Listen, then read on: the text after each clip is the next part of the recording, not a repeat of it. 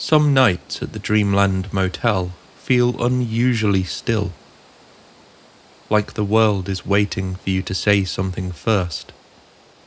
And tonight, what lingers in your thought isn't the room or the desert air, but a name you hadn't heard until just a few days ago. Solar Warden. You murmur it again, quietly, as if testing its weight in the dark.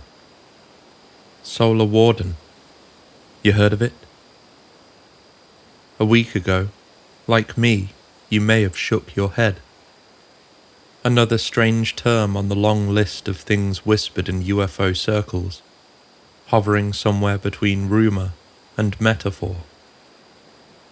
Space Force, though, that one everyone knows. A bold emblem, a new military branch, the kind of thing politicians announce with cameras at the ready and speechwriters waiting just off stage. Sounds cool, doesn't it? You allow yourself a soft, tired smile. Space Force, the beginning of something big.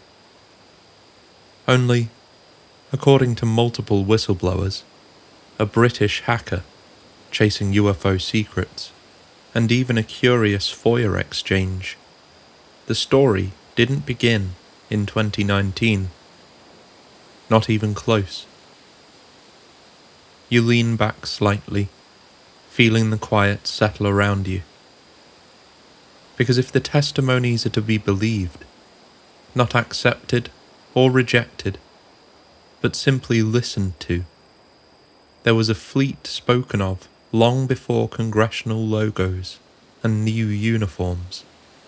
A fleet whose alleged name drifted into public awareness, not by press release, but by accident, through the glow of a fragile computer screen and the curiosity of a man tapping at a keyboard after midnight.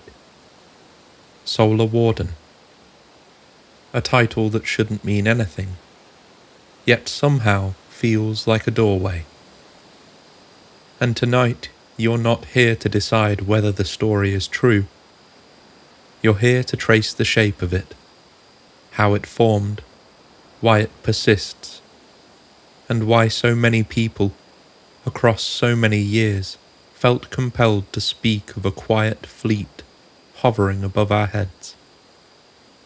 Tonight, we embark on a new chapter together, a slow, patient journey I'm calling the Secret Space Program, a series of late-night explorations, one episode at a time, where we'll wander into a corner of ufology that most people never dare to examine, perhaps because the implications are too large, too strange, too heavy to hold in daylight. Each week, we'll take a gentle step deeper. Some of what we'll encounter will sound like it fell straight from your favourite science fiction novel. Testimonies wrapped in metaphor or myth-making.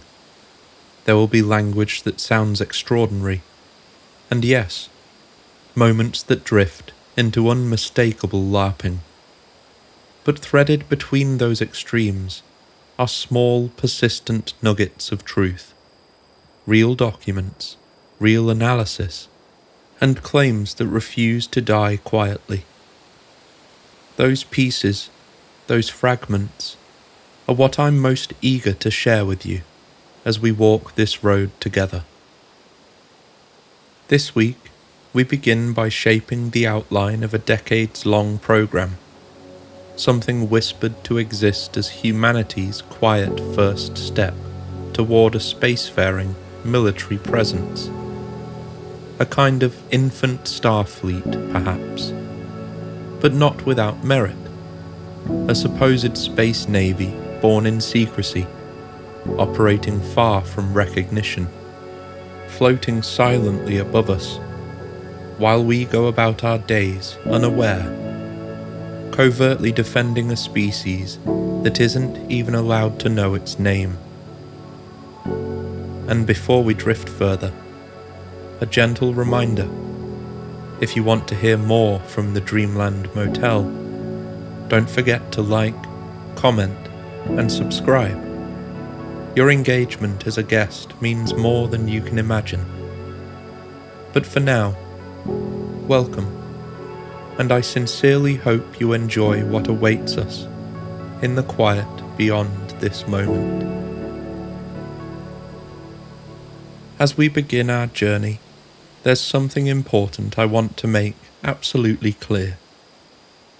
Gary McKinnon is the name most associated with the phrase Solar Warden. But the man himself has never claimed it. Not once. That title, Solar Warden, was something inferred from his story, stitched together later by researchers and commentators, and then intertwined with a crucial FOIA response we'll explore in due time. So while his testimony is vital to the origins of this mythos, to its early formation, and to its deep entanglement with a certain American space agency, Gary McKinnon would not stand behind the name Solar Warden specifically, nor would he validate any of the larger narrative frameworks that have been built atop his experience. I want to honour that distinction, because I deeply respect Gary, and though he's currently unable to give interviews, except under rare, exceptional circumstances, due to agreements surrounding an upcoming filmed project about his story, I've spoken with him personally. I enjoy his take on today's ufology landscape, and I admire the way he carries himself. Quiet, steady, and unembellished. His attitude has always struck me as, this is what I saw, this is what it is, nothing more. And so, with that respect guiding us, let's step gently into the story that became the spark. Gary McKinnon never thought of himself as a hacker. He wasn't hiding behind a wall of screens, running sophisticated intrusion tools or elite scripts. What he did was far simpler, almost shockingly so by today's standards. He was, in his own words, trying his luck, guessing passwords, testing open doors. And all you need to remember is just how naive high-security computer systems could be 25 years ago. These were machines belonging to NASA, US military networks, places you'd imagine guarded like fortresses. Yet some still had password as the password. Between 2001 and 2002, Gary slipped quietly into those systems, moving with a kind of digital innocence, not to cause damage, not to steal data, but searching for something he believed might be hidden. Evidence of UFO-related programs, or at least signs that someone, somewhere, knew more than they were willing to say publicly. And what he found would echo far beyond his original intention. He reported seeing a spreadsheet titled Non-Terrestrial Officers, a list of names and ranks that didn't correspond to any Earth-based units. Next, he describes logs of fleet-to-fleet transfers, movements between vessels that did not appear in any known naval registry. Then came the ship names themselves, prefixed with USS United States Spaceship, including names like LeMay and Hillenkotter, as if the Cold War had left fingerprints on a program nobody publicly acknowledged. These details weren't theories, they weren't embellished, they were simply what he said he saw. And then came the moment that still lingers in his voice when he recalls it. While browsing files in Building 8 at Johnson Space Center, Gary opened a high-resolution photograph. A large, sleek craft in orbit, smooth and seamless, lacking aerodynamic features, as though it had never been designed for air. He studied it for only a moment before his connection was severed abruptly, cut off without explanation. If you listen to him describe it, there's no flourish, no drama, just quiet certainty. The image existed, and then it was gone. There's much more detail in Gary's story, but it's best he tells it himself. The subtle inflections in his voice, the unwavering matter-of-fact way he speaks, the faint grin, and the way his eyes drift as he searches through memories that seem, to him, as clear as daylight. You'll find the link to him telling his story in the description. Now, as I said, Gary was never a professional hacker.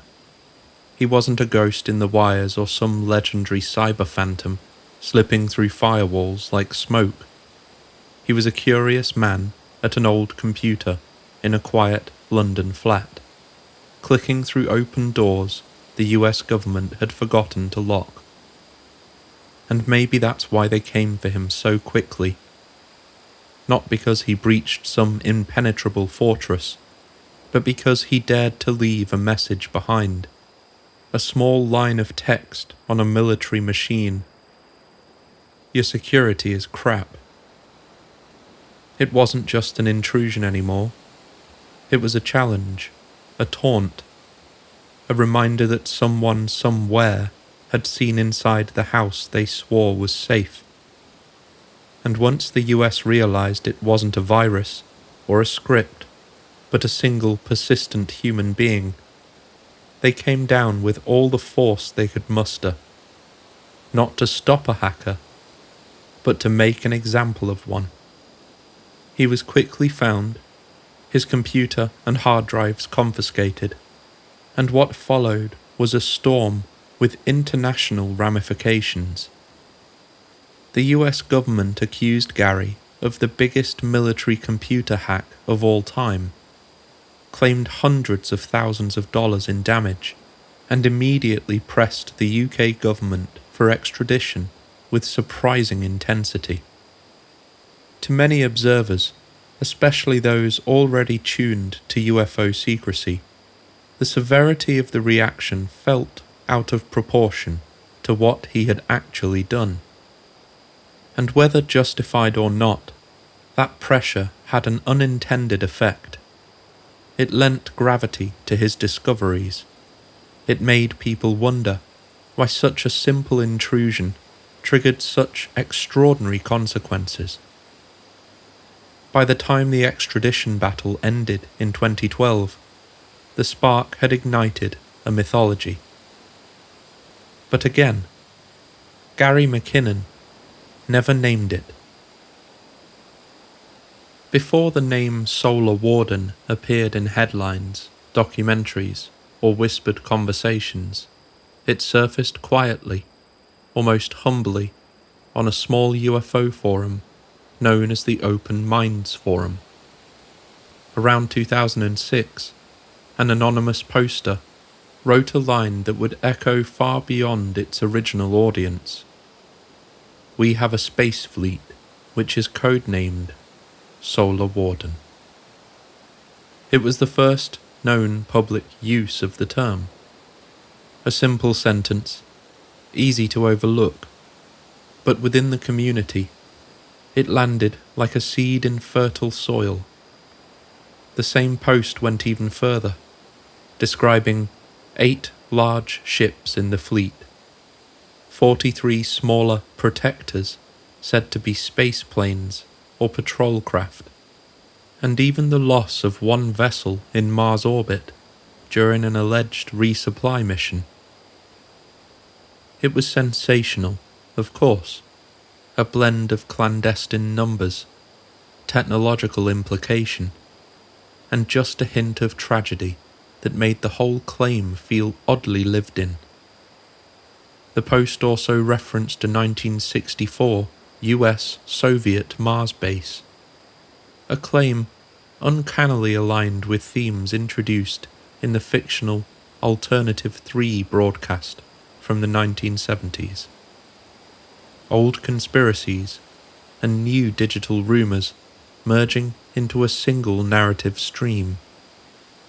And even though none of this had come from Gary McKinnon, not the fleet numbers, not the Mars story, not the name itself, his discoveries had loosened something in the collective imagination. In short, people were ready to fill in the blanks. The anonymous forum post didn't prove anything, but it planted a word, a clean, compelling, authoritative-sounding word, into the community's vocabulary. Solar Warden. A phrase waiting for someone to pick it up and bring it into the light. Years later, that someone would be Darren Perks, a British UFO researcher with a persistent streak. Perks dug through online chatter, old testimonies, mention after mention of McKinnon's digital discoveries, and that elusive 2006 forum claim about a fleet called Solar Warden. But unlike the anonymous poster, Perks sought official confirmation, or at least something resembling it. So, he filed a Freedom of Information Act request, asking directly about the rumoured programme. FOIA work is rarely glamorous. Most requests take months. Many return nothing. The replies when they come tend to be dry, procedural, worded with the caution of an agency that has learned the danger of saying too much. But Perks received something different. According to the correspondence he later shared, a Department of Defense contact responded by saying they had spoken with a NASA representative. That representative allegedly confirmed that the program in question had indeed been their program, NASA's, and that it had been, quote, terminated by the President, Obama at the time. The message further noted that it was not a joint DoD program, and Perks should direct additional inquiries to NASA's Johnson Space Center FOIA office. It was an ambiguous reply, but in the world of classified speculation, ambiguity is like oxygen. A simple no would have ended the thread, and Solar Warden may have been forgotten entirely. But this response, half acknowledgement, half deflection, did the opposite. It set the community alight. Perks recognized that the term from the 2006 forum post fit perfectly into the silhouette suggested by McKinnon's discoveries and the curious FOIA reply. So, in 2012, he published an article titled Solar Warden, the Secret Space Program. It was in that piece that he gathered McKinnon's testimony, the non-terrestrial officer's spreadsheet, the fleet-to-fleet transfers, the 8 ships and 43 protectors, the supposed Mars tragedy, and the FOIA email that hinted at something once real, now buried. Perks didn't invent the name, but he canonized it.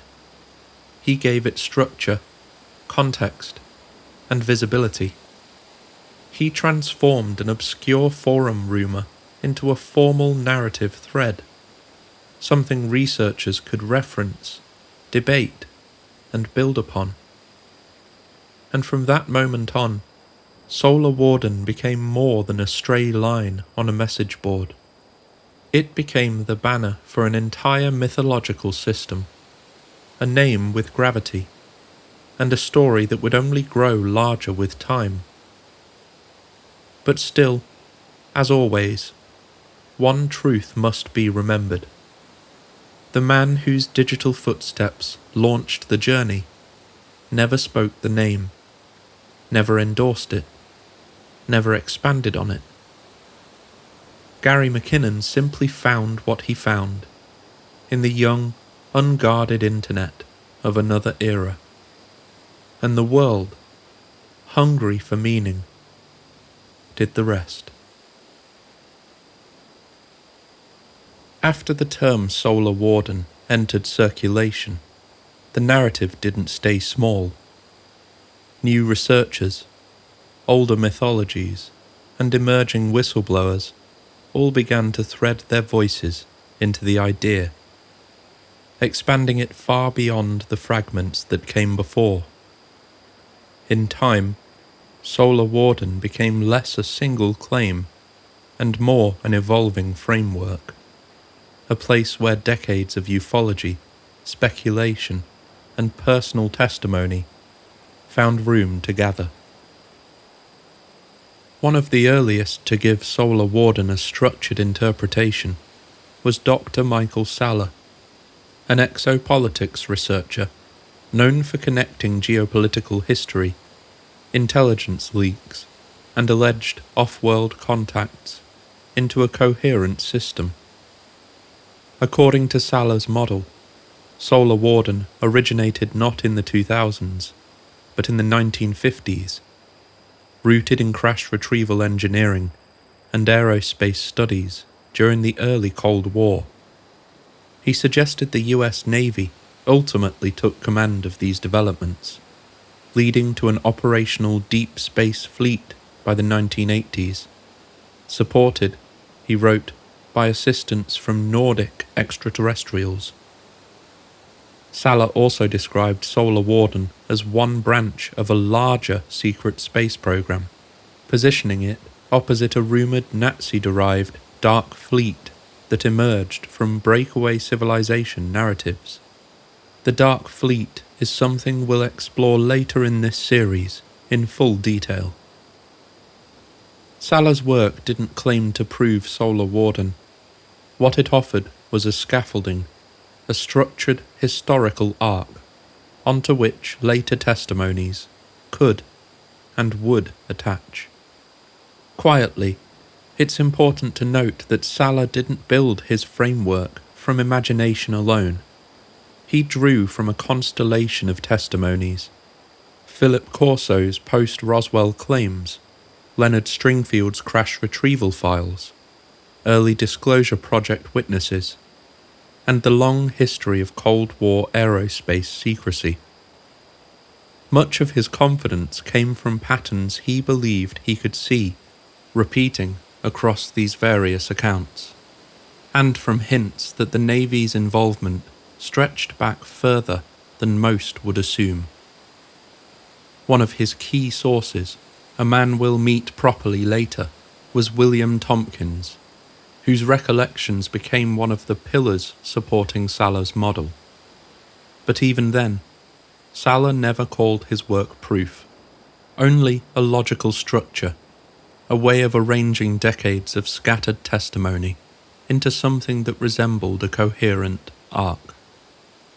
And here at the Dreamland Motel, we do this often, arranging the threads of a tapestry that isn't finished yet, a work still on the loom, shifting each time new testimony brushes against it. Some strands contradict one another, others line up with uncanny symmetry, but that's the nature of the field. Piecing together these fragments, patiently, without haste, opens doorways to future exploration. It's an endeavour worth pursuing, even when the shape of the final cloth remains unknown. As researchers and enthusiasts tried to understand what a fleet like Solar Warden might be, earlier myths from the 20th century quietly threaded themselves into the narrative. Alternative 3, 1977. This fictional British documentary imagined covert US-Soviet operations on Mars and secret space launches hidden from the public. Its themes resurfaced in secret space program discussions when early forum posts described a 1964 multinational Mars base, mirroring the older storyline almost point for point. As we've already mentioned, stories of Nazi aerospace escape programs and alleged Antarctic strongholds also reappeared. Myths once isolated became stitched into the broader secret space program framework. From this, the Dark Fleet concept arose, a clandestine, authoritarian force, existing in contrast to the more humanitarian Solar Warden.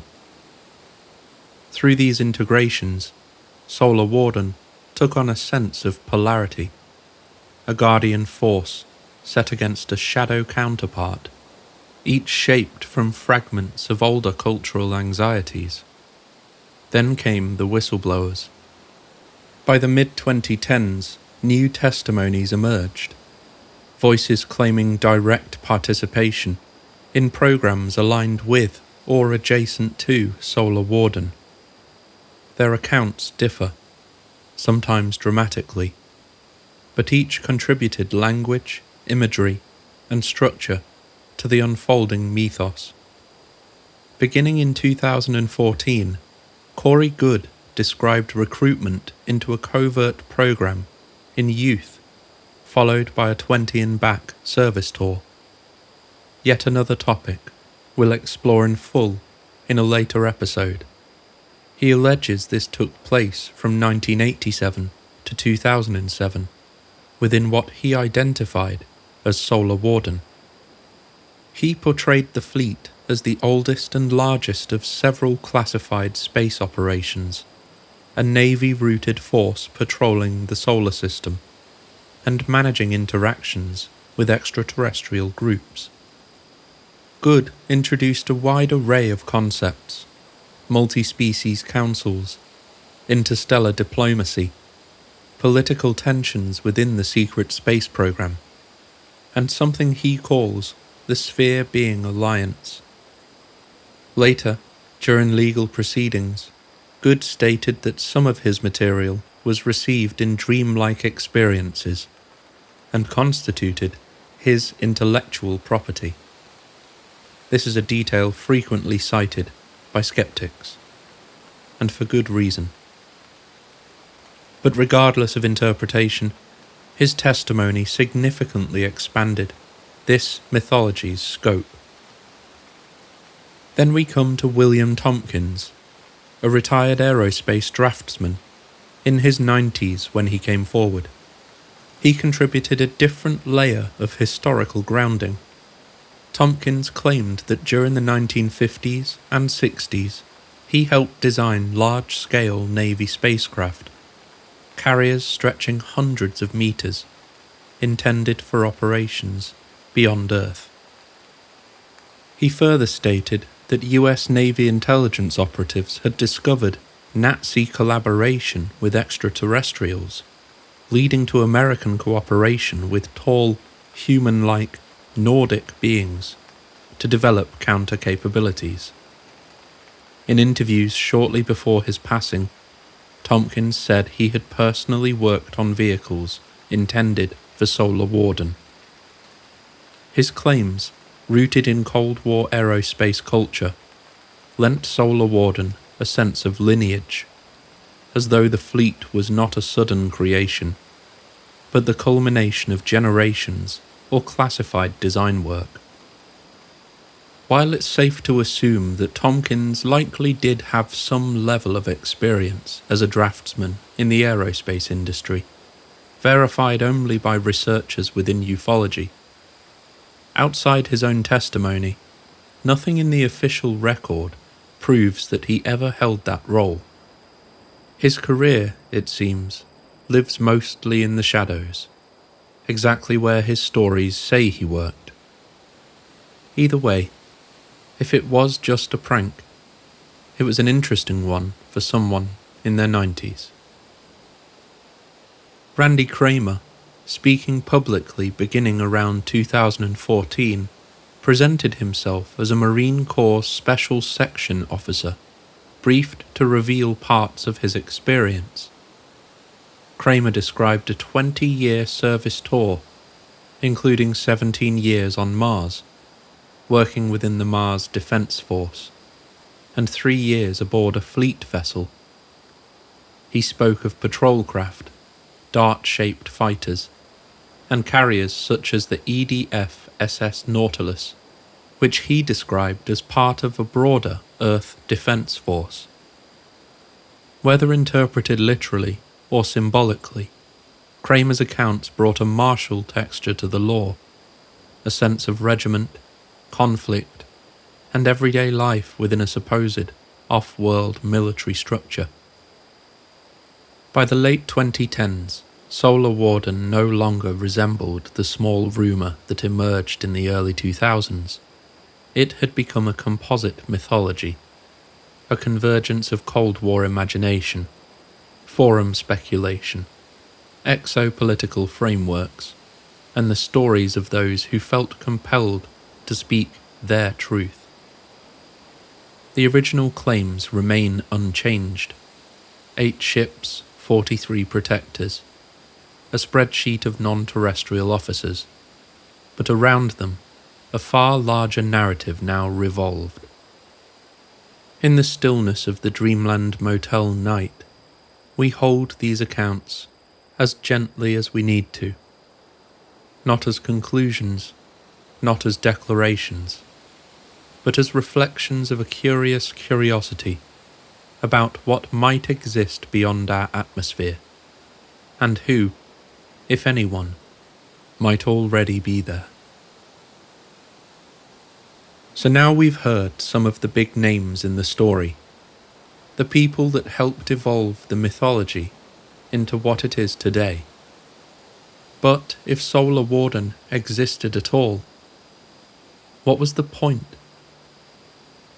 The story of Solar Warden's purpose has always lived somewhere between a whisper and a promise, an outline of a fleet that watches silently, patiently, as if keeping vigil over the long dark between the planets. In the lore, Solar Warden is not a conquering armada, nor a shimmering science fiction spectacle. It is described instead as a border watch, a sentry fleet that monitors every corridor of our solar system, every inbound glint of metal or anomaly crossing the heliopause.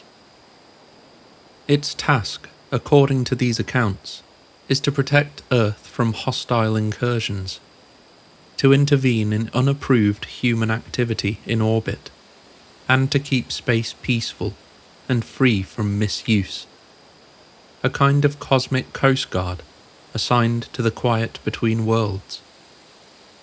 Some tellings describe beacons placed at the edge of the solar system, broadcasting a protocol to any visiting craft, a gentle request to slow, identify, and announce their intent before approaching the inner planets. From there, the fleet watches, unseen, unacknowledged, but, within the mythology, ever present. The solar system, they say, is divided into grids, vast geometric slices of emptiness, each assigned to a carrier group drifting in high orbit. These carriers deploy wings of smaller craft to sweep their assigned patrol zones, searching for anything that should not be there.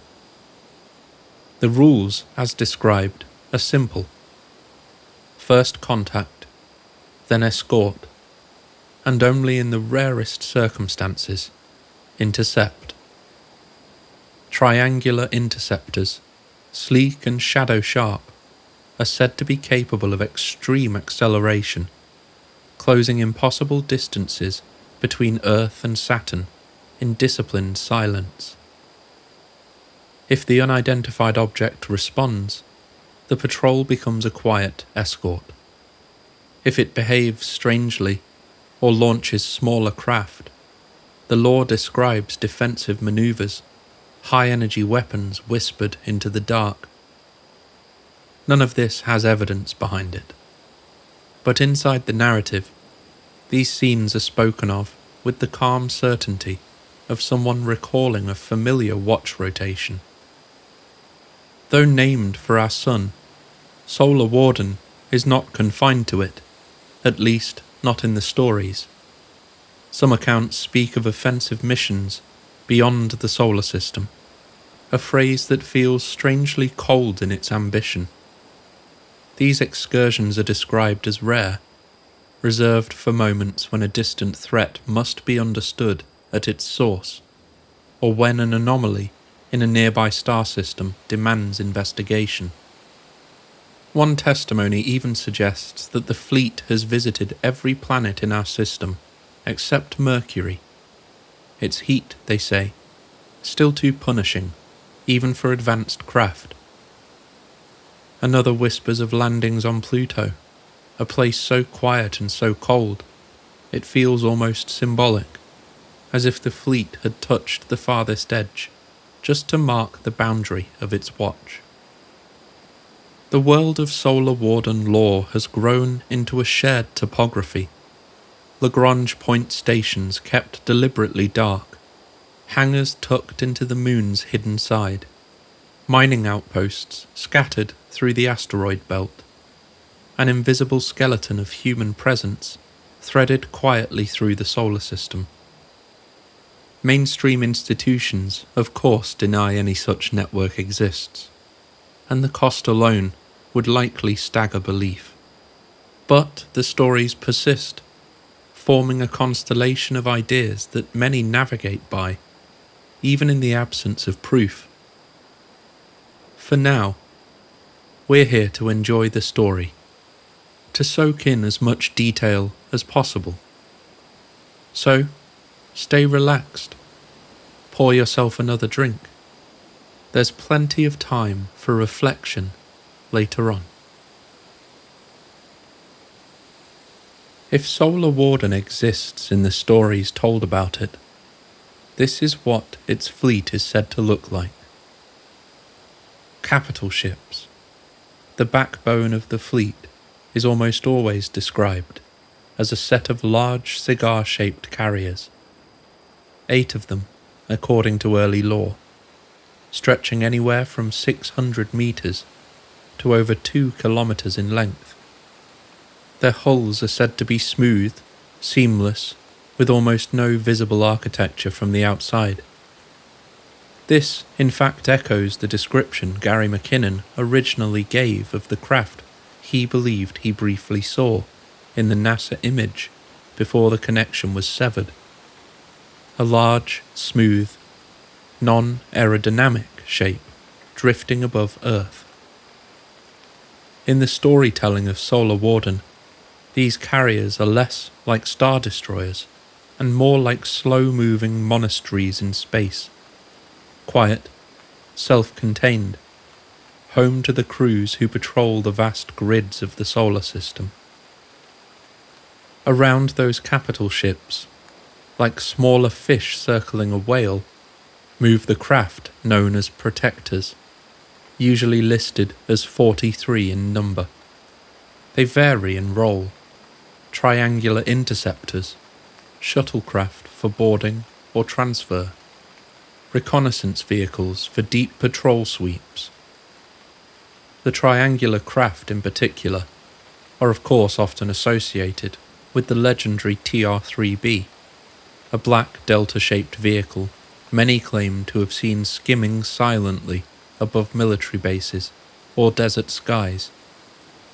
Lore places these triangles as Solar Warden's fast response units, capable of sudden acceleration, sharp-angle maneuvers, and near-instant changes in vector that defy conventional flight dynamics.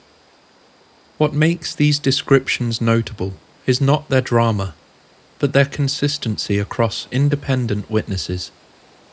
During the 1990 Belgian UFO wave, ground observers described a large triangle capable of hovering motionless then accelerating so abruptly that F-16 radar recorded instantaneous velocity jumps and 30 to 40 G turns, without the corresponding sonic boom such accelerations should generate. Not to mention the fact that no human could ever survive that.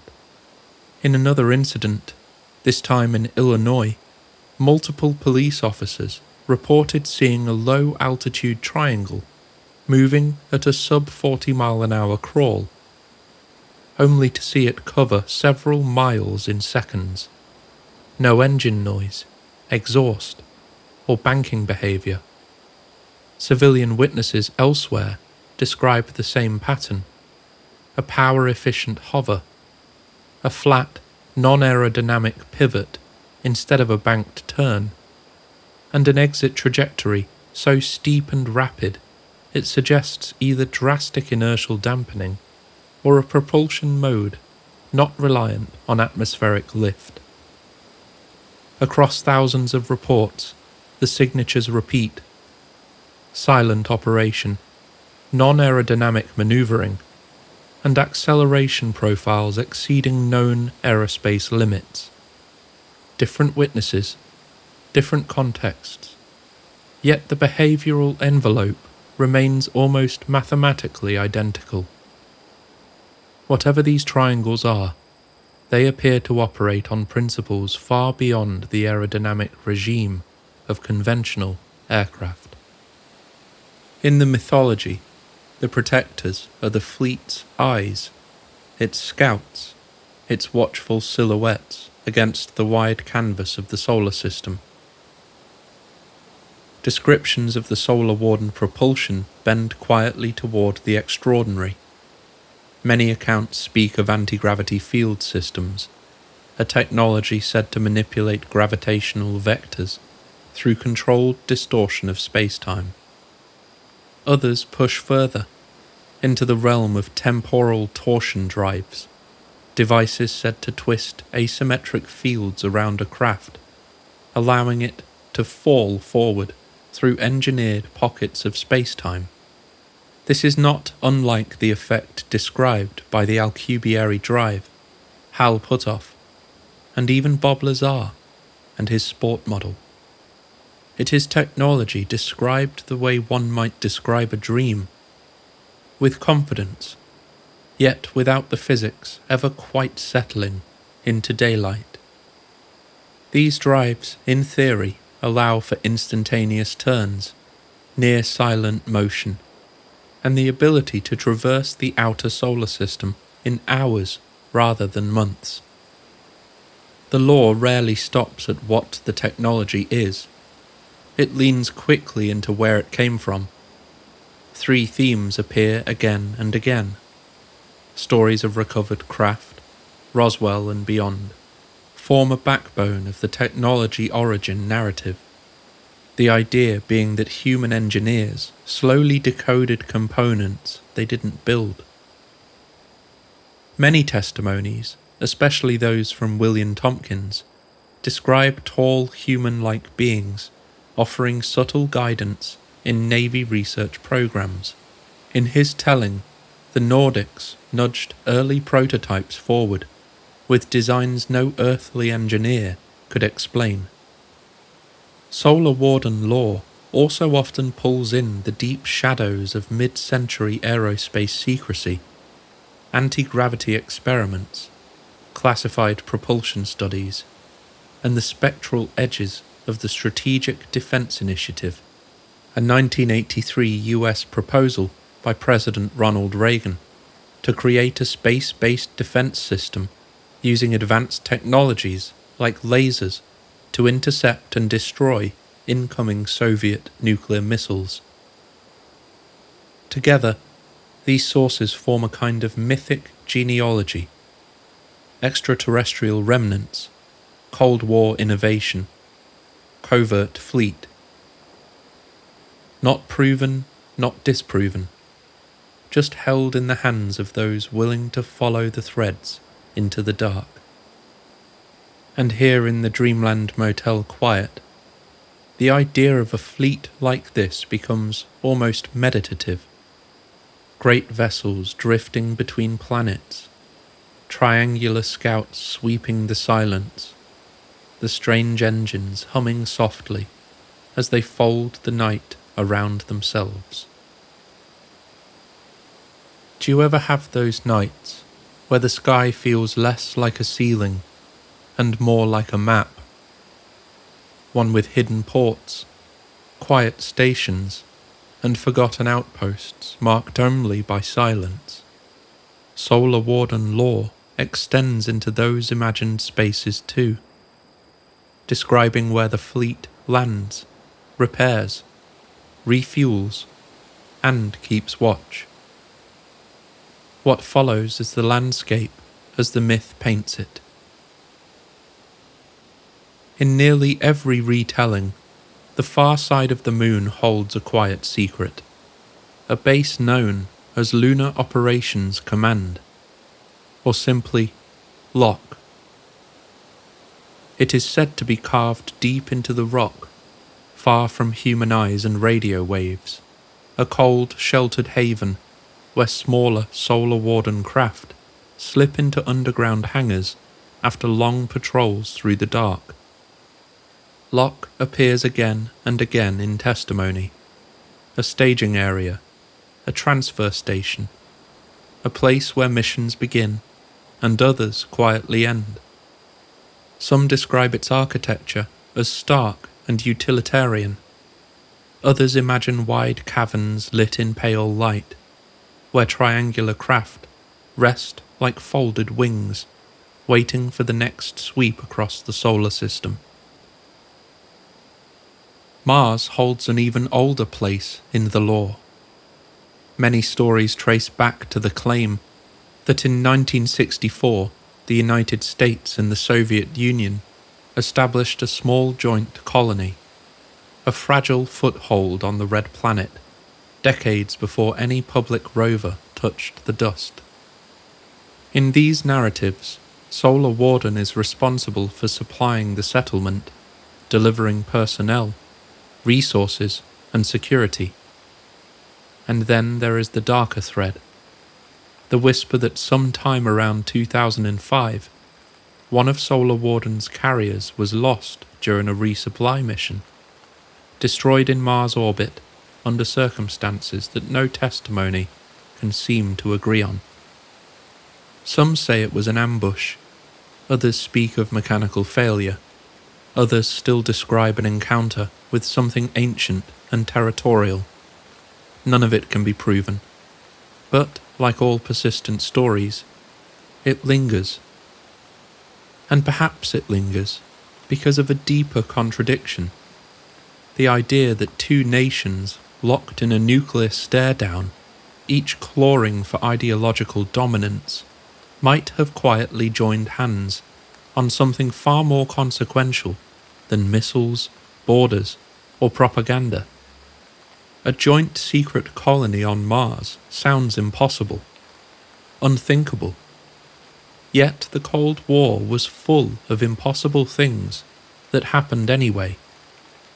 Even at the height of the suspicion, space, it seems, was the one arena where cooperation didn't just survive, it flourished.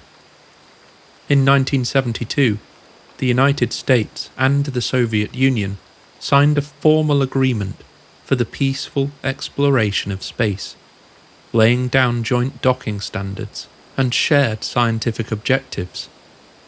And in 1975, American astronauts and Soviet cosmonauts performed the unlikeliest of maneuvers. They docked two rival spacecraft, opened the hatches, and shook hands in orbit. A moment beamed around the world as proof that even adversaries could meet in the quiet above the Earth and work as one. So the rumour persists. But if they could cooperate in orbit, at a time when they could barely trust each other on the ground, who's to say how far that cooperation truly reached, and whether just once they aimed their ambitions not at each other, but toward another world. Further to this, what if Solar Warden itself set the example and the precedent that the US and Russia could openly cooperate? The fleet's presence, according to law, is not confined to the Moon and Mars. It stretches far beyond, touching places that human beings have only observed through telescopes. Some accounts describe quiet outposts near Titan, Saturn's largest moon, its dense orange atmosphere hiding stations built for long-range observation. Rumours also speak of facilities suspended in the cooler layers of Venus's upper atmosphere, floating far above the crushing heat below. And at the distant edge, where sunlight is a faint memory, patrols are said to extend into the Kuiper Belt, monitoring objects and signals before they cross into the inner system. These far-flung locations feel less like military posts and more like lighthouses, quiet beacons stationed at the thresholds of the solar system. Even the Earth itself, ordinary and familiar, is said to hide pieces of the puzzle. One recurring claim describes deep facilities beneath the Wasatch Mountains, Utah, where the largest Solar Warden craft are assembled or serviced in secret. The law, of course, also gestures toward Area 51 and Edwards Air Force Base, not as launch sites, but as testing grounds, places where early prototypes whispered across the runway before disappearing into classified hangars. Some testimonies link the fleet to defense contractors, like Boeing Phantom Works, suggesting that portions of the technology were refined through Cold War aerospace channels before being folded into deeper secrecy. The narrative here is not one of a single hidden base, but of a network, a constellation of facilities, each holding one thread, of a story too large for any one place. Whether these locations are real, imagined, or somewhere in between, the law treats them as stepping stones, anchors for a fleet that drifts in the dark and the unseen, moving through a solar system that may be far less empty than it looks from here. Solar Warden didn't stay confined to the late-night forums or whispered conversations for very long. Once McKinnon's claims, Perk's FOIA reply, and the early fleet descriptions began circulating, the idea slipped into the broader cultural bloodstream, sometimes taken seriously, sometimes with a wink, and sometimes as a mirror for our own longings as a species. And when a myth wanders far enough, it starts walking on its own. Major outlets tended to treat Solar Warden as either an odd curiosity or an internet tall tale. Coverage of Gary McKinnon's extradition battle kept the term floating in headlines. Tabloids especially loved framing him as the man who hacked a secret US space fleet.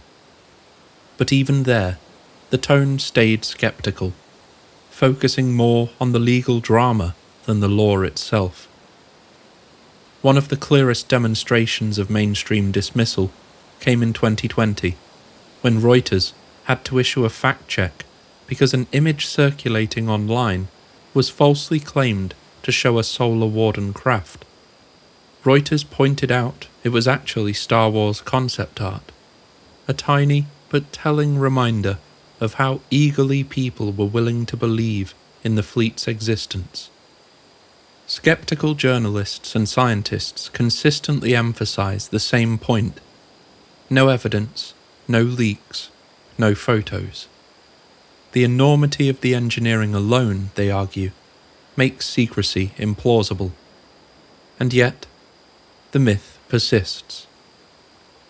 Outside the mainstream, the tone shifts dramatically.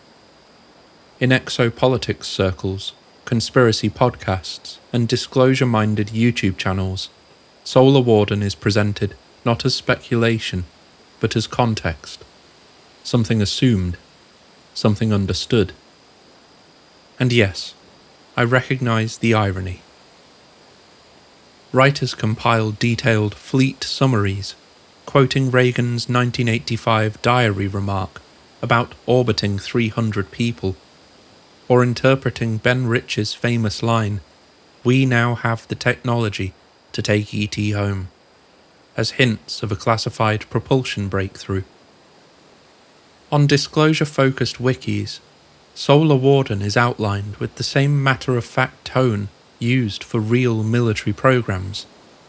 8 carriers, 43 auxiliaries, patrol grids, mission cycles.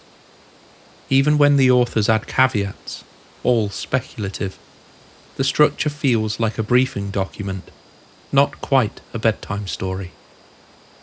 For many listeners and readers, this narrative consistency gives the program a weight that hard evidence never did.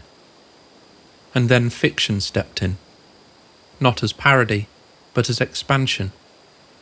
The Solar Warden novel trilogy took the idea and ran with it, transforming the fleet into a fully realized naval space epic.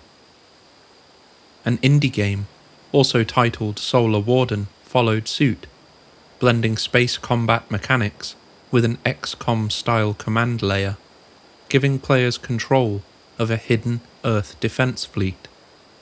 And the documentary Above Majestic pushed the idea further into public consciousness, featuring testimony from Corey Goode and others who place Solar Warden at the centre of a galaxy-wide political drama. Fiction, in effect, canonized the myth, blurring lines between storytelling and testimony until one reinforced the other. Scholars studying conspiracy culture see Solar Warden as a case study in modern myth formation, a story that grows from a handful of ambiguous data points into a sprawling cosmology. Analysts trace its backbone to earlier works like the aforementioned Alternative 3 hoax, showing how themes of secret colonies, elite escape plans, and hidden Cold War cooperation became raw material for the secret space program narrative. Others highlight how competing whistleblowers, legal disputes, and trademark battles, such as Corey Goode's attempt to legally secure terms like 20 and back, reveal the myth's evolution into something resembling intellectual property. To them, Solar Warden is a living narrative ecosystem, crowdsourced, constantly reshaped, and culturally quite revealing. And perhaps that's the strangest and most important part of all of this. Solar Warden tells us less about what's happening above our heads, and more about what's happening inside them.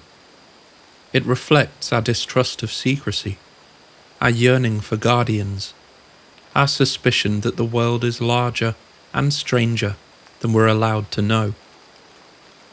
Whether seen as disinformation, revelation, or pure space opera, Solar Warden has become one of the most persistent modern myths, a constellation of stories bright enough that even if the ships don't exist, the idea of them does, clearly, vividly, and stubbornly.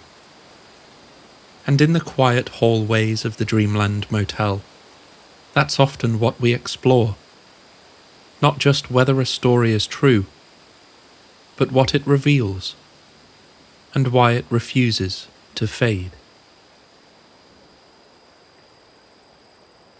So, is that it? Case closed.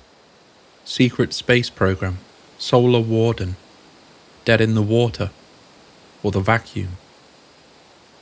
A collection of fantastical stories, and nothing more. Well, no. Not exactly. Not here. not in the Dreamland Motel.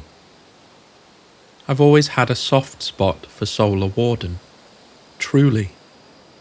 It's hard not to admire the architecture of the thing, the way it sprawls like a 5-star hotel, all gleaming hallways and endless suites, king-size beds, made for every kind of story.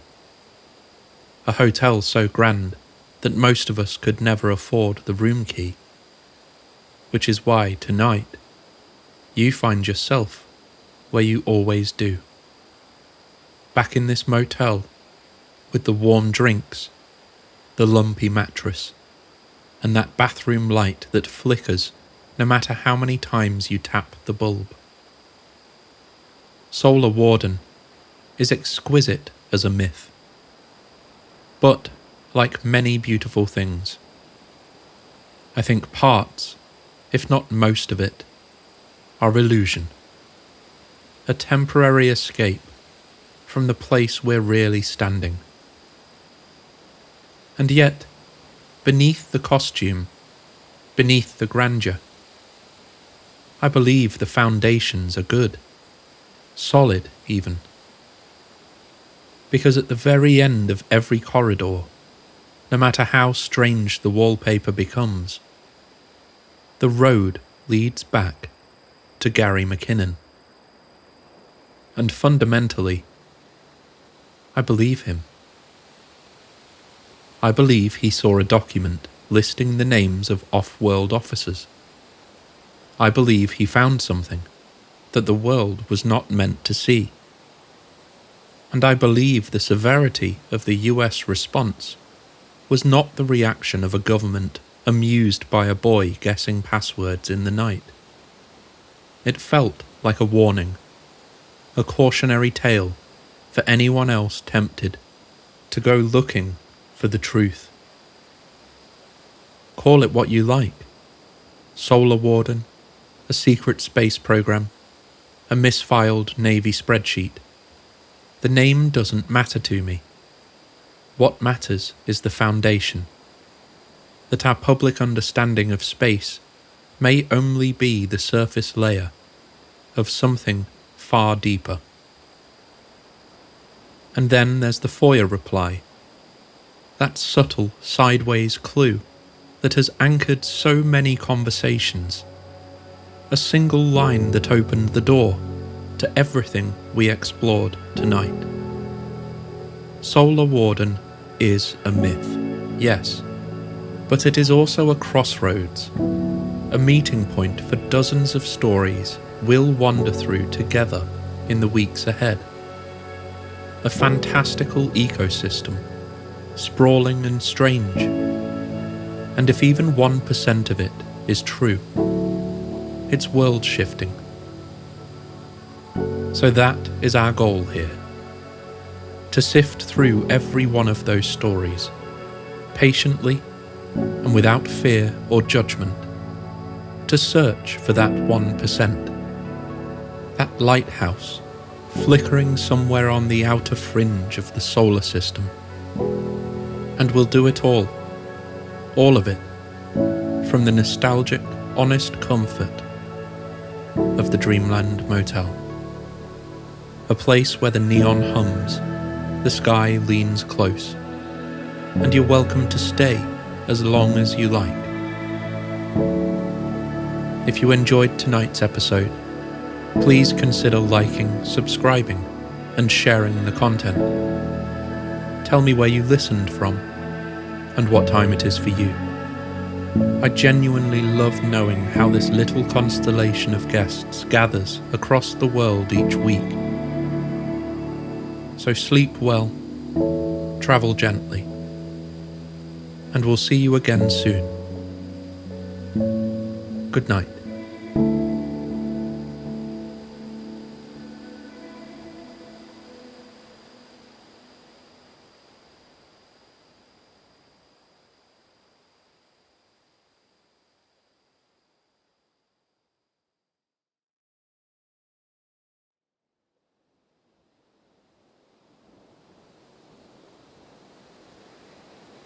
If you're around my age, or perhaps a little older, and you've been interested in ufology for as long as I have, you might remember the late nights, dark rooms, screens set uncomfortably bright, leaning closer and closer to the monitor, scrolling through forums like abovetopsecret.com.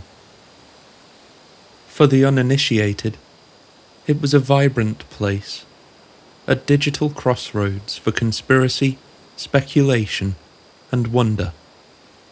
And, like so many places of its kind, it eventually faded from view, joining the quiet graveyard of platforms like Tumblr, Bebo, and MySpace. But for a time, it was everything. I remember sitting there for hours, absorbing all that ufology had to offer. Bob Lazar, the alien interview, the Disclosure Project, and something called Aurora, an alleged hypersonic craft, a spiritual successor to the SR-71 Blackbird. Speeds beyond Mach 6, ceilings above 130,000 feet. Powered, it was said, by a novel propulsion system, the Pulse Detonation Engine. At the time, I was obsessed. I remember scrolling past images of contrails broken into neat, repeating rings, tiny donut-shaped shockwaves that looked exactly like controlled explosions. Aurora felt like the future. A sleek isosceles triangle slicing through the upper atmosphere. A glimpse of something we weren't meant to know about yet. But what I didn't realize then was that I was only scratching the surface. Because since at least the 1950s, there have been persistent claims of an effort to engineer something far more radical, something altogether more alien. These are what Dr. Stephen Greer would later call man-made UFOs, craft said to employ technologies that, if real, would make Aurora look like a paper aeroplane by comparison. And it's these vehicles that may underpin this entire series. The tools used to navigate the solar system, to defend an ever-expanding operational boundary, and perhaps one day to venture far beyond it. Tonight, in episode 2 of the Secret Space Program, we're going to explore those claims as carefully and as comprehensively as possible.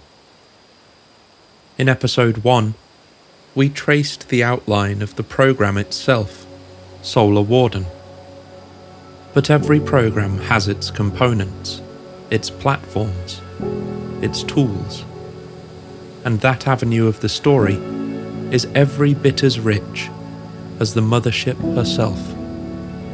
So tonight, join me as we navigate this comprehensive guide to the alleged man-made UFOs. Before we begin, as always, if you enjoy what you hear, please consider liking, subscribing, and sharing the video.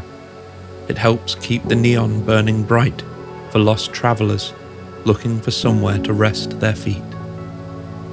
And do tell me where you're listening from and what time it is for you. Now, step with me into room 3B as we continue our exploration of the Secret Space Program. There are a number of problems within physics that currently refuse to age. Gravity is one of those problems.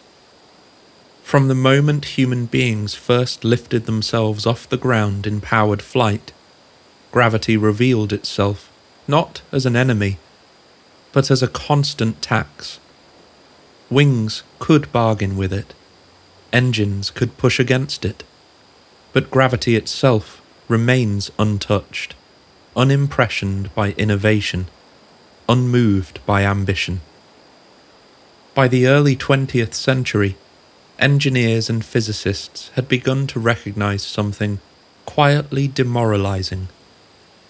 All known propulsion systems were compromises. They relied on forceful exchanges, burning fuel, expelling mass, pushing violently against air or vacuum. Every gain in speed or altitude came with heat, noise, and structural stress. If flight was ever to change fundamentally, gravity itself would have to be addressed, not metaphorically, but mechanically. This was not fringe thinking. It lived in serious laboratories, within military planning offices, and inside the notebooks of physicists attempting to unify the forces of nature. Einstein's general relativity, published in 1915, had reframed gravity not as a force at all, but as curvature, space and time bending under mass and energy. But once gravity was reimagined as geometry, a new question followed naturally, almost innocently. If mass and energy curve space-time, could space-time be curved on purpose? For strategists, the implications were staggering. A vehicle that could locally alter gravitational conditions, creating a pocket of reduced mass or artificial weightlessness, might no longer be bound by the familiar constraints of inertia. Extreme acceleration would no longer crush occupants. Right-angle turns would no longer tear structures apart. The goal was not speed. It was freedom. Freedom from lift surfaces, from fuel limitations, freedom from the sound barrier, the heat barrier, the orbital barrier. This was the quiet origin of what would later be called anti-gravity, not as science fiction, but as an unresolved engineering ambition. Among the first to attempt to cross that boundary between theory and apparatus was an American inventor whose name rarely appears in textbooks, but never fully disappears from classified margins. Thomas Townsend Brown. Brown's story does not begin with a breakthrough, but with an anomaly. In the 1920s, as a teenager experimenting with a Coolidge X-ray tube, Brown noticed something odd. When high voltage was applied, the tube appeared to shift, subtly, but unmistakably, in one direction. It wasn't dramatic. It wasn't explosive.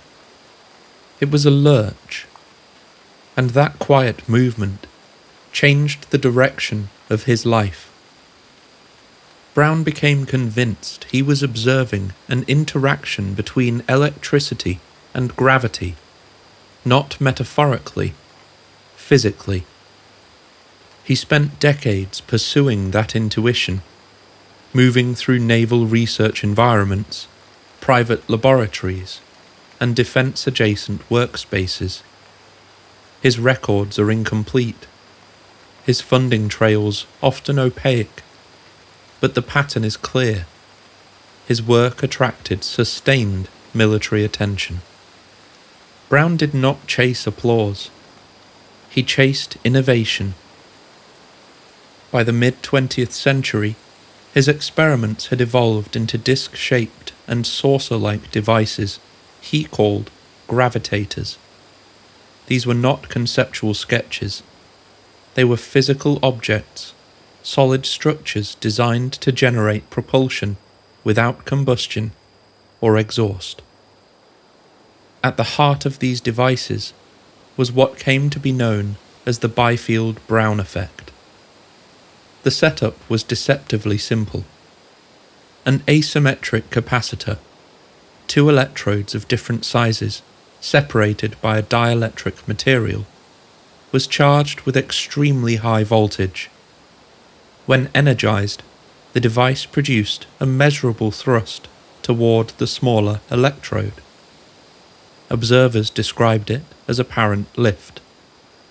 Brown claimed the effect persisted even under conditions that should have eliminated conventional explanations. He reported thrust in vacuum chambers. He reported results using solid dielectrics, where air movement, ionic wind, should not have been a factor. Mainstream physics remained unconvinced. Many researchers argued the effect was electrostatic, not gravitational. Charged particles interacting with their environment. Nothing more. And yet the military watched on. The interpretation was unresolved, but the behavior was undeniable. Devices moved without propellers, without jets, without recoil. According to anecdotal accounts preserved in historical research, after witnessing a demonstration, physicist Edward Teller, father of the hydrogen bomb, allegedly admitted he could not explain what he had seen. That uncertainty was enough. This was not a solved phenomenon, but it was a promising one. And in the language of defense research, promising questions are often more valuable than finished answers. Brown was not alone in asking them. Across the Atlantic, another nation, cornered, collapsing, and desperate, was pursuing similarly exotic ideas with far less restraint. In the final years of the Second World War, the Third Reich diverted extraordinary resources into Wunderwaffen, wonder weapons. This was not limited to rockets and jets. It extended into speculative physics, alternative propulsion concepts, and high-risk theoretical work that would not survive peer review, but might survive catastrophe. Much of this research was fragmented, poorly documented, or lost entirely. What remains are echoes, technical rumours, interrogation transcripts, and post-war reconstructions. Among these is the story of Die Glocke, the bell. Historically, Die Glocke is not evidence, it's just rumour. Its description originates primarily from post-war accounts attributed to SS officer Jakob Sporenberg, later retold by writer Igor Witkowski. There are no surviving blueprints, no verified test data. And yet the story persists. A bell-shaped device, counter-rotating cylinders, a mercury-based violet-coloured substance, claims of gravity distortion. Historians treat Die Glocke not as proof of success, but as a symbol of desperation-driven research, of how far engineers were willing to push into uncharted physics when conventional solutions were failing. What matters here is not whether Die Glocke worked. It's that similar questions were being asked, independently, under vastly different conditions. And when the war ended, those questions did not vanish. Through Operation Paperclip, the United States and its allies systematically relocated German scientific personnel. This was not a scavenger hunt for machines. It was a transfer of minds, of methods, and unresolved problems. Nearly all of Nazi Germany's most capable scientists were absorbed into Western research ecosystems. Their theoretical frameworks, particularly in rocketry and exotic propulsion, cross-pollinated with existing American efforts, including those already exploring electrogravitics. This distinction matters deeply. Paperclip did not deliver anti-gravity craft. It delivered unfinished thinking. And unfinished thinking does not always consolidate cleanly. Post-war military research was defined by compartmentalization. Programs were buried in black budgets. Information was siloed. Contractors operated with minimal cross-communication. In such an environment, it's entirely plausible, even likely, that parallel research trajectories continued without ever reconverging. Some under government oversight, others migrating quietly into private corporate structures. Not a single program, but many.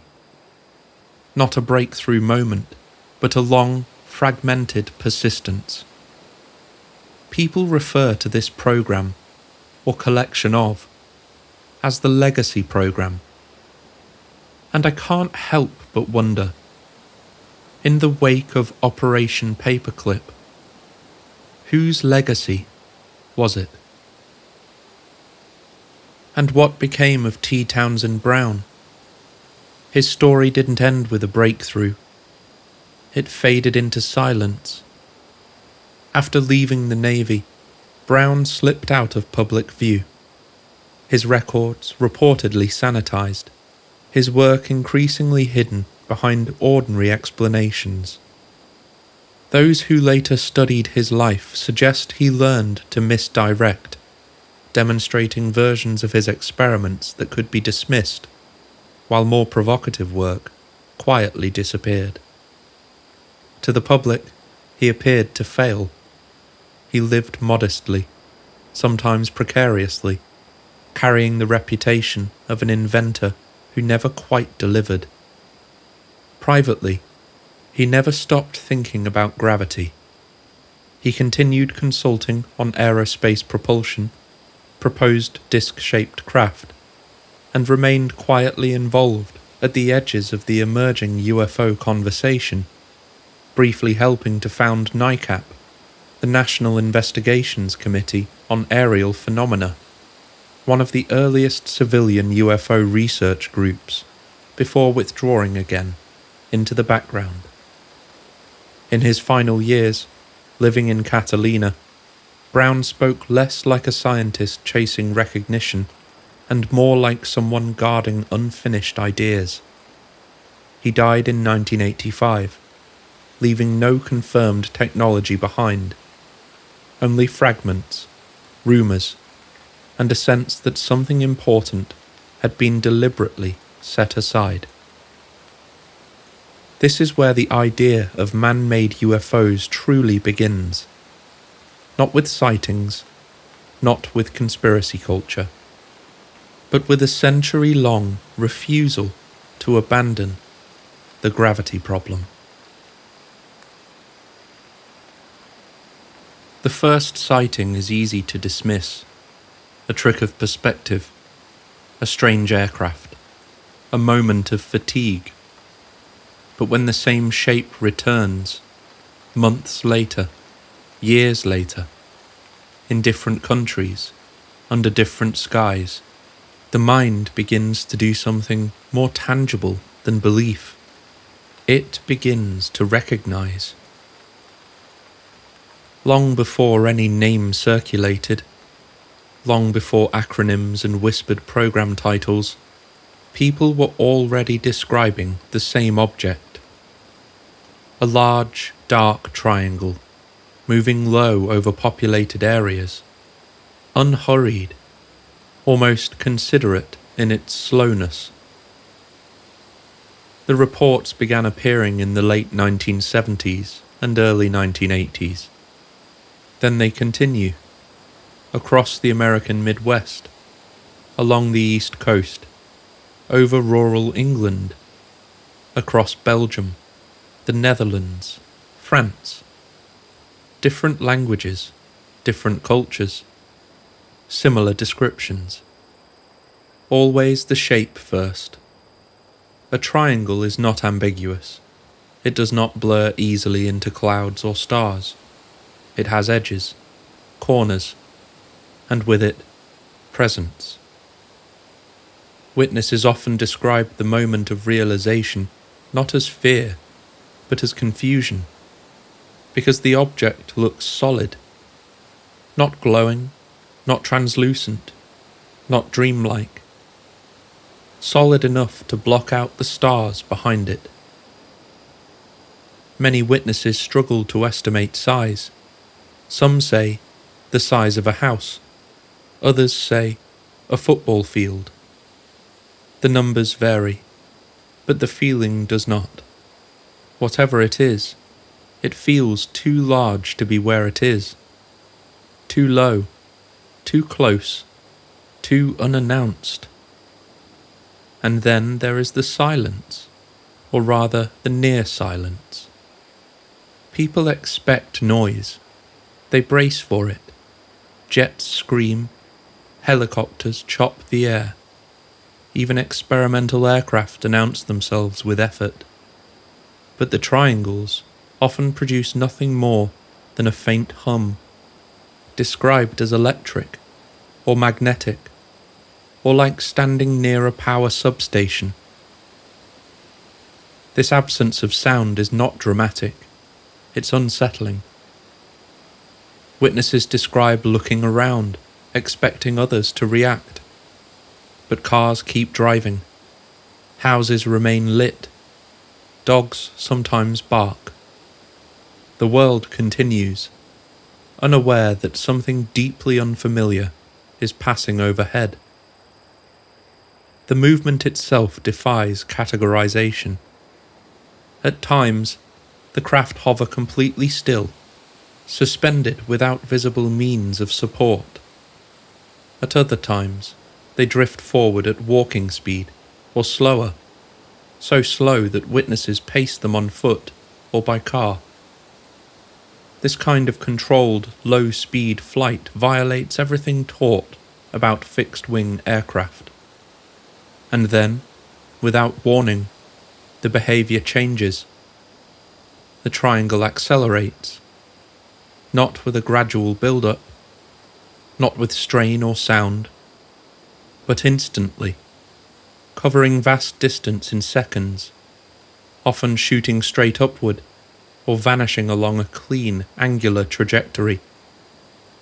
Witnesses describe the sensation as if the craft simply releases itself from the sky. There are turns too, sharp ones, clean geometry, movements that suggest inertia as either being managed or ignored entirely. These are not one-off stories. They repeat across decades, across borders, and across generations. Parents can report seeing them, then years later hear their children describe the same thing, using eerily similar language. The lights are almost always described the same way, one at each corner, white or amber, with a single red or orange light at the centre of the underside. They do not pulse playfully, they do not shimmer. They look like markers or indicators. These functional qualities are important. Classic UFO narratives often emphasize smoothness, craft described as seamless, rivetless, almost organic, as though grown rather than built. The triangles are different. Many witnesses describe visible structure on the underside, panels, seams, conduits, grid-like patterns. One observer compared it to the back of an appliance. Pipes, housing, something that looked like exposed systems rather than aesthetic design. That detail is easy to overlook, but it is profoundly human. Triangles are not mystical symbols in engineering. In fact, they are often seen as solutions. They distribute stress efficiently. They provide internal volume. They offer stability without unnecessary material. Nothing about the shape suggests artistry. It suggests constraint. And constraints imply designers. Perhaps the most revealing element is the repetition itself. These are not fleeting anomalies that vanish after a brief historical window. They have persisted. They have adapted slightly. The lights have changed. Proportions vary. But the core pattern remains intact. Anomalies do not behave like this. Production does. This chapter does not ask you to decide what these objects are, only to notice that something keeps showing up, and that, eventually, the sky was not the only witness. Belgium is not a forgiving place for secrets in the sky. Its airspace is compact, layered, and constantly monitored.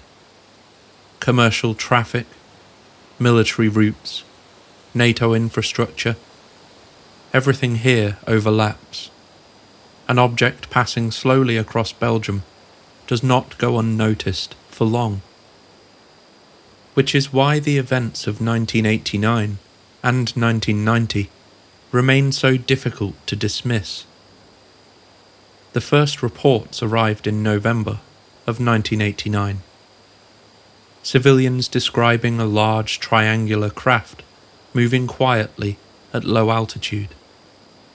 At first, they were treated as isolated observations.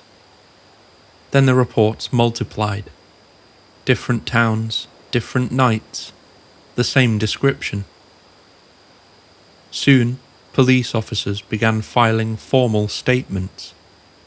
Over 30 separate groups of witnesses, including trained law enforcement personnel, described seeing a triangular object with 3 bright lights gliding slowly across the country. The object appeared to travel on a broad path from the region of Liège toward the German border, without urgency, without concealment. Belgian authorities paid attention. This wasn't panic, it was procedure. Something was moving through national airspace in a way that did not match any known aircraft profile. On the night of March 30th, 1990, ground radar stations detected unknown targets. The Belgian Air Force scrambled 2 F-16 Fighting Falcons. These are not ceremonial aircraft. They were front-line interceptors, equipped with modern radar and weapons systems. For researchers, this moment is critical, because this is where human perception was joined by instrumentation. The F-16s acquired radar contact. The target appeared as a solid return, a diamond-shaped blip that behaved nothing like a conventional aircraft.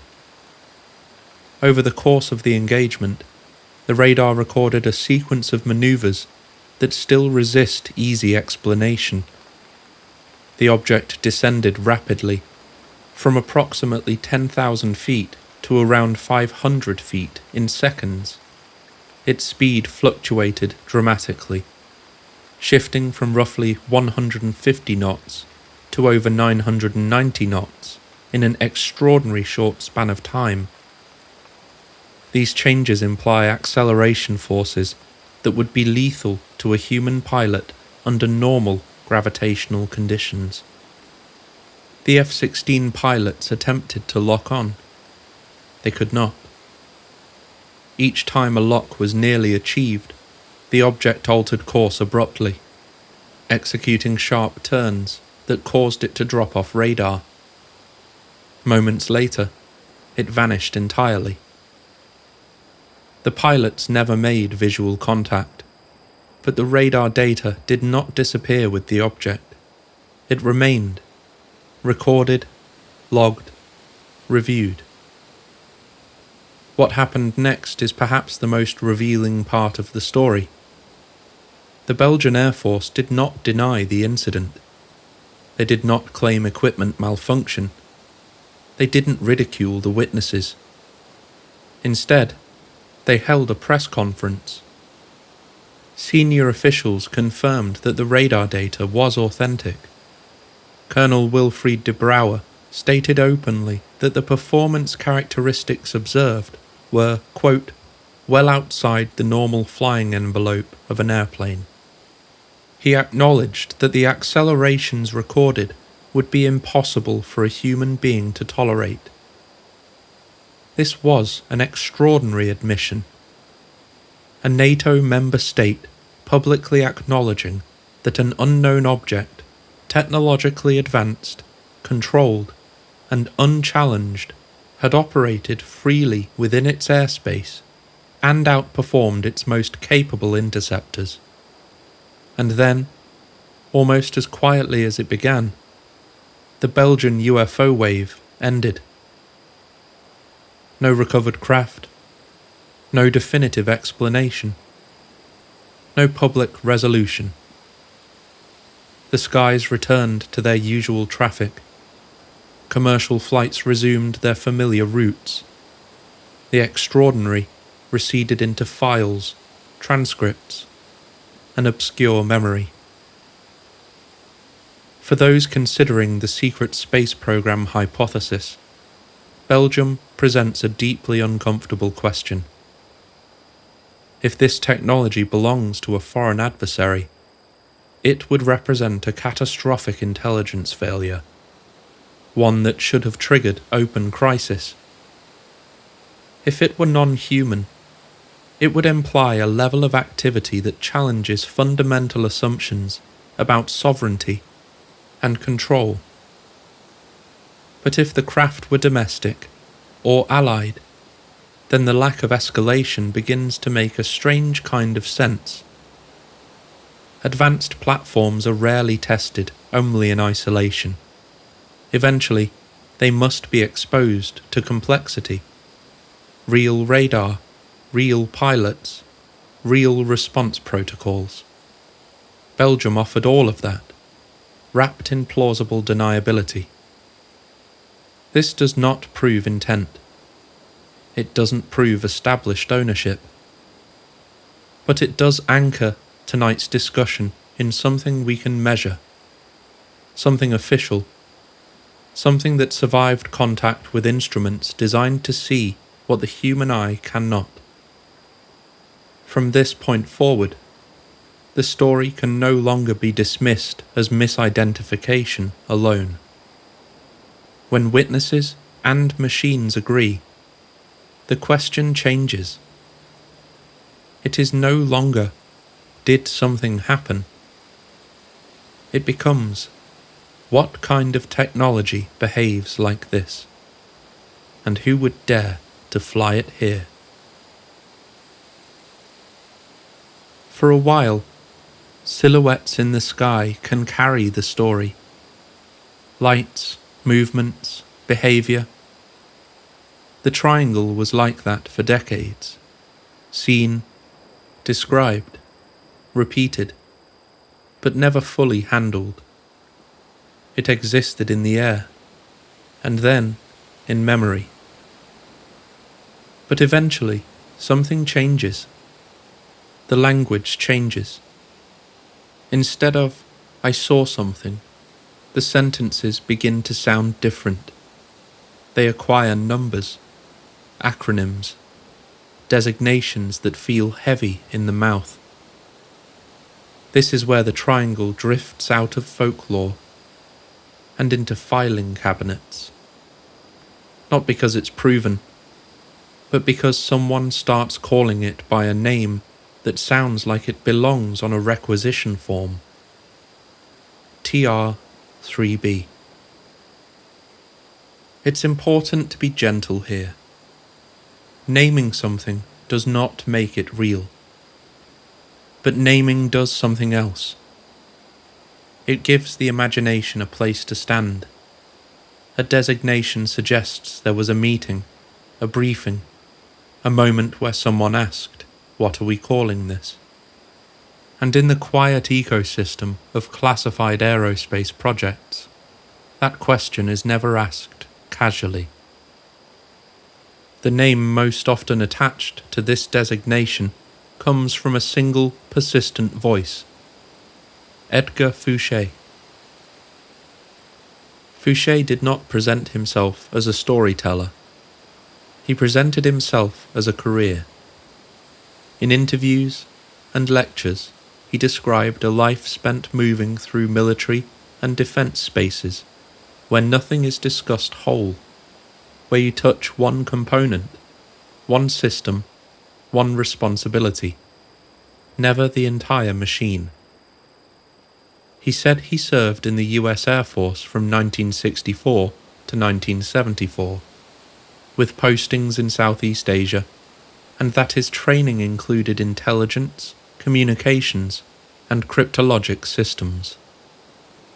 He claimed to have been selected into a hand-picked development cadre for aircraft programs that shaped the late Cold War: the F-111, F-15, A-10, and B-1 bomber. After that, he described moving into the quieter world of defense contracting, classified electronics, black program test equipment, work conducted in facilities without signs.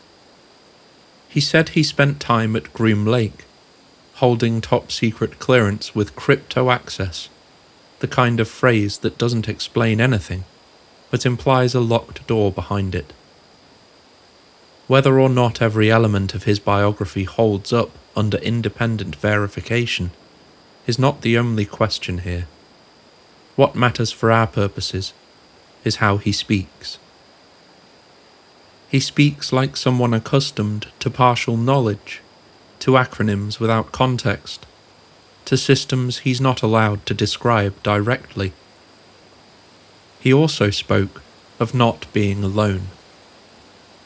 Fouché described a small circle, 5 men, including himself, who met quietly in Las Vegas, comparing fragments of experience that didn't quite fit anywhere else. A Department of Energy and National Security Agency investigator, an electronics intelligence specialist, a test pilot, a contractor engineer, each holding a different corner of a larger shape they were never meant to see whole. That image, people circling something without naming it, fits this subject eerily well. There's a small private enjoyment in hearing an old favourite surface again. Aurora. This time not a headline or a revelation. Just there, briefly, like a familiar shape glimpsed at the edge of a long memory. For some of us, it was one of the first hints that the sky might already be busier than we were told. So when Fouché mentions it in passing, the connection feels less like a claim and more like an echo, suggesting lineage, overlap, or perhaps the simple fact that certain projects never really end. They just change outlines. According to Fouché, TR stood for Tactical Reconnaissance.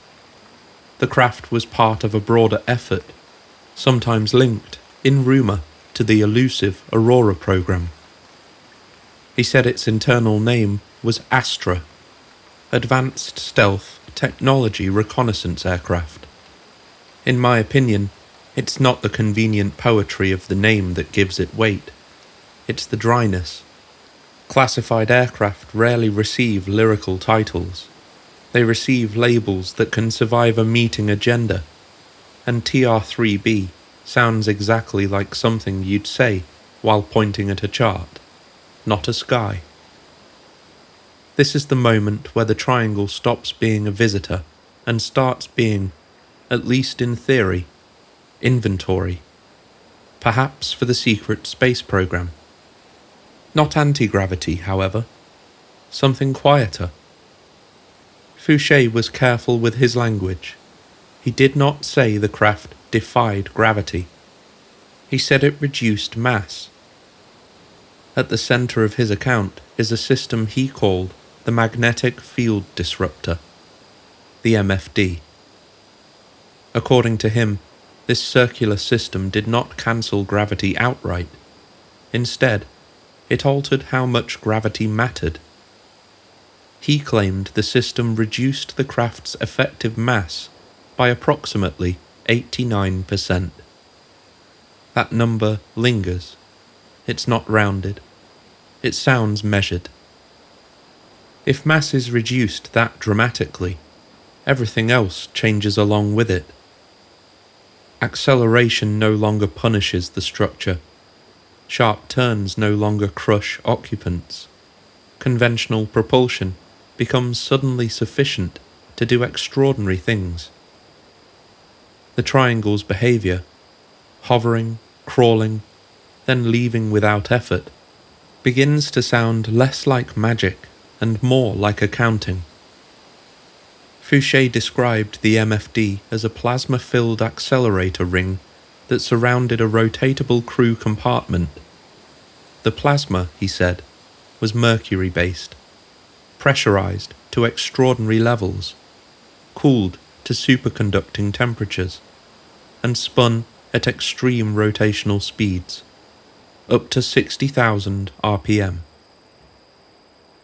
Mercury is one of those recurring elements in this field, sometimes symbolic, sometimes speculative, sometimes technical. Here, it's presented without mysticism. Just another medium, something dense, conductive, willing to move the way fields ask it to. Fouché placed the development of this technology within institutions that feel capable of such excess: Sandia and Lawrence Livermore National Laboratories. Not proof, but certainly plausible geography. In Fouché's telling, the TR-3B was not a single experimental curiosity. He claimed multiple prototypes, and that by the early 1990s, at least 3 operational units were active. It carried a crew of 4, drawn from elite test pilot programs. Its role extended beyond reconnaissance into logistics and support for a secret space command. And its appearance, quietly, almost casually, mirrored the Triangle reports without needing to revisit them directly. 3 lights at the corners, a larger, diffuse light beneath the centre, described not as illumination, but as a byproduct. Near silence, a low electrical hum. He even described an electrochromatic skin capable of altering reflectivity, suggesting not invisibility, but at least some discretion. Fouché's story includes an architecture of secrecy that feels almost more convincing than the machine itself. He claimed program oversight by the NRO, CIA, and NSA, with manufacturing spread across multiple aerospace contractors: Lockheed, Boeing, Northrop, Teledyne Ryan, so no single company could see the whole picture. This is how modern black programs are designed to survive, not through silence, but through fragmentation. At this point, the triangular shape almost stops needing explanation. As we've already said, a triangle offers internal volume without wings, structural symmetry for field-based systems, stability without reliance on airflow. If you were designing a craft around a central ring, a balanced field, and the need to remain controllable at any orientation, a triangle wouldn't be strange at all. It would be practical. Of course, without direct evidence, none of this arrives clean. Fouché's claims have been challenged by researchers who accuse him of exaggeration or pure fabrication. There are disputes over photographs, credentials, and personal history. Some critical material was later removed from public platforms, leaving an uneven record behind. This matters because the Dreamland Motel does not tell you what to believe. It only asks you to notice where the floor might be just a little bit creaky. Up until now, we've been talking about shapes, triangles, discs, lights moving where they shouldn't. But here, quietly, without fanfare, the conversation scales. Because once there is more than one craft, the story changes. And once there are categories of craft, it stops being a story about sightings at all. It starts to become a story about manufacturing. This is where the term alien reproduction vehicle enters the record. In late 2024, the phrase alien reproduction vehicle, or ARV, appeared formally in the US Congressional Record via the Immaculate Constellation Report, an official document addressing unidentified anomalous phenomena. But the term itself is of course much older. It had already been circulating quietly for decades among engineers, illustrators, and insiders who claimed proximity to something extraordinary. An ARV, as defined in these accounts, is not an extraterrestrial craft. It's man-made, built here, derived from non-human technology. That distinction has immediate implications, because it reframes the entire mystery. If ARVs exist, then at least some UFO sightings are not evidence of visitation, but of imitation. Not arrival, but reproduction. And reproduction implies industry. The foundational public story of ARVs begins not in the sky, but inside a hangar. In 1988, aerospace designer Brad Sorensen attended an air show at Norton Air Force Base. He was there with a client, described as a tall, influential man with an Italian-sounding name, widely believed to be then Secretary of Defense Frank Carlucci. At some point, Sorensen and a small group of military and civilian dignitaries were ushered aboard a military Boeing 727 and flown north, not to another air show, but to a secure facility, Air Force Plant 42, in Palmdale, California. Plant 42 is not a place you stumble into. It's where aircraft that do not officially exist are assembled. Inside one of its hangars, Sorensen described a scene that would later ripple through modern ufology. 3 disc-shaped craft hovered silently above the floor. No cables, no visible support. Just there. They were similar, but not identical, ranging in size from roughly 24 feet in diameter to something closer to 120 or 130 feet, large enough that standing beneath them felt less like observing a vehicle and more like standing under ancient architecture. A 3-star general stepped to a podium and addressed the small audience. According to Sorensen, the general referred to the craft explicitly as alien reproduction vehicles, with the operational nickname Fluxliners. This wasn't a demonstration for curiosity. It was a pitch. The stated goal was to secure funding from the incoming Bush administration to move from success to scale, to build a fleet. Sorensen's account might have remained obscure if not for Mark McCandlish, an Air Force veteran and aerospace illustrator, known for his precision. McCandlish was not present at the hangar. Instead, he was entrusted with the story later, along with detailed descriptions of the craft's interior and systems. What McCandlish did was quietly radical. He drew it. The resulting illustrations, clean, technical, unromantic, gave the ARV concept weight. The flux liner was not sleek in the way popular imagination expects alien craft to be. It looked practical. The underside resembled a layered capacitor array, more than a foot thick. The top was domed. The interior featured F-4 Phantom jump seats and a submarine-style door, all off-the-shelf components repurposed into something extraordinary. It's important that we talk about this.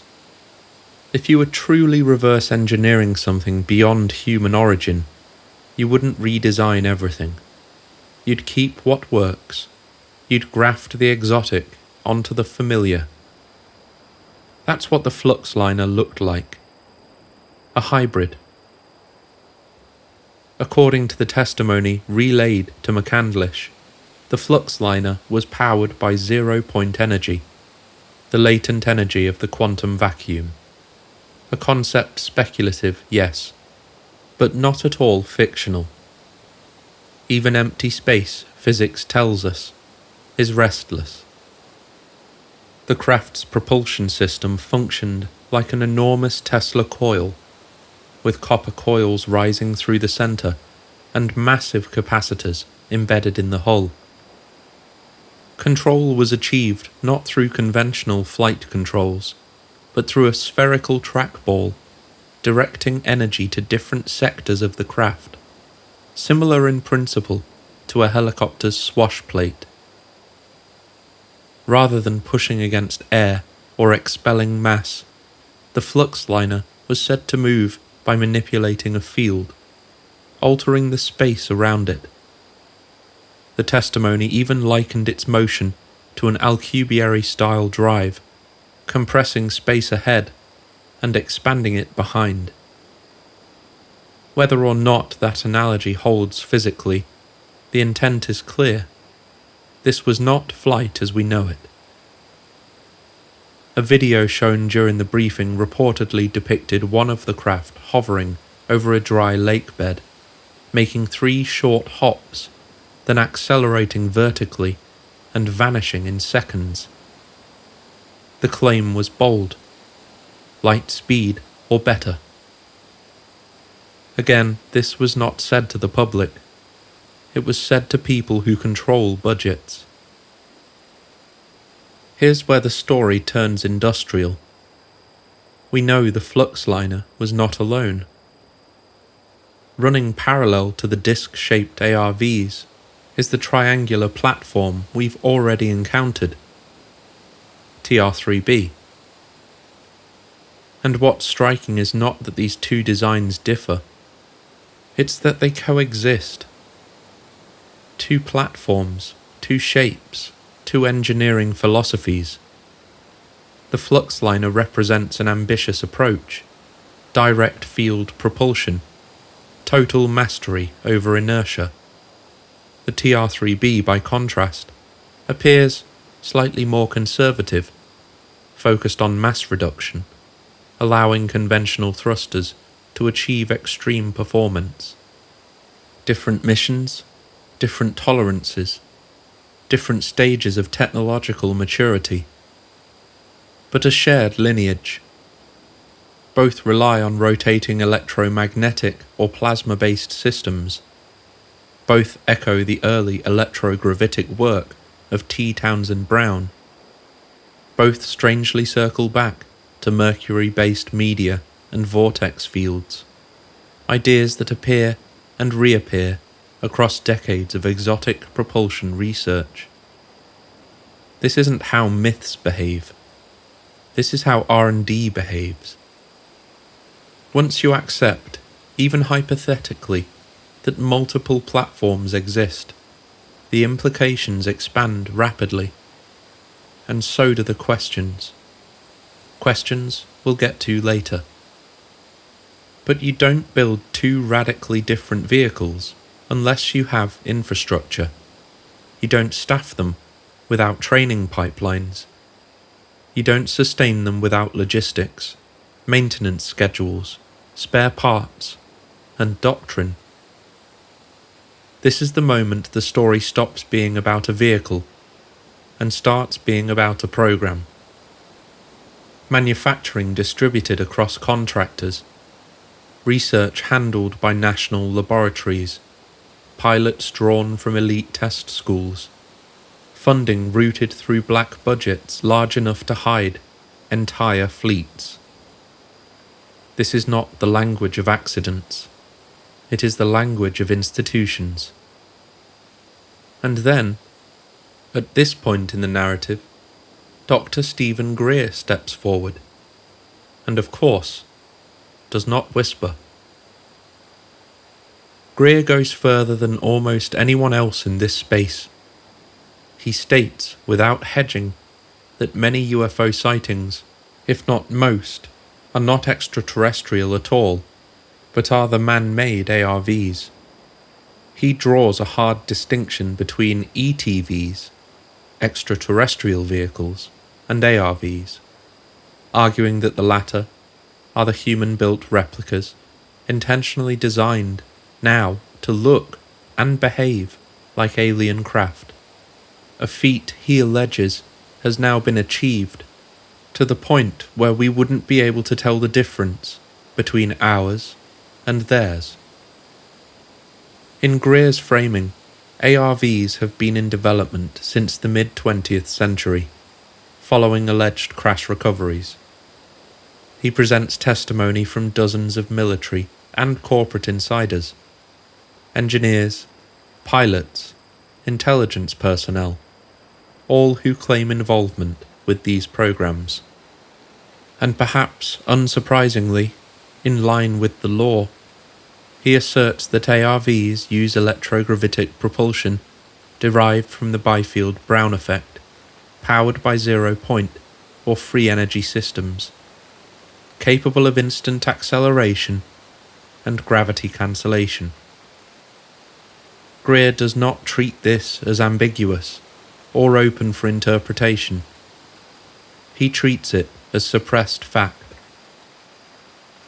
He also introduces a darker implication, that ARVs could be used in false flag operations, masquerading as alien threats to justify militarization and control.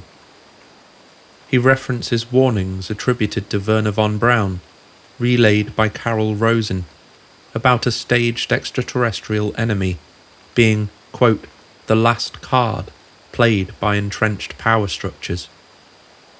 Whether one agrees with Greer or not, his contribution matters for one reason.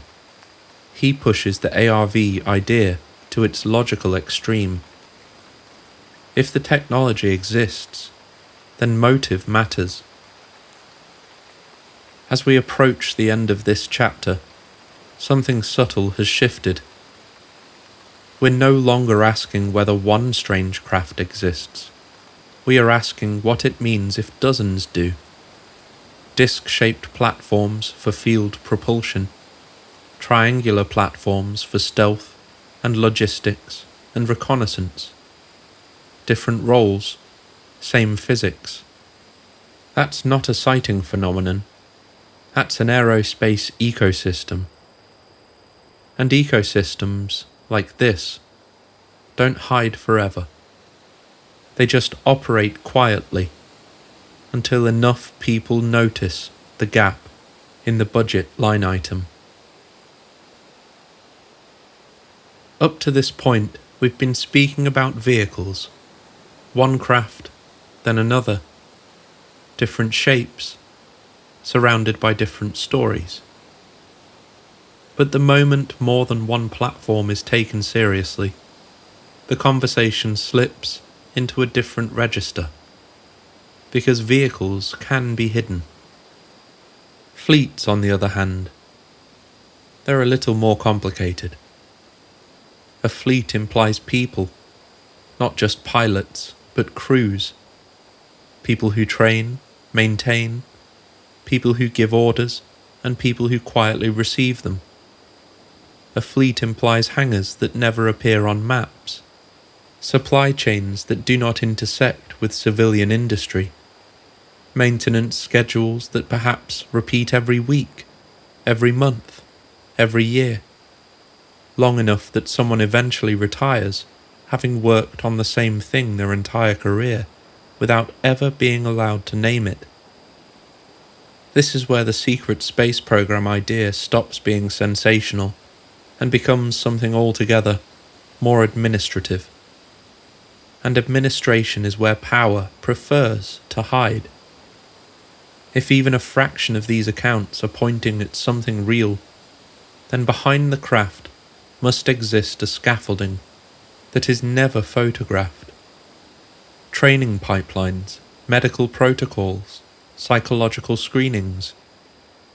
A pilot who experiences sustained altered gravity environments would not simply walk back into ordinary life unchanged. There would be follow-up, monitoring, quiet observation.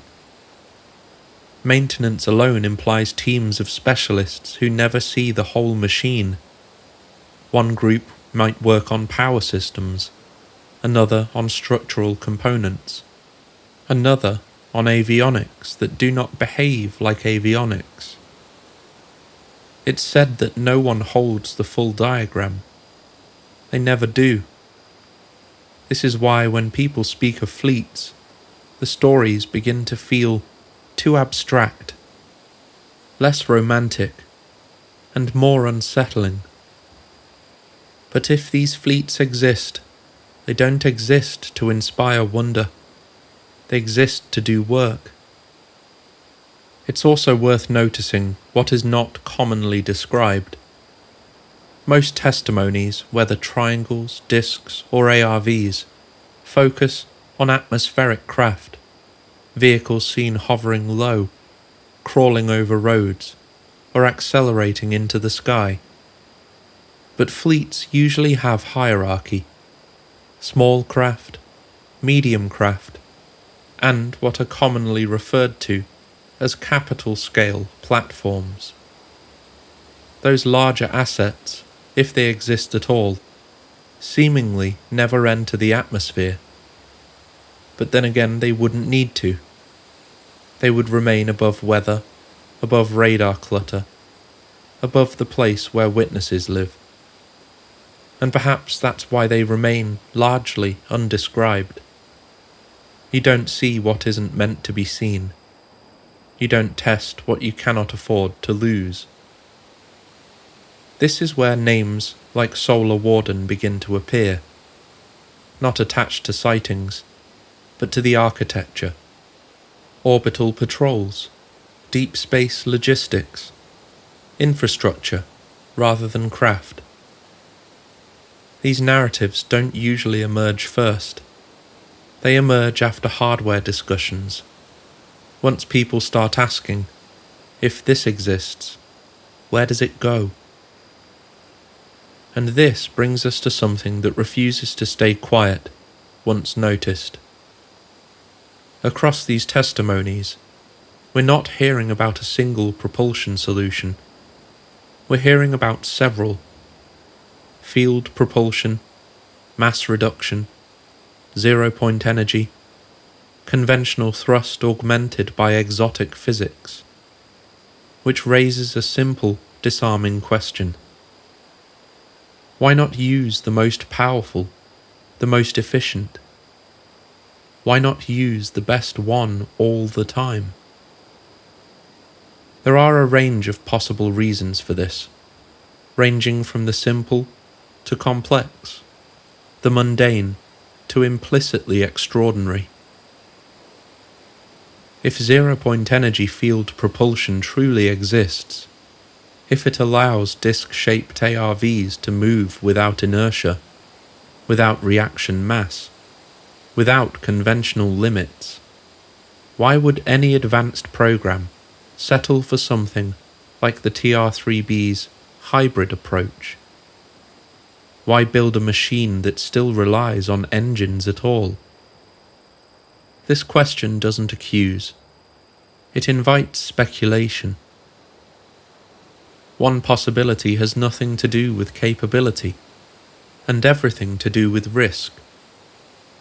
Deploying the most advanced system into contested or hostile territory carries consequences far beyond the loss of a single vehicle. If such a craft were downed, captured, or even partially recovered, the strategic implications would be enormous. You don't just lose hardware, you lose your advantage. You invite reverse engineering, you invite escalation, you invite questions you are not ready to answer. In that context, a quote downgraded system, one that still performs far beyond known aerospace limits, but relies on partially familiar propulsion, starts to look less like a compromise and more like a wise choice. Not because it's weaker, but because, in a way, it's expendable. If lost, it reveals less. If observed, it confuses rather than clarifies. It can be denied. There is also the possibility of restraint for reasons that have nothing at all to do with engineering. Here at the Dreamland Motel, we invite wild speculation. Big questions that expand the event horizon of ufology are what we're all about. So allow me. Rumours persist throughout ufology, never proven, never fully dismissed, of some form of agreement between humans and non-human intelligence. Not a treaty in the human sense, but an understanding. If such an exchange existed, it might not look like a gift of technology. It might look like access, observation, limits imposed not by physics, but by terms. Perhaps certain systems can be studied, but not fielded freely. Perhaps atmospheric testing is tolerated, while space-based deployment is not. Perhaps the most powerful application, zero-point energy, is intentionally constrained. Not because we can't build it, but because we're not meant to use it yet. In that framing, ARVs become learning platforms, ways of understanding principles without crossing certain thresholds. The TR-3B, then, is what happens when those principles are selectively applied to human technology, producing something astonishing but bounded, advanced but contained, incredible but allowed. There is also the simple logic of strategy. In military history, the most powerful capability is often the one you do not reveal.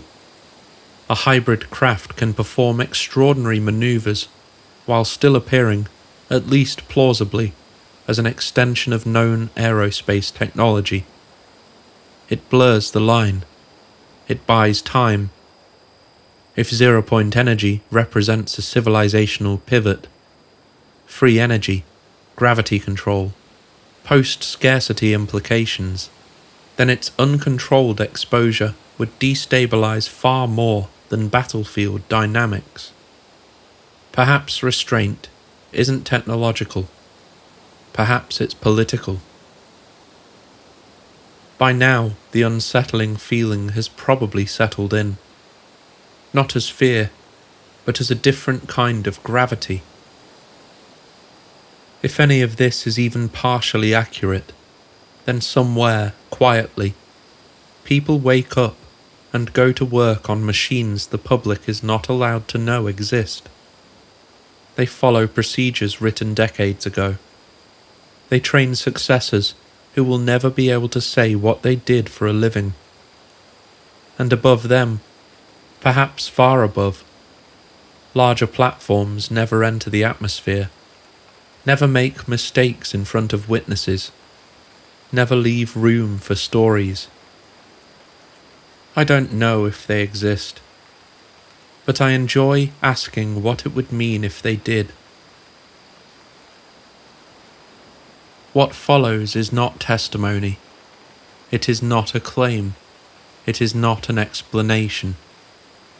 It is a reconstruction, a quiet imagining shaped by decades of eyewitness accounts that return again and again to the same details, the same feelings, the same unease.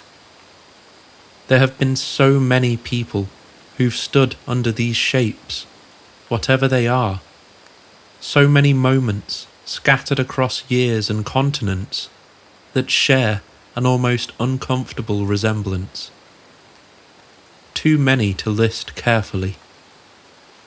Dylan Borland and his equilateral triangle hovering silently near a NASA hangar at Langley Air Force Base. Roderick Castle, Southern California, an enormous, silently hovering black equilateral triangle accompanied by an unauthorized armed paramilitary unit. Matthew Brown's Immaculate Constellation report, detailing the appearance of a large equilateral triangle appearing directly over intelligence collecting vessels operated by the US Indo-Pacific Command. Aviation journalist James Goodall's anonymous source, stationed at Groom Lake, witnessing, quote, a silent triangle utilizing unconventional technologies. Aviation Week's Bill Scott, reporting on multiple triangular-shaped aircraft throughout the southwestern United States, including one observed being escorted by 2 Lockheed F-117As in the vicinity of Edwards Air Force Base and the China Lake Naval Weapons Center. And then there are the witnesses collected by NIDS, first dozens, then hundreds, including one such report of a triangular craft taking off from Wright-Patterson Air Force Base. The names start to blur when you say them aloud, but this isn't about any one person. It's about the experience itself, the strange consistency of it. So tonight, here at the Dreamland Motel, we're going to do what this place does best. We're going to slow it down, strip away the acronyms, let the moment exist without explanation. So if you can, close your eyes and imagine this. You're driving late, not dramatically late, just that quiet hour when the roads belong to long-haul trucks and other insomniacs. The radio is low, static fades in and out. The sky above you is clear enough that you notice the stars, even if you don't name them. Then something interrupts the pattern. At first it's not fear, it's confusion, because the dark above you changes texture. The stars don't disappear all at once. They are blocked, as if something solid has passed between you and the sky without making a sound. You slow down. Maybe you stop. Above you, low enough that distance feels wrong, there's a shape. A triangle.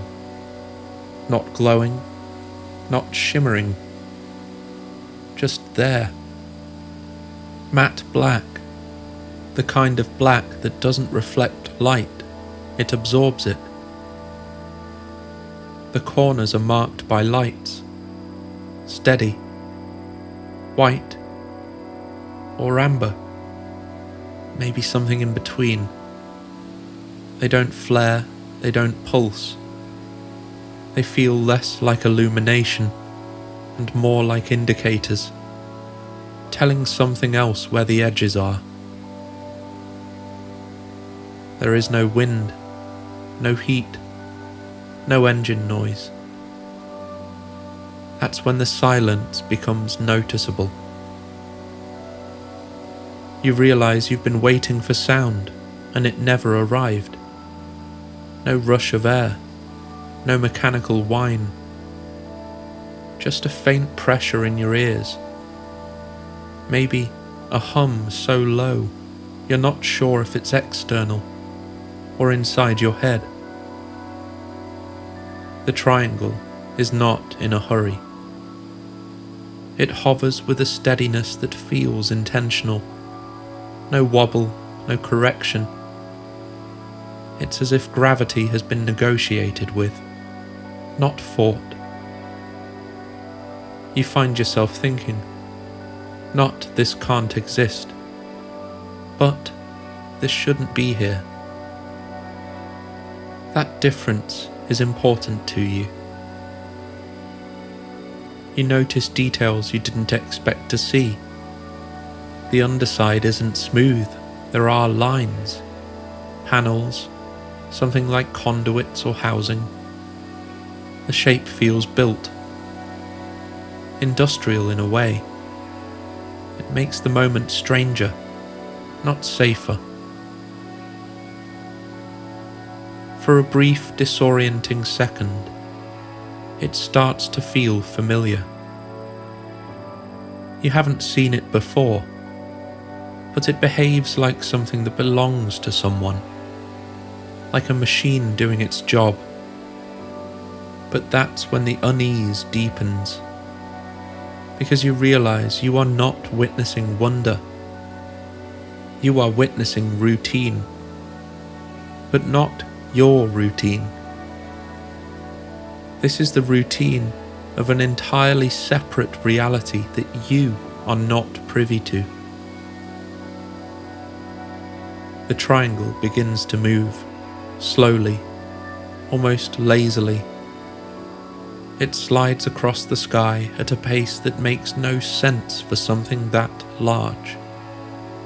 You could walk faster. You could follow it if you wanted to. And then, as that very thought pops into your head, without warning, it leaves. There is no build-up, no roar, no dramatic gesture. The lights flare slightly, not brighter, just more present. And then the craft accelerates with the decisiveness that feels final. One moment it's above you, the next it's gone. Not faded, gone. 50,000 miles an hour, 500,000 miles an hour. Who knows? You wouldn't have been able to tell the difference anyway. The sky closes behind it. The stars return to their places, as if nothing unusual ever interrupted them. And the air begins to feel normal again. You realize you've been holding your breath for far too long, and you gasp for a few big gulps of air to catch up. Later, much later, you might try to explain it. You might reach for language that makes it manageable. Aircraft, prototype, illusion. You might even decide not to tell anyone at all, because you don't know where a story like this fits. But the feeling stays. Not fear, not awe. Ownership. A quiet sense that if this craft belongs to us, if it's one of ours, then the distance between the ordinary world and whatever else is happening above us is far smaller than anyone ever said. And that distance is not measured in miles. It's measured in what we're allowed to know. That may be the most enduring feeling this subject leaves behind.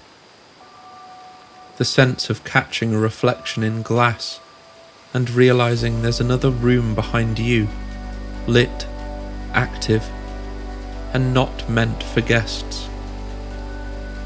If there is a secret space program, then perhaps we only ever glimpse it in passing, a triangle crossing the sky too slowly to ignore, too quickly to understand, a momentary interruption, enough to leave a charge in the air, enough to spark conversation, wonder, and awe, before the sky closes again, and the world resumes its familiar rhythm.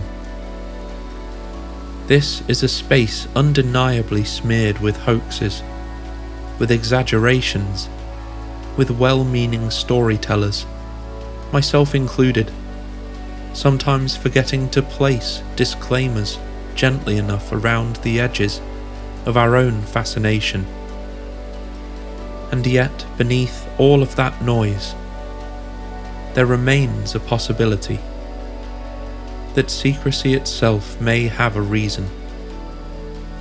Not because humanity is incapable of handling the truth, but because certain tools once revealed can never be unrevealed. If there is a will, history suggests, there is always a way. And perhaps what we've explored tonight isn't evidence of recklessness, but of temporary restraint, which leaves us with a question that doesn't demand an answer. Do you believe we already have this technology at our disposal? And if we did, if it were truly there, waiting at the edge of our reach, could we honestly say we wouldn't use it? Not to dominate, not to threaten, but simply to explore, to move quietly beyond the atmosphere that raised us, to see the beauty hidden in our own cosmic backyard, and maybe, one day, to look farther still, toward the outer reaches of what's possible. These thoughts don't need conclusions. They don't need persuasion. They only need a little room to breathe. So we'll leave it there tonight. Thank you for joining us here at the Dreamland Motel. If you enjoyed this stay, if the ideas lingered a little longer than expected, you're welcome to leave a small sign of it, a like, a subscription, a quiet return sometime down the road.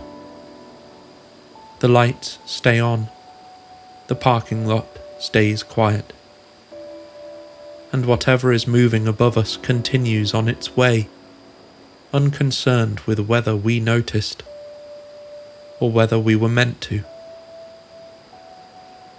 Until next time, drive safely, sleep well. We'll be here.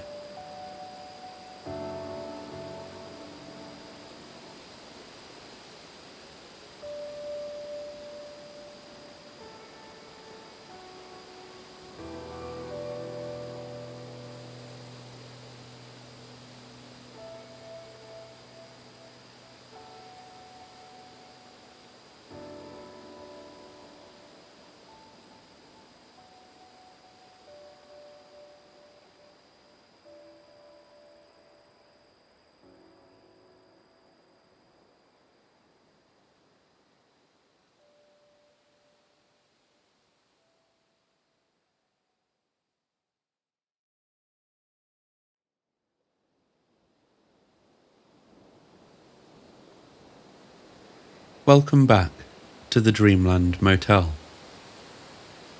Tonight, you're checking into room 102, a room near the vending machines, where the walls carry the occasional sound of old machinery cycling through its routines.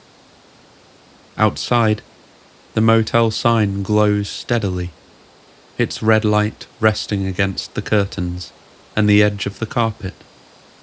The desert night is clear and still. If this is your first visit, you're welcome to stay a while. And if you've been here before, welcome back. If you enjoy what you hear tonight, you can support the channel by liking the video, leaving a comment, or subscribing. It helps keep these episodes going, and it helps others find their way here. But there's no urgency. The night has time.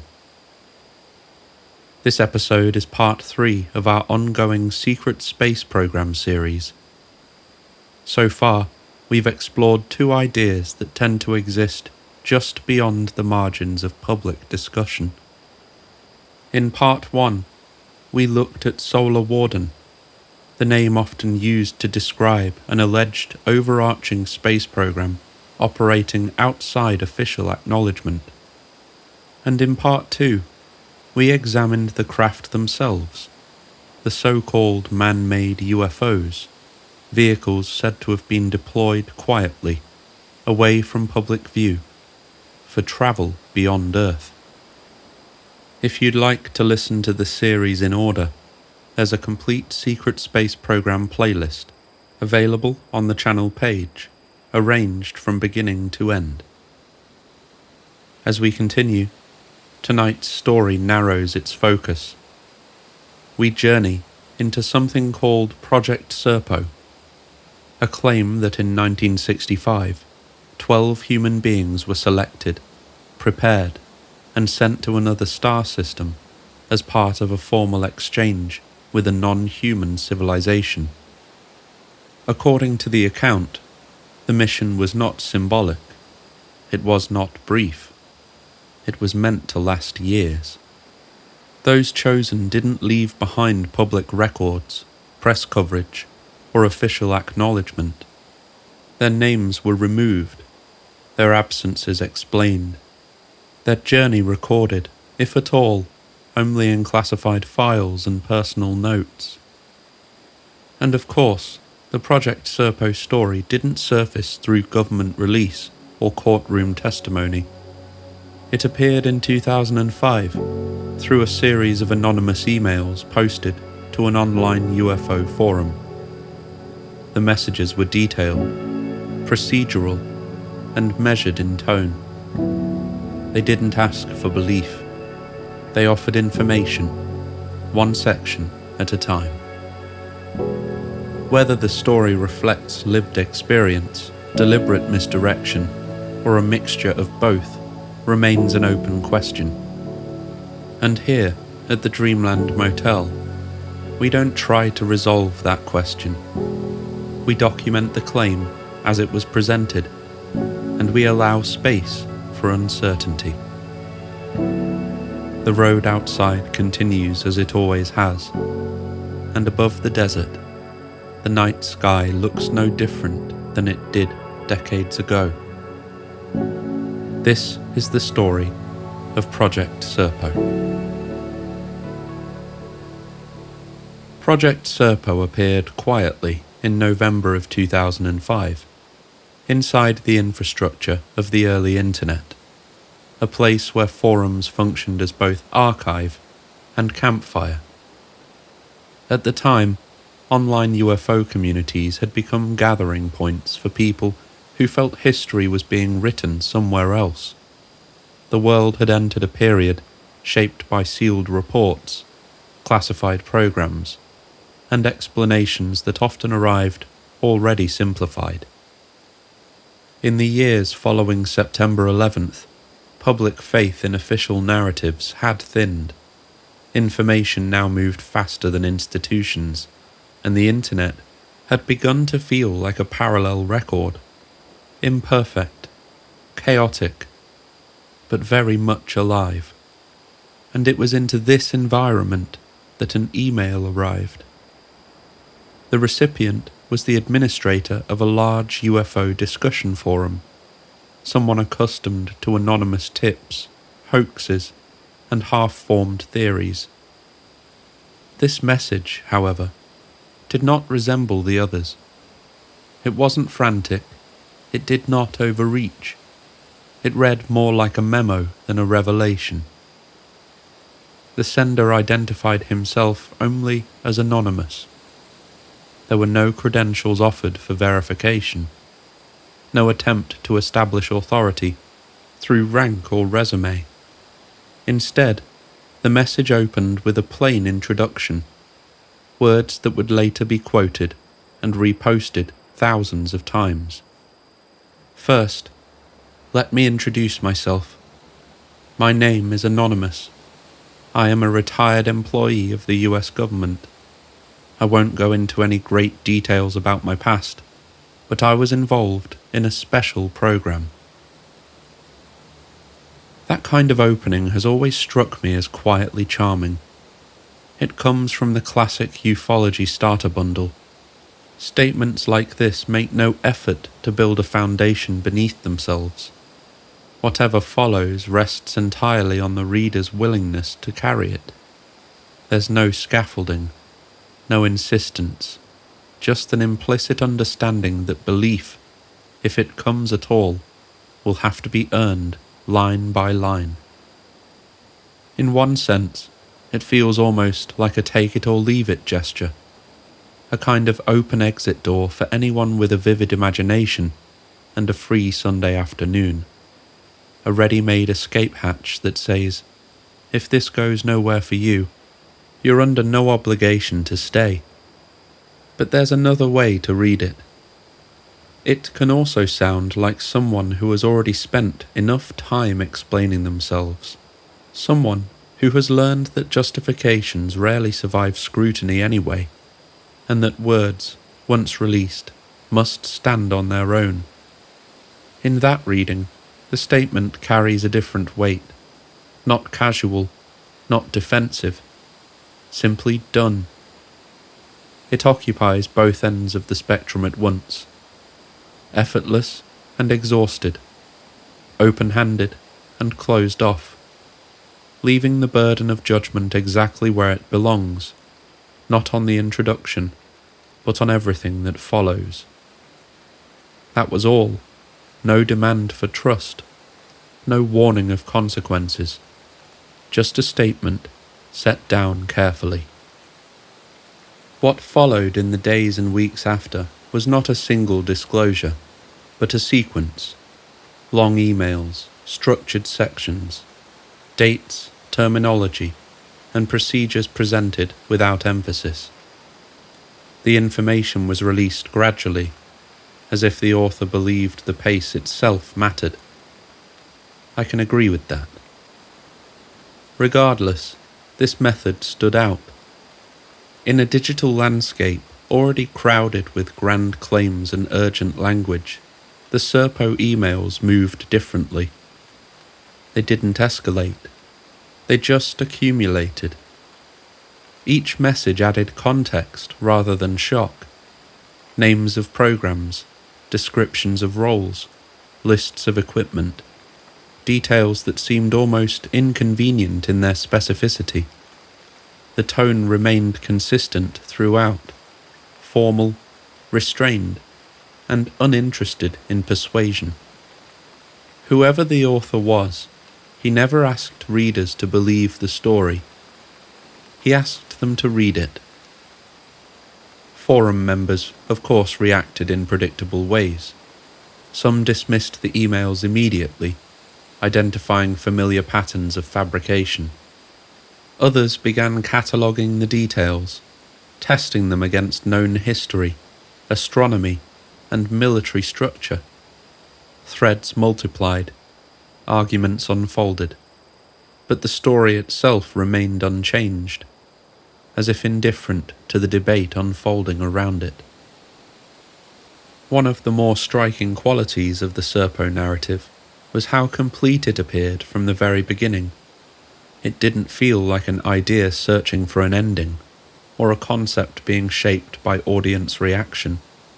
It arrived already formed, already bounded by dates and outcomes. Even its tragedies were accounted for in advance. This gave the impression, fair or not, that the author was not inventing as he went along, but recalling something that already had a shape. Over the following months, the emails outlined a program allegedly known as Project Crystal Night, later referred to publicly as Project Serpo.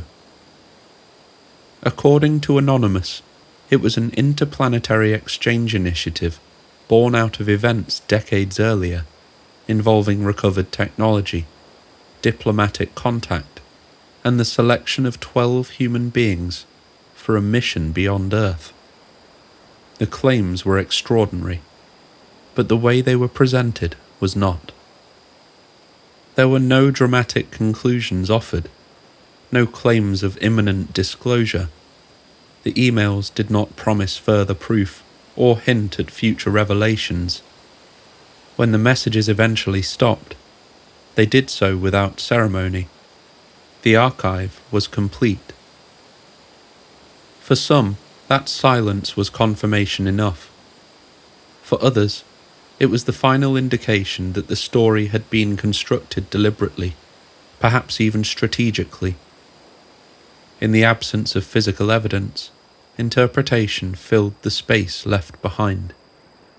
But before there were forums and moderators and archived threads, before Anonymous, and before the internet itself, the Serpo story placed its true beginning somewhere else entirely.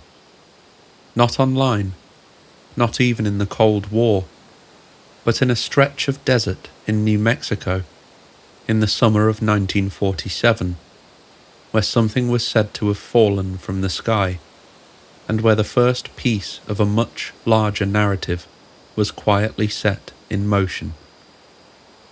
That's where the story turns next. There are only a few rooms within the corridors of ufology that don't need revisiting. Roswell is one of them. Mention the summer of 1947, a ranch outside Corona, New Mexico, and most listeners already carry the outlines with them. The headlines, the retractions, the debris fields, the decades of argument layered one atop another. Roswell has become less an event than a reference point, a kind of shorthand, a place where modern ufology learned how to begin. But for those who wish to revisit Roswell in its full winding detail, there is an entire episode devoted to it, linked in the description. Tonight, though, we're not here to reopen every question Roswell left behind. We're here to understand how Roswell functions inside the Project Serpo story. Within the Serpo narrative, Roswell is not simply a crash. It is a hinge. Everything that follows, every claim of exchange, diplomacy, and departure depends on what was said to have been recovered from that desert. According to our account released decades later, the military recovery near Roswell yielded more than fragments of unusual material. Alongside the wreckage were the bodies of several non-human entities, 3 by most versions, and critically, 1 survivor. That survivor would come to be designated EBE-1, Extraterrestrial Biological Entity 1. Within the Serpo framework, this detail changes everything. The narrative pivots instantly from salvage to encounter, technology to biology, from objects to a living presence that required care, containment, and understanding. Descriptions of EBE-1 are spare and consistent with what is familiar imagery in UFO lore. A short, slender grey body, a large, disproportionate head, wide, dark almond eyes, minimal facial features. But even here, the Serpo material avoids dramatics. The being is not portrayed as commanding or luminous. It is described as injured, weak, failing. EBE-1 was reportedly transported to the military facility at Los Alamos, where it remained under observation for nearly 5 years, until its death in 1952. During that time, the focus of the effort shifted away from the crashed craft and toward an urgent, singular problem: communication. And communication, according to the narrative, was anything but straightforward. EBE-1 did not speak in recognizable language. There were no words to translate, no symbols to decode. Instead, the entity produced tonal sounds, variations in pitch and rhythm described as almost musical, sometimes likened to high-pitched singing. Meaning was not delivered, it was inferred. Scientists and linguists worked slowly, building associations between sounds, gestures, and responses. Understanding came in fragments, provisional and incomplete. Nothing in the Serpo material suggests fluency or ease. Every interpretation remained dependent on context, repetition, and human assumption. This uncertainty matters. It means that everything EBE-1 was said to communicate passed through layers of interpretation before becoming record. Looking back, there is one notable absence in this description of communication, something that quietly sets it apart from much of modern ufology. There's no mention of telepathy. Across decades of UFO accounts, telepathic communication has become almost expected. Images delivered directly to the mind, emotional impressions, a sense of shared awareness rather than spoken exchange. From early contact narratives through abduction reports, thought-based communication appears again and again. Even one of the earliest widely known abduction cases, that of Betty and Barney Hill, includes what Barney himself described as thought transference. By the time the Serpo story emerged publicly, this idea was already well established. Telepathy was not fringe within ufology. It was foundational. Its absence here feels conspicuous. So what is that an indication of? Well, it could mean many things. Perhaps nothing at all. Perhaps it may simply be that this particular species did not communicate telepathically. After all, it's difficult to imagine that every other intelligent life form in the universe was invited to the consciousness party, while we humans were quietly left outside. And there are other possibilities. ESP may simply be a talent that EBE-1 did not himself possess. The limitations may not have belonged to him or to the species, but to the circumstances. In abduction accounts, communication occurs on the visitor's terms. They are healthy, they are mobile, they are surrounded by their own technology. In the Serpo account, the situation is reversed.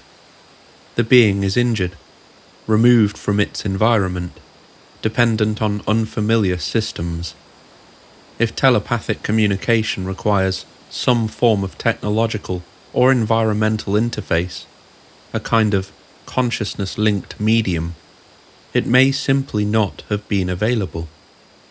There are, after all, persistent stories suggesting that alien craft themselves are operated through thought, intention, or neural interaction. If that were true, the loss of the craft, or damage to its systems might sever more than propulsion. It might sever communication itself. And of course, there is another possibility. The absence of telepathy could be a signal that this narrative was constructed without fully accounting for the expectations of ufology lore. A detail overlooked, a piece of magic, for lack of a better word, left out of an otherwise careful fabrication. And what do I think? Ask me again later. What makes this detail so interesting is that it cuts both ways. A lack of extraordinary elements can read as restraint, or as omission, as realism, or as oversight. In this case, the potential red flag is not an excess of wonder, but its absence. It is, at the very least, something to hold in the mind as the story continues. Food for thought. Still, despite the language barrier, certain claims emerge consistently within the account. EBE-1 reportedly identified himself not as a leader or envoy, but as a ship's engineer, a functional role, not a political one. He described his species, the Ebens, as long-term visitors to Earth, present intermittently over thousands of years. And most importantly, he indicated that among the recovered debris was a damaged communication device capable, in theory, of contacting his homeworld. That homeworld was designated Serpo, said to exist within the Zeta Reticuli star system, roughly 40 light-years away.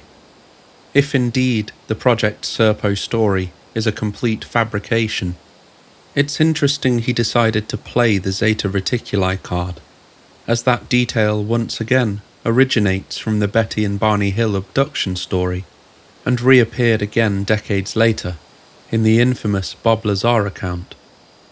In fact, this may be the biggest red flag in tonight's topic.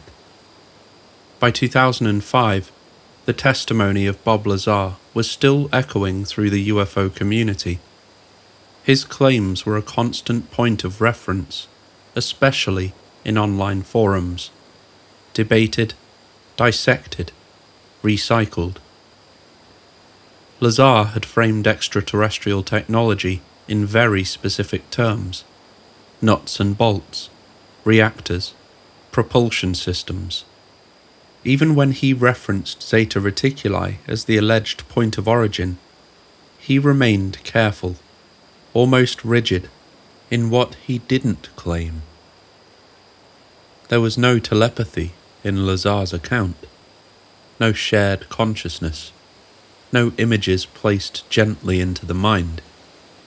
His story was mechanical, procedural, focused entirely on the craft and its power source, with the one exception of his description of the control surfaces, or lack thereof, inside the sport model, an indication at least of a novel navigation system.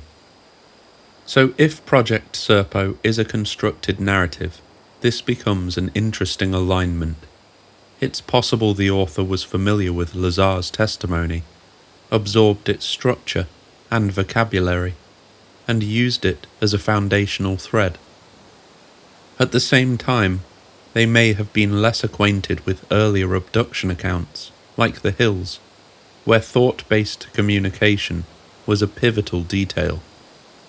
In that light, the absence of telepathy begins to look less like a deliberate rejection and more like a selective inheritance, a story built from what was already circulating most loudly.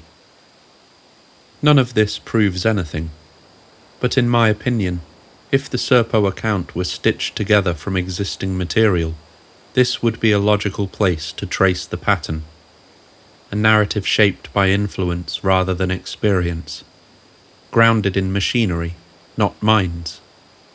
Again, it's just another possibility, another detail worth carrying forward as the story continues to unfold. With EBE-1's health declining, the effort allegedly took on the character of a race. Engineers attempted to repair and power the communication device. Multiple attempts failed. Messages were sent without confirmation. Then, finally, in 1952, the device was successfully connected to the power system of the recovered craft itself. Contact was established, briefly. 6 messages were transmitted. Replies were received, but interpretation remained fragile. According to the account, only EBE-1 could fully understand the responses. What human scientists received were partial translations, summaries filtered through an already strained biological intermediary. Then, in the summer of that same year, EBE-1 died. With his death, the Serpo narrative says, communication ceased immediately. The link, technological, biological, and interpretive, collapsed all at once. The United States was left with fragments, damaged equipment, incomplete messages, and the knowledge that something, somewhere, had answered. Roswell, in this telling, does not end with debris being boxed away.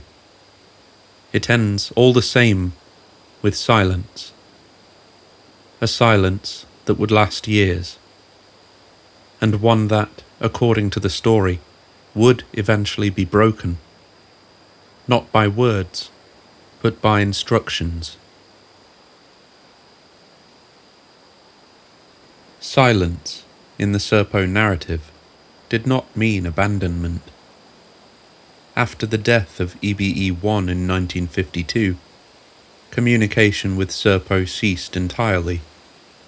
For 12 years there were no replies, no signals, no confirmation that the brief exchange had ever been received at all.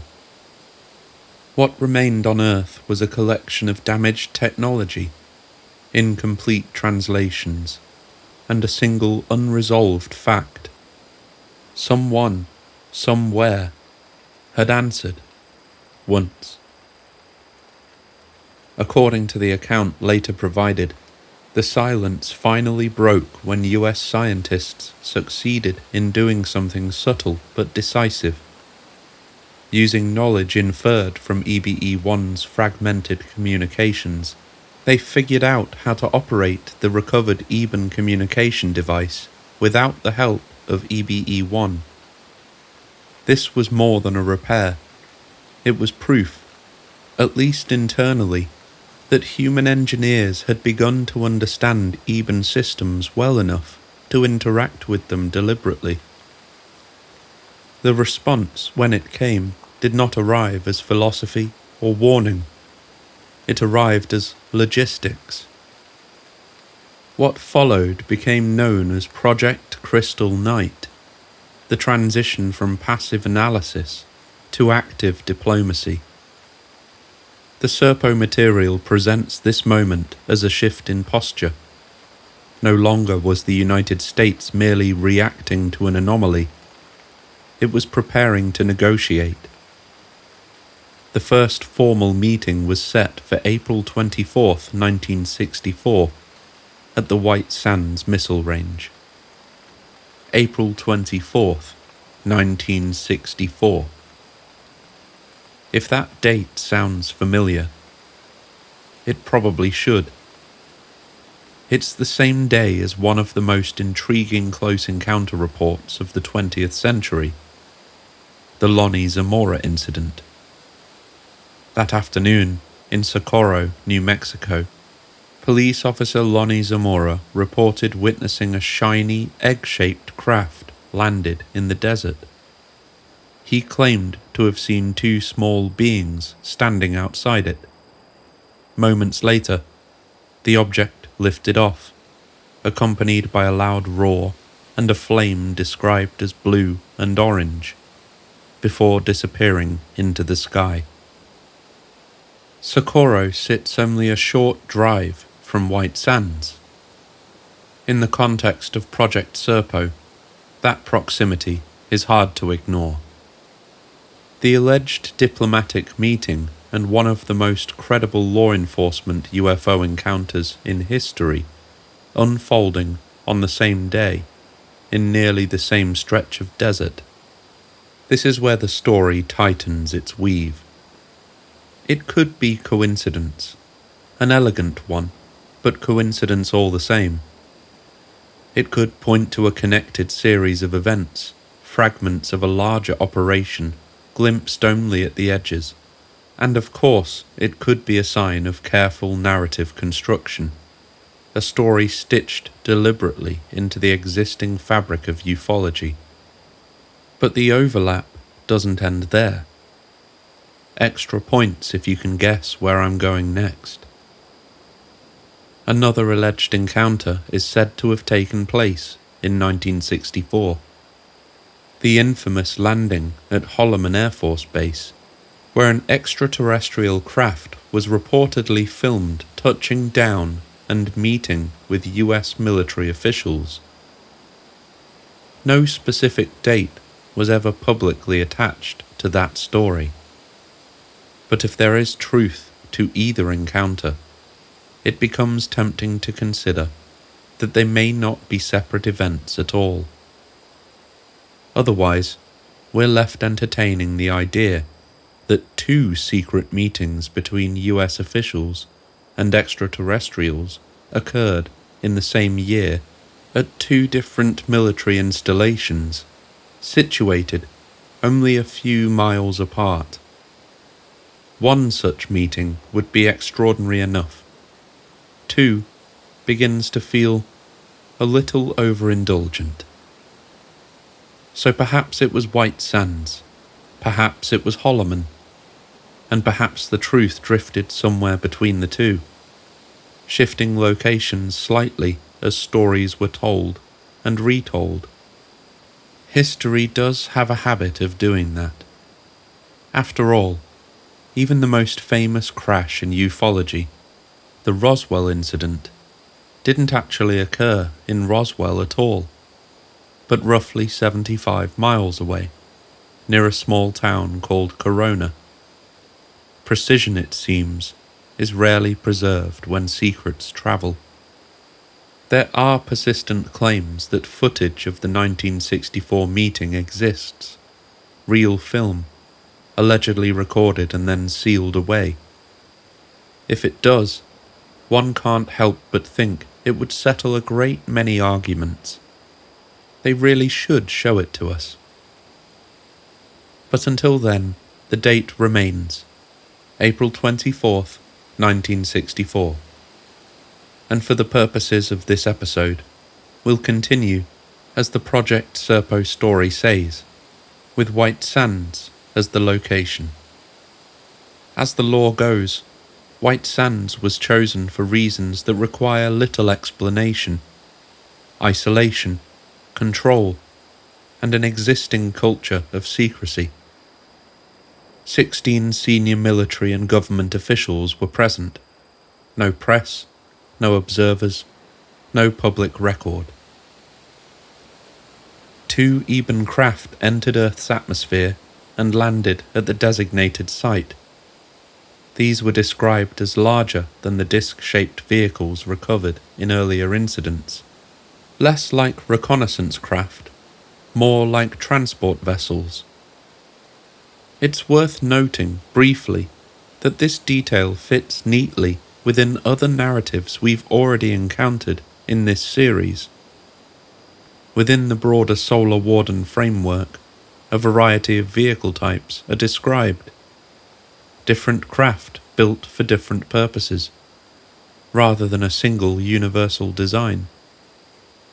The same idea appears in the increasingly discussed 4chan whistleblower account, where multiple classes of vehicles are mentioned, each suited to specific roles.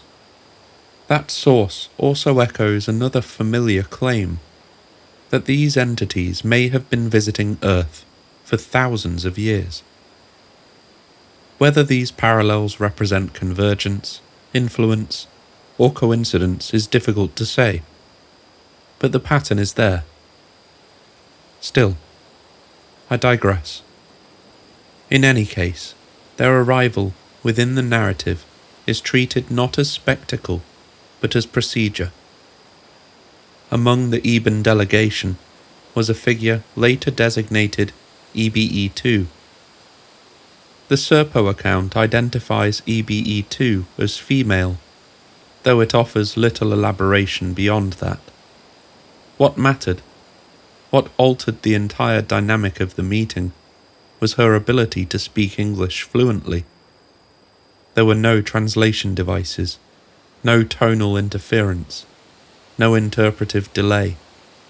Communication was direct, immediate, and unambiguous. Whether this was a gesture of trust or a strategic advantage is left unresolved. The document itself notes the ambiguity.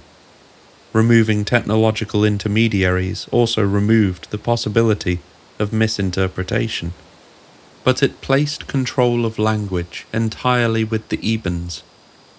Through EBE2, the delegation stated its purpose plainly. They were not there to negotiate an exchange program. Not yet. Their immediate concern was the return of their dead. 9 Eben bodies had been recovered and preserved by US personnel. 3 came from the 1947 incident near Corona. The remaining 6 were recovered from a second crash site in western New Mexico, an event often referred to as simply the 1949 crash, though it's alleged it may have crashed in 1947 and remained undiscovered for 2 years. A saucer-shaped craft, similar in design, near Pelona Peak, with no survivors. The wreckage was secured quietly, the bodies removed, and the technology catalogued alongside materials from the earlier recovery. 4 of the 9 had undergone autopsies. All were returned during the White Sands meeting, framed within the Serpo narrative as a necessary gesture of good faith. It is here, quietly, that the asymmetry of motivations becomes visible. For the Ebens, the objective was finite and personal. Repatriation, closure, the recovery of something lost. For the United States, the objective was broader, open-ended, strategic. The return of the bodies was a step, but certainly not the destination. During the meeting, EBE2 presented an object that would later become one of the most discussed elements of the Serpo story, the Yellow Book. Physically, it was described as a transparent rectangular slab, approximately 2 inches thick, made of an unknown material. It was not activated by touch or mechanical input. According to the account, it responded to intent.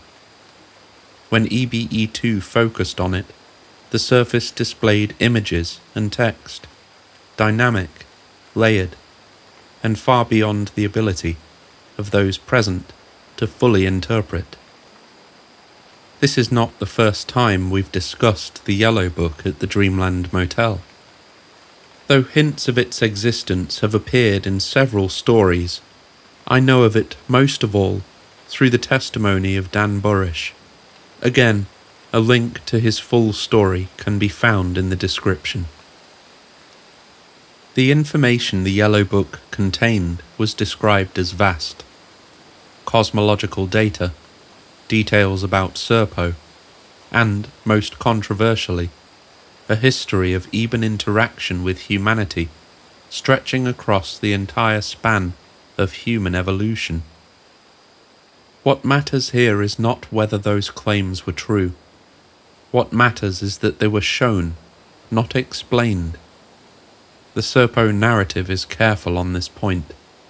The Yellow Book was not translated in full. Much of its content was reportedly beyond immediate comprehension.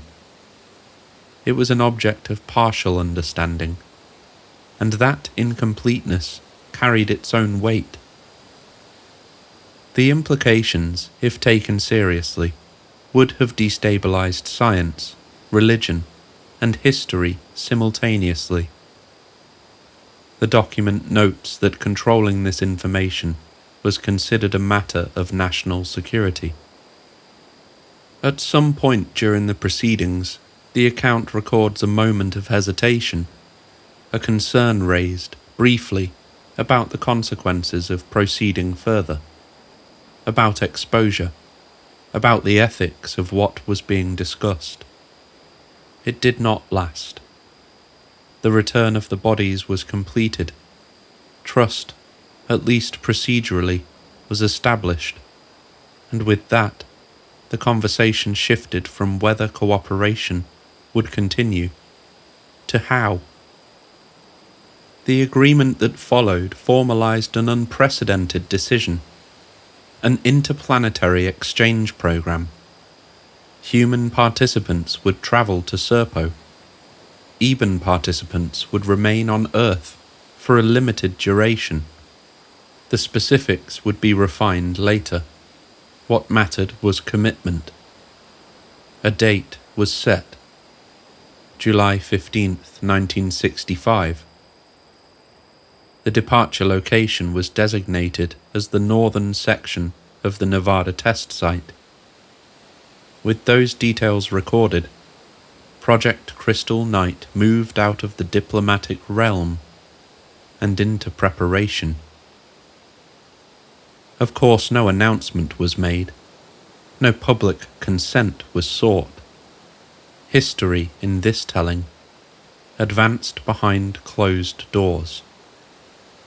The pact was forged, and the countdown quietly began. The exchange agreement made the mission possible, but it did not decide who would go. That decision came later, behind another set of doors, where the language shifted from diplomacy to selection, from ideals to criteria, from possibility to cost. The Serpo narrative is unusually clear on this point. The 12 were not chosen only for what they could do, but for how quietly they could disappear. The initial pool was large, hundreds of volunteers drawn from the Air Force and associated intelligence bodies, all technically capable, all aware that whatever they were stepping toward would never be acknowledged. But technical skill alone was not enough. In fact, it was secondary. The primary requirement was absence. Each candidate had to belong to a military body. Each had to have served at least 4 years. Discipline was non-negotiable. But beyond that, the criteria turned inward, toward personal erasure. No spouses, no children, no parents dependent on them. Priority was given to orphans. The logic was not hidden. The mission required people whose disappearance would not generate questions that couldn't be managed. People whose absence could be explained, absorbed, forgotten. The sacrifice was built into the selection process itself. Before anyone was trained, before anyone agreed, the mission demanded that its participants already be halfway gone. 12 were chosen. Their names were removed from circulation almost immediately. In their place came numbers, 3 digits, assigned without sentiment. These numbers would become their only official identities for the remainder of the program. There was 102, the commander, nicknamed Skipper. He spoke less than the others, not out of distance, but habit. He watched first, listened longer than required, when he did speak, people tended to stop what they were doing.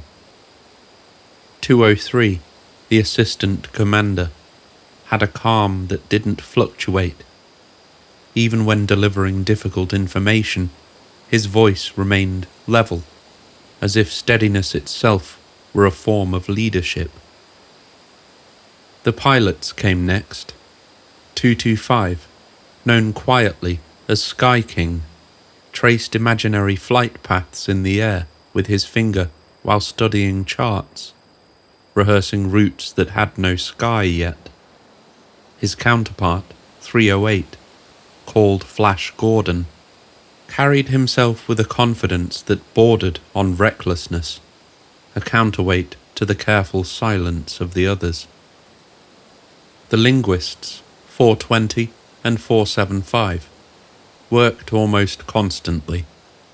One mouthed words under his breath, practicing tonal patterns even when no one was listening. The other carried a visible tension into the final days, nerves leaking through professionalism in small human ways. 518, the biologist, could lose long stretches of time studying a single object, texture, pattern, anything that hinted at systems beneath surfaces. The scientists, 633 and 661, approached the world differently. One documented everything, a notepad never far from reach. The other reduced situations into abstract problems, sometimes asking theoretical questions at moments when no one else was ready for them. The doctors, 700 and 754, shared the same training and almost none of the same demeanour. Doc 1 was clinical, efficient, his empathy visible only in how closely he monitored the team. Doc 2 spoke less, his assessments delivered with a weight that suggested he understood consequences before they arrived. And then there was 899, security, alert even at rest. His instincts ran ahead of him, hand drifting toward where a weapon would normally be, even when there was nothing to draw. Together they formed a unit. On paper, they were a roster. In practice, they were already becoming something narrower, something sealed. The next phase ensured that sealing was permanent. The protocol, known as sheep dipping. We've talked about it here at the Dreamland Motel before. Administrative, legal, irreversible, and absolutely a genuine practice in the intelligence community. One by one, the 12 ceased to exist. Birth records, service files, banking information, all dissolved. Their names were replaced with numbers. Their histories were redacted until they no longer pointed anywhere at all. They became ghosts by design.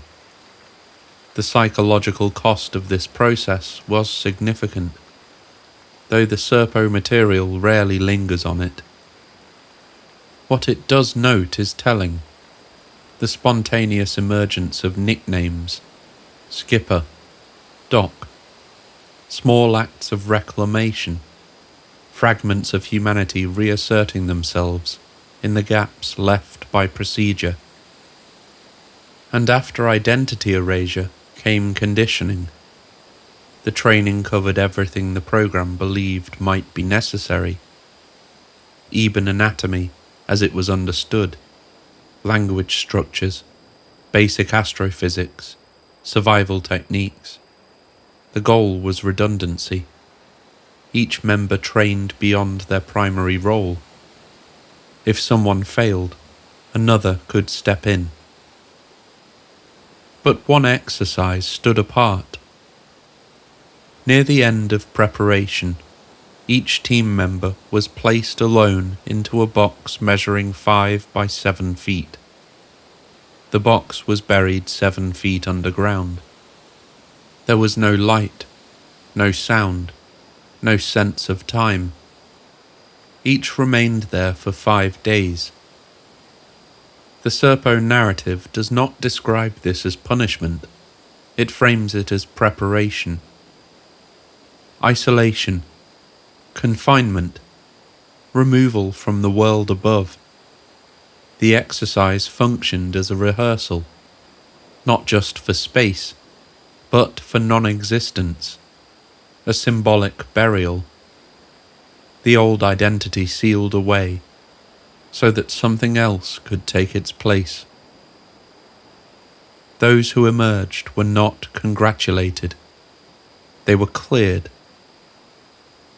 By the time training concluded, the 12 had been stripped of names, records, and any remaining illusion of return.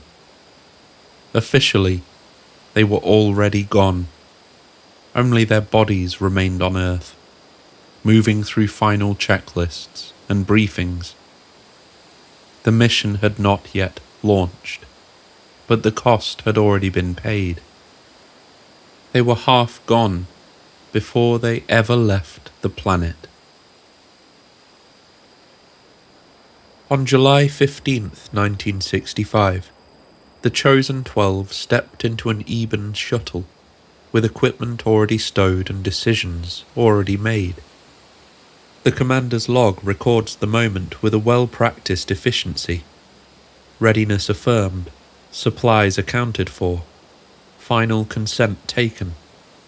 Everyone said go, and so they went.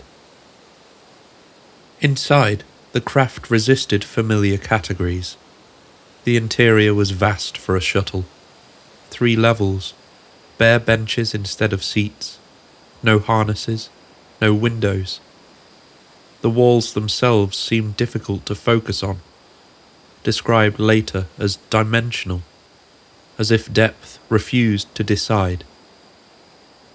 When the hatch closed, there was no view to watch recede. Their time on Earth ended without ceremony. The onset was immediate.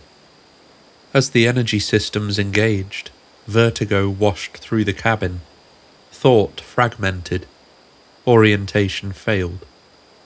The commander's last clear note from this phase is brief, almost apologetic in its clarity. I feel really dizzy now. I can't think straight.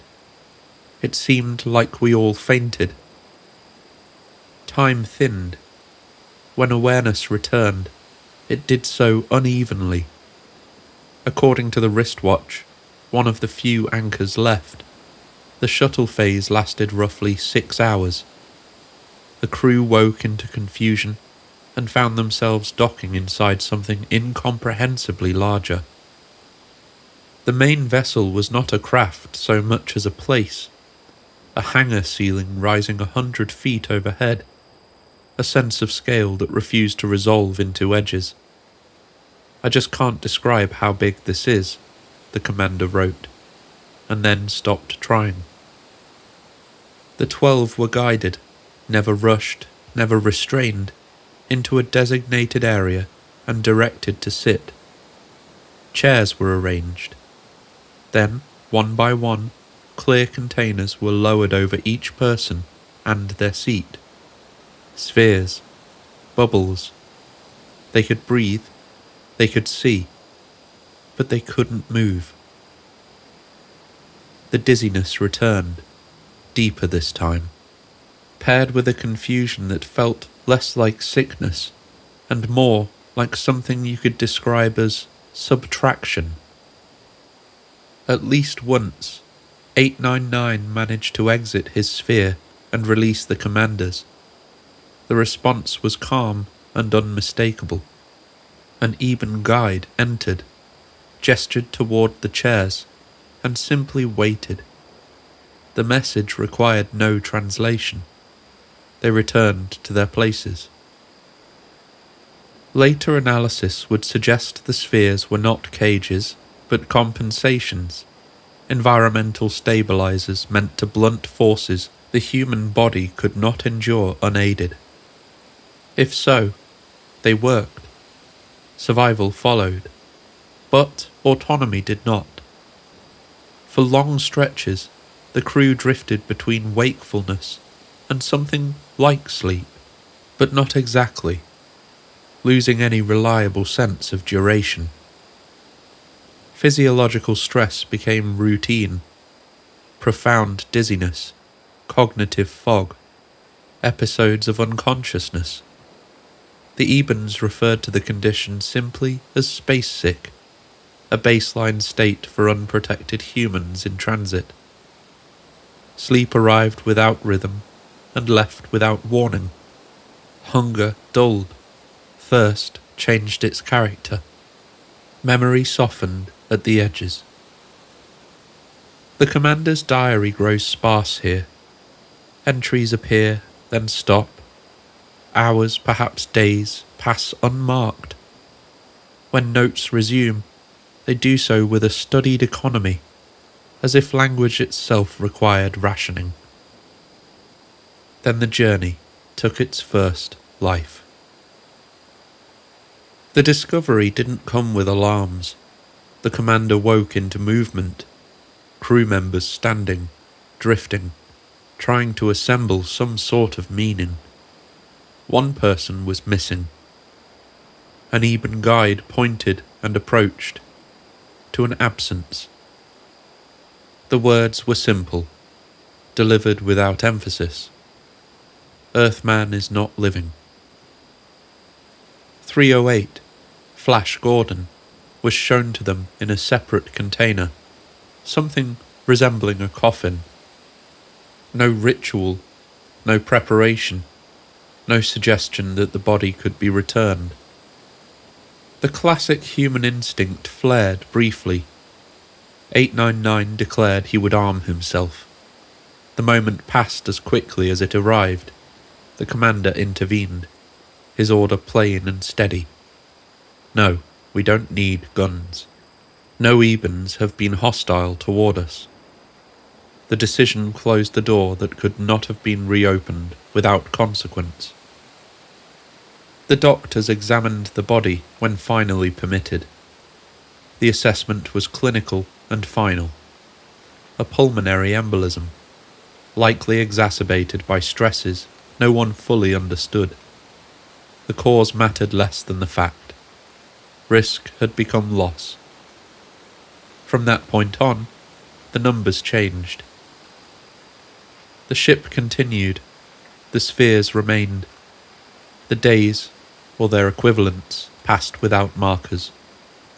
The crew adapted in small ways, standing longer when allowed, drinking when prompted, learning the contours of dizziness so it didn't surprise them anymore.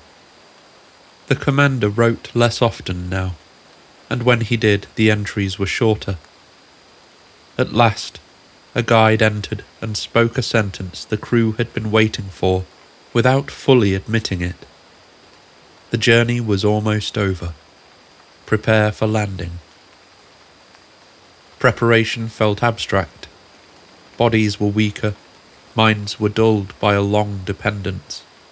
Time had stretched thin and become circular in its texture. They gathered equipment that had never left its straps and checked one another in the absence of mirrors. The tally was unavoidable. They had left Earth as 12. They would arrive as 11. The approach brought no view yet, no windows, no horizon to lean toward. But the announcement alone changed the room. Movement returned, tentative and careful. The sense of place and purpose began to thicken again. It was as if gravity was beginning to remember them. Ahead lay a planet that they had trained for but not imagined. Behind them, a journey that had already exacted its price. Arrival was close now. and they were fewer than when they began. When the hatch opened, the first sensation was light. Exposure. The sky above Serpo held two suns, one dominant and white, the other smaller and more distant, and together they erased the idea of shadows. Even before stepping down, the team was reaching for heavy protective glasses issued during training. Without them, the glare was overwhelming. Heat followed immediately. One of the scientists recorded the surface temperature at 107 degrees Fahrenheit. The air was dry and still, pressing in rather than moving through them. The ground underfoot was soil and rock, pale and compacted, stretching outward into low hills that could have belonged to the American Southwest. There was no visible vegetation at the landing site, no colour beyond earth and sky. It was, in a way, familiar. That familiarity soon proved deceptive. Serpo exists in a binary star system within the Zeta Reticuli constellation. The planet orbits its primary sun, while the second sun hangs farther off, never quite leaving the sky. There is no true night here. Darkness, as humans understand it, never fully arrives. A single day lasts approximately 43 Earth hours. A year stretches to 865 Earth days, and 2 moons trace slow, indifferent paths overhead. From the moment of arrival, they knew that their interpretation of time must change. They were met by a gathered crowd of Ebens, all dressed in uniform clothing. One figure stood slightly taller than the rest, and beside them was EBE2, already familiar, already speaking English. Through her, the welcome was delivered. It was brief, formal, no ritual, no celebration, just acknowledgement. The team was escorted into what appeared to be the central Eben settlement. The buildings were simple, constructed of materials resembling adobe or compacted mud.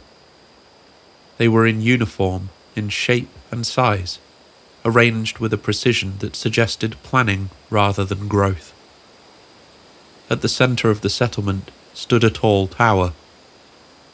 At its peak was a mirrored structure that caught the light from the suns and directed it downward onto symbols embedded in the ground. This, they would learn, was the clock. As light struck different markings, the entire community shifted in unison. Work began, work ended. Meals were taken. Periods of rest followed. Even religious observance occurred simultaneously, without deviation. The effect was striking. It was clear that time on Serpo did not belong to individuals. It belonged to the system. In the days that followed, the scientific work began. The team divided the planet into hemispheres and quadrants, mapping terrain and cataloguing environmental conditions. The southern hemisphere revealed extensive volcanic activity, fissures, extrusive rock, sulfur-laced water sources, and regions of harsh badlands cut by deep gullies. Some areas supported limited vegetation. Others were barren. Any standing water often carried heavy metals.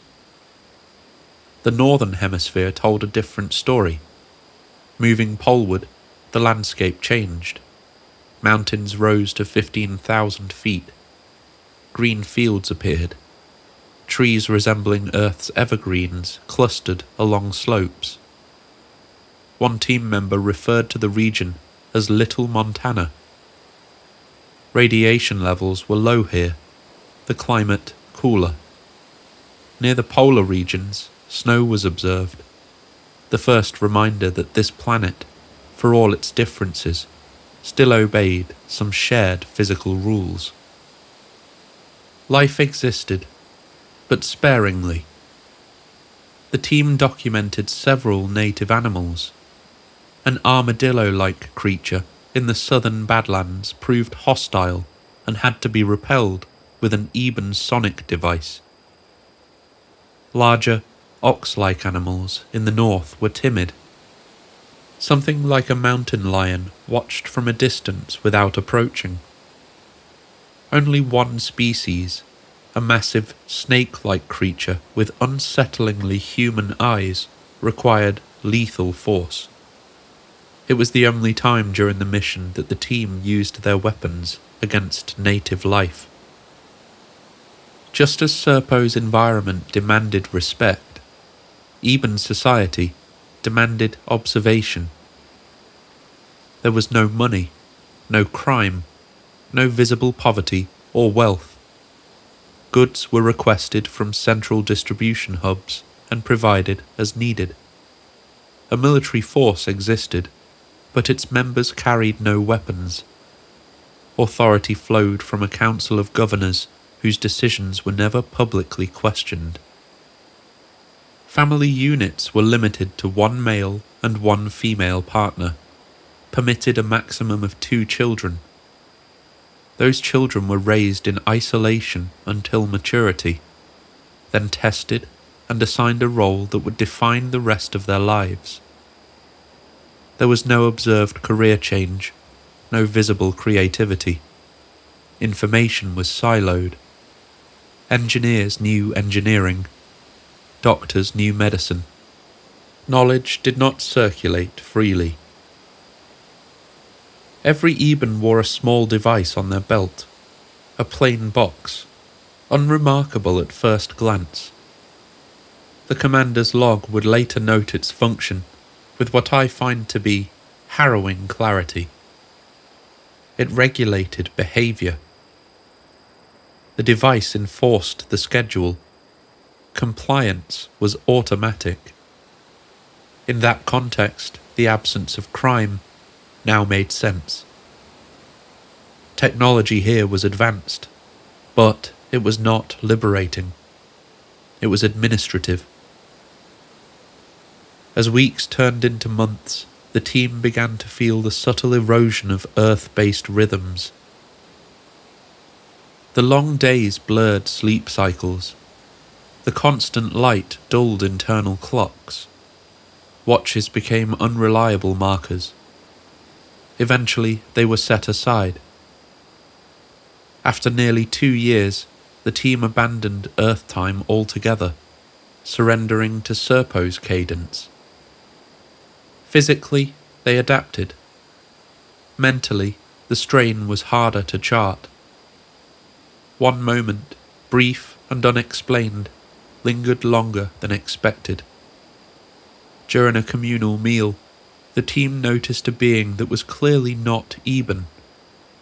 It was larger, with long arms and legs, moving in a way that suggested floating rather than walking. When asked, EBE2 offered a simple explanation. "No Eben," she said. "Just visitor, like you." She pointed to a map, indicating a planet named Quarter, then gestured to Earth. The 2 locations were described as very close. No further explanation was given. The subject was not revisited. But the implication remained.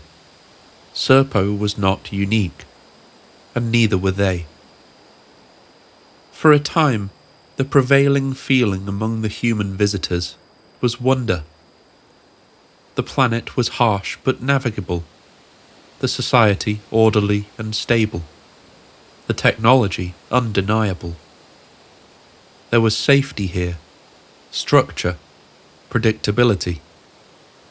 A civilization that had solved problems humanity still struggled with. Scarcity, crime, chaos. even if it had done so at a cost. Only later would the fractures begin to show. For now, standing under two suns that never truly set, the team found themselves caught between admiration and something quieter. A recognition that they were witnessing a functional world, one that worked, even if it did not feel like a place a human mind was meant to stay. Serpo did not greet them as paradise, but it did not greet them as hostile either. And that, somehow, felt more uncomfortable. The journey to Serpo itself had taken its toll. The loss of 308 during transit lingered heavily, but once the team was established on the planet, life settled into something resembling stability. The environment was harsh but manageable. The society rigid but understandable. For a time, survival felt assured. Then the deaths began to happen, on the planet itself. The first was 899. His death came suddenly, the result of an accidental fall. According to the team doctors, it was instantaneous. What followed shaped the crew's understanding of their hosts. The Ebens responded immediately, organising a formal ceremony identical to the one performed when an Eben died. These were gestures of sympathy, a shared stillness. The commander would later describe it as respectful, even affectionate. For the humans, it was reassuring. It suggested that beneath unfamiliar customs and strict social control, there existed something recognisably humane. When Doc 2, team member 754, later succumbed to pneumonia, the loss carried a quieter weight. Illness had always been an accepted risk. His death was mourned without incident, absorbed into the growing ledger of sacrifice that came with living on another world. Together, these moments shaped an assumption. Death here was treated with respect. That assumption, however, would not survive what came next. From the moment they arrived, the commander had made repeated requests for the body of 308, the pilot who had died during the journey. The request was not political. It was a personal one. A desire for burial, for ritual, for closure. Each time the response was polite but evasive. The body was in storage. It could not be released. At first, this was attributed to protocol, cultural difference, delay. But as weeks passed, the refusal hardened. When the issue was escalated to the Eben leader, the answer was firm. The body would not be returned. No explanation was ever offered beyond that. The impasse grew heavy, stretching diplomatic patience thin. EBE-2, their constant mediator, appeared genuinely distressed. At one point, she used the English word beg, not as a manipulation, but as an expression of her own frustration at the widening gap between the two sides. So eventually, a meeting was arranged. An Eben doctor, fluent in English, agreed to speak with the commander. What he said was delivered without hesitation, without apology, and without any sign that he understood why the words would land the way they did. The body of 308 had been used for experimentation. The Ebens considered it an honour, a rare opportunity. His blood and organs had been utilised, quote, to create a type of cloned human being, The original body, the doctor explained, was gone. There was no deception in his words, no attempt to soften it. The commander would later note, with growing clarity, that the doctor was not lying, and that, perhaps, the Ebens themselves did not know how to lie. Demand followed revelation. The commander, accompanied by 633 and 700, insisted on seeing the facility where this work had been done. After a pause that felt like an administrative calculation rather than a moral one, permission was granted. The laboratory was windowless and silent. They were led first into a large room lined with glass containers, bathtubs almost, each holding a biological specimen. The Eben doctor explained that these were creatures brought from other planets for study. When asked whether they were intelligent, EBE-2 clarified the distinction. These were, quote, animals, not sentient life forms. Beings like humans were categorized differently. The commander's log records what followed with what I would call creative precision. A porcupine-like creature lay motionless, a tube inserted into its body, leading to a device beneath the container. Nearby, a 5-foot-long being with a large head and deep-set eyes had arms without elbows and hands without fingers. Another specimen was limbless, its skin blood-red and blotched, emitting a strong odour. Then there was a pale humanoid form, white, wrinkled skin, a narrow neck, curled limbs, and feet with 3 toes. The commander found it increasingly more difficult to continue looking. They were then led into what the doctor called the growing room. Here, Eben-style beds held living forms. These beings were not ill. They were being lived, a term EBE-2 translated as grown. When pressed, the doctor explained that they were cultivated using biological components from other beings, assembled and sustained much like plants. It was here that they were shown the result of the work done on 308. The hybrid lay still but breathing, larger than a human, resembling an Eben in form, but unmistakably altered. Human-like hands and legs attached to an otherwise alien body. It was alive. It was the continuation of something that had once been a person. The commander's expression changed, permanently. In his diary, he would later write that the Ebens were not the humane civilization they had believed them to be. And yet, even then, he stopped short of calling them cruel. The truth was more difficult than that. They were procedural. From the Eben perspective, the doctor explained, a non-living body was no longer a being. It was biological material. To use it for study, to create new life, was not desecration. In a way, it was its purpose. There was no concept of consent applied to the dead, no sacred boundary around remains. Utility replaced sentiment. Protocol replaced grief. This realization recontextualized everything that had come before. The ceremony for 899 had not been compassion in the human sense. It was a response triggered by circumstance. His death occurred publicly, on the planet's surface, activating a cultural script.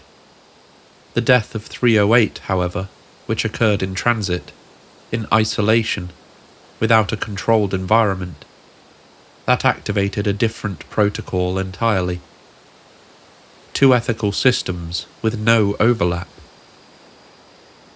EBE2's behaviour now made a different kind of sense. Her sorrow had been genuine, her pleas sincere. Compassion, it seemed, could exist alongside procedures that humanity would find unbearable. The mission did not end. It did continue. But something essential had fractured. Standing on Serpo, beneath two suns that never fully set, the team came to understand a truth no amount of preparation could have supplied. The universe may be inhabited. It may be ordered. It may even appear to be welcoming. But it's under no obligation to be moral. And once you make contact, that cannot be undone. The return to Earth did not come when they expected it to. By the time preparations were made, it had already been decided that the mission was over. Its objectives were not complete, but the cost had become cumulative. The team had been on Serpo for what they understood to be around 10 years. According to even timekeeping, the exchange agreement had been honoured in full. The journey home retraced none of the wonder of departure. The containment spheres returned. The disorientation followed. The commander's diary, which had grown thinner with time, offers only fragments from this period, references to sleep that never felt like sleep, to the quiet resignation of bodies that no longer resisted what they were asked to endure. When the craft finally entered Earth's atmosphere in August of 1978, 13 Earth years had passed, 3 more than planned. The hatch opened at a secure site in the western United States, far from any place the public might notice. There was no audience, no announcement, just a checklist and a line of personnel waiting to count. Only 7 figures stepped down. The accounting was brief and exact. 1 had died in transit, 308, lost on the way out, his absence now part of the mission's foundation. 2 had died on Serpo itself, 899 killed in the fall, and 754 claimed by pneumonia. 2 others had made a different choice. They elected to remain on Serpo. Their reasons recorded were never disclosed. Whether that decision was born of attachment, exhaustion, or a belief that Earth was no longer home is left unresolved. And so 7 returned. They were thinner, older, changed in ways that were difficult to catalogue. The first thing several of them noticed was the sky. It seemed darker than they remembered, darker in texture, heavier. The stars felt farther away. For a moment, brief and unspoken, there was a sense that they had come back to the wrong version of the world. They were immediately placed into quarantine. For a full year, the 7 lived under observation. Medical examinations were constant. Psychological assessments followed. Every memory was documented. Every inconsistency noted. The debriefing was conducted by the Air Force Office of Special Investigations, and they were exhaustive. What the team provided was staggering. More than 3,000 pages of written reports, over 5,000 audio recordings, thousands of photographs, environmental data, sociological observations, biological notes, technical descriptions that could not be fully translated into existing frameworks. And then, of course, the material disappeared. Not destroyed, at least not officially, just sealed away. classified beyond reach. Portions were reportedly distributed among intelligence and defense departments. Others were archived without clear indexing. None were released publicly. No images surfaced. No recordings leaked. The men themselves became the final containment vessels. When quarantine ended, there was no return to military service, no reintegration, no public reinsertion. Each was given a new identity, a cash settlement, and instructions that were never written down. They were told simply to live quietly. The years that followed were not kind. The radiation exposure from Serpo's 2 sons had left its mark. Illnesses appeared early and progressed quickly. Cancers, immune failures, conditions that resisted treatment. One by one, the 7 died throughout the 1980s, their deaths recorded under names that did not connect back to anything at all. The last of them, the commander known only as 102, Skipper, died in 2002. With him went the final living witness to the exchange. No marker was placed, no acknowledgement issued. The mission ended as it began, without the public's consent, without record, and without closure. 12 people left Earth in secret. 7 came back. None were ever meant to be known. Their road home did not lead back to belonging. Somewhere between departure and return, the idea of home itself became uncertain, a place remembered differently by those who had seen another sky, another 2 suns, and learned that coming back does not always mean arriving where you began. You may have noticed that something shifted along the way tonight. Up until the moment the mission departed Earth, I tried to stay analytical, careful. I drew parallels where they appeared naturally between Project Serpo and the wider landscape of UFO lore. Roswell, Zeta Reticuli, familiar names, familiar patterns. It felt appropriate to pause, compare, contextualize. But once the journey began, I found that became harder. As the story moved away from Earth, away from documents, hearings, and rumour, it stopped inviting interruption. The experience itself, for me, took over.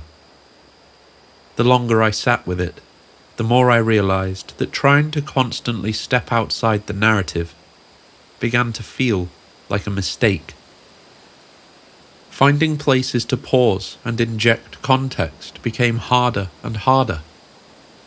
Eventually, it became impossible. And rather than seeing that as a failure, I realised it was actually something important. If you don't mind, I'd like to explain why. The Lord of the Rings is one of my favourite film trilogies. I've watched all of them multiple times. I've read the lore, the appendices, the histories.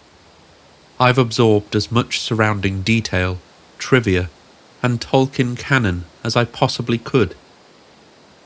But for someone watching The Lord of the Rings for the first time, the last thing they would need is me stopping the movie every 5 minutes to explain something. That story is meant to be experienced in one way. Uninterrupted. That's the same feeling Project Serpo gave me. It's a richly textured story filled with vivid imagery and emotional weight, told in a way that flows remarkably well. For anyone with even a passing interest in science fiction, it stops feeling like fact very early on and becomes something else entirely. a compelling narrative worth listening to on its own terms, uninterrupted. And now that we're here at the end, I'd say it's likely you've reached the same conclusion I have. And if you haven't, that's great. Let me have it in the comments. Because my view is this: Project Serpo is a fantastic tale. But is it true? No. It borrows too much, and it borrows too deliberately. And it does so exactly as a piece of creative writing should, if its goal is to embed itself into the halls of ufology, which it has done successfully. Look at what it draws from. Roswell, Colonel Philip Corso's Ebens, Zeta Reticuli, the Lonnie Zamora incident, the Holloman Air Force Base landing, the Yellow Book, Dan Burrish, hybridization narratives, even the number of human participants. 12. 12 majestic men. Project Serpo pulls from nearly every major vein of UFO lore, some more credible than others, and weaves them together into a single cohesive story. And because of that, it feels real, or at least real enough. Does that mean there are no truths buried within it? Not necessarily. It's entirely possible that fragments of reality exist within the narrative. But in my opinion, those fragments were not used as revelations, but rather as scaffolding, details chosen specifically to support and strengthen a fictional structure. Project Serpo has had its fair share of UFO celebrities testifying to its authenticity. Among them, Richard Doty, who has even been linked, allegedly, to the original forum messages themselves. I don't have a personal verdict on any of that. Because at the end of the day, if someone truly possessed that level of detailed knowledge about one of the most classified events in human history, they would not be in a position to write a serialized forum post about it. Real whistleblowers don't arrive with complete stories. They arrive with fragments. They arrive constrained by compartmentalization, knowing certain things very clearly and being completely blind to others. That limitation isn't a weakness. It's the mark of authenticity. It's frustrating for those inside the system, and even more frustrating for those outside of it. But someone with the level of knowledge claimed by Anonymous wouldn't experience that knowledge as a burden. It would be power, and power doesn't usually present itself as a cross to bear. Still, despite all that, my feelings towards Project Serpo are not dismissive. They're actually appreciative.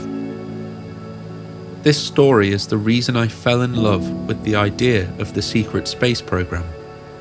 Not because it convinced me. It inspired me. It invited me into a universe that felt vast, procedural, strange, and quiet. And that's where I like it. Maybe that's enough. Because when we look up at the night sky, we're faced with numbers that refuse to be comforting. Hundreds of billions of stars in our galaxy alone. Billions of galaxies beyond that. Even conservative estimates leave room for countless worlds where life could emerge and interact with each other. The universe is large enough to hold truths we haven't even imagined yet. And whether Project Serpo is fiction, disinformation, or something more complicated than either of those, it reminds us of that scale. So thank you for spending this time with us here at the Dreamland Motel. If you enjoyed this episode, you're welcome to like it, subscribe, and let me know what you think about Project Serpo down below. Until next time, check in, tune out, and keep dreaming.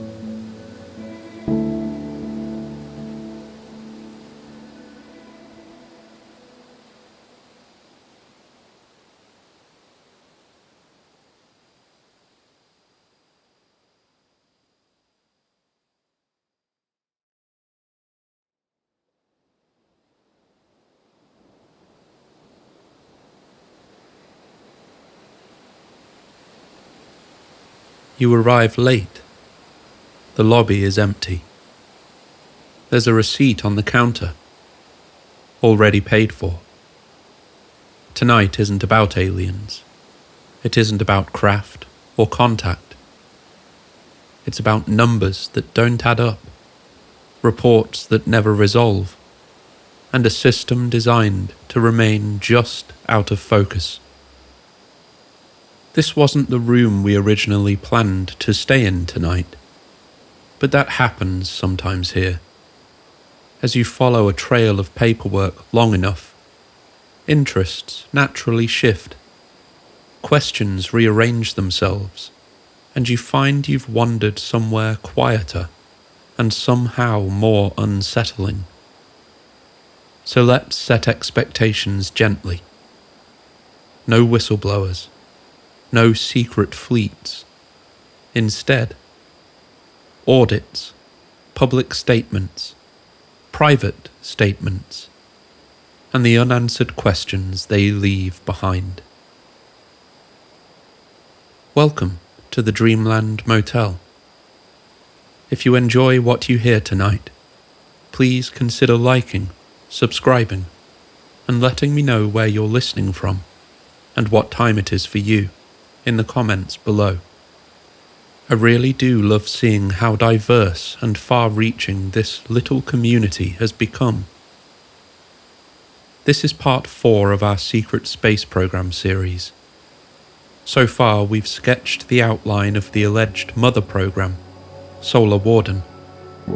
We've peered behind the curtain, examining the man-made UFOs said to take us to the stars. And we've sat quietly with Project Serpo, a likely fictional, yet deeply fascinating story, pieced together from very real elements found throughout the wider ufology lore. Tonight, though, I'd like to come a little more down to earth. Let's plant our feet firmly on terra firma and turn our attention to something demonstrably real. The black hole in the defense budget, where the secret space program line item may exist, who has looked into it before, and where one might look to find clearer answers in the future. Join me as we explore beyond the black budget.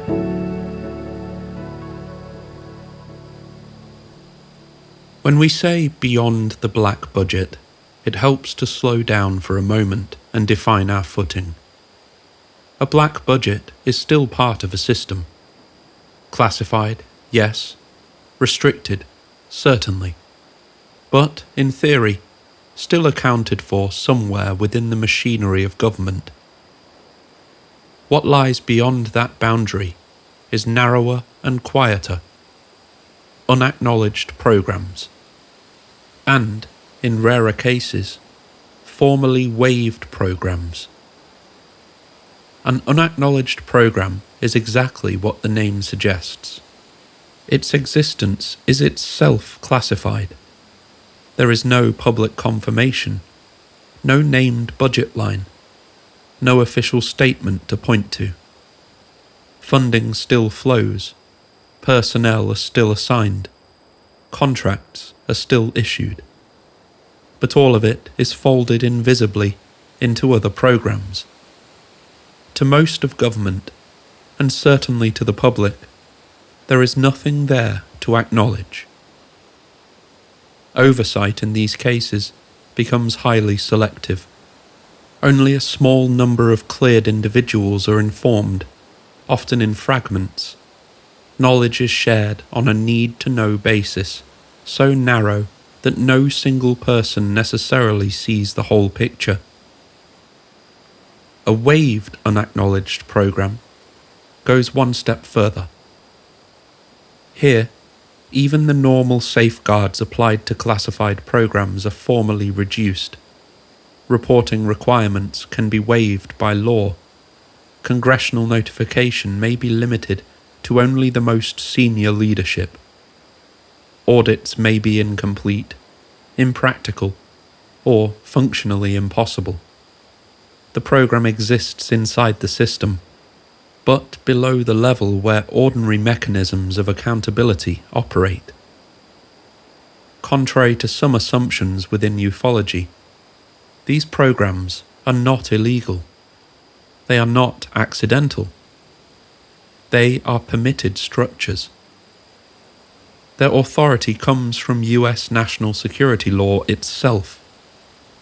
Over decades, Congress has granted the executive branch the power to create special access programs when standard classification is judged insufficient. Within that framework, programs may be designated unacknowledged and, in rarer cases, formally waived, through written authority and signed determinations. Oversight, at least in theory, does not disappear entirely, but it does contract. And once it contracts far enough, a program can remain lawful, funded, and active, while leaving very little behind for anyone else to see. No paper trail that can be easily followed, no clear doorway to knock on, sometimes not even a name. This is the space people gesture toward when they say, beyond the black budget. A place of little spectacle with narrowing visibility, so much so that the questions themselves struggle to find somewhere to land. To be clear, this isn't speculation. It's how the architecture is designed. And to understand why this matters, we now need to talk about scale. In recent years, total US national defense spending has hovered just under, and now beyond, $800 billion annually. Depending on how it's counted, the figure often exceeds that once related national security programs are also included. It is the largest military budget on Earth, by a wide margin, administered by the largest organization on Earth. And that organization has a problem. Since full department-wide audits began in 2018, the US Department of Defense has never passed one. Year after year, independent auditors have returned the same conclusion, a disclaimer of opinion. In accounting language, that phrase carries a specific meaning. It doesn't accuse, it doesn't allege wrongdoing. It simply states that the auditors cannot determine whether the financial statements are accurate because sufficient documentation does not exist, or cannot be reliably traced. Across these audits, the numbers involved are vast. Trillions of dollars in assets, trillions more in liabilities. Hundreds of systems, databases, and accounting pathways that do not speak cleanly to one another. Officials within the Department of Defense have acknowledged this openly. Public statements describe the challenge as one of scale, legacy systems, and complexity. Progress is often framed as incremental, measured in percentages rather than resolutions. And that framing is worth pointing out, because what we're observing here is not a scandal actively unfolding. It's simply the state of play, a condition that we've settled into, and apparently accepted. When auditors report dozens of material weaknesses in internal controls, they are describing a system where money moves faster than records can follow, where responsibility diffuses across departments, contractors, subcontractors, and classifications, where the trail grows faint long before it reaches anything extraordinary. In this environment, the phrase unaccounted for doesn't mean vanished. It means unsupported, untraceable. It means the paperwork ends before the spending does. And when oversight is already strained at this level, with programs that are fully acknowledged, the implications for unacknowledged and waived programs becomes easier to understand. Oversight relies on visibility. Audits rely on documentation. When those elements weaken, the gap is filled with nothing but silence. This is why the discomfort here doesn't come from dramatic claims or hidden technologies. It comes from the quiet admission that the largest military institution ever assembled cannot always explain in detail where its resources are, how they moved, or who ultimately signed off at every step. There's no crescendo in this realization, no grand reveal, just a pause. And in that pause, a question naturally settles in. If this is what we can see, what happens in the places we can't? Now, before we go any further, it's worth pausing on something that often gets lost in the noise. Technically speaking, the United States already operates what could fairly be called a secret space program. Not in the sense of hidden fleets or interstellar patrols, but in the simpler, more literal sense of classified space activity, funded through the black budget, concealed for decades at a time, and only acknowledged long after the fact. This isn't conjecture, it's history. From the very beginning of the space age, space was never purely civilian. It was strategic, observational, clearly competitive, and often deeply classified.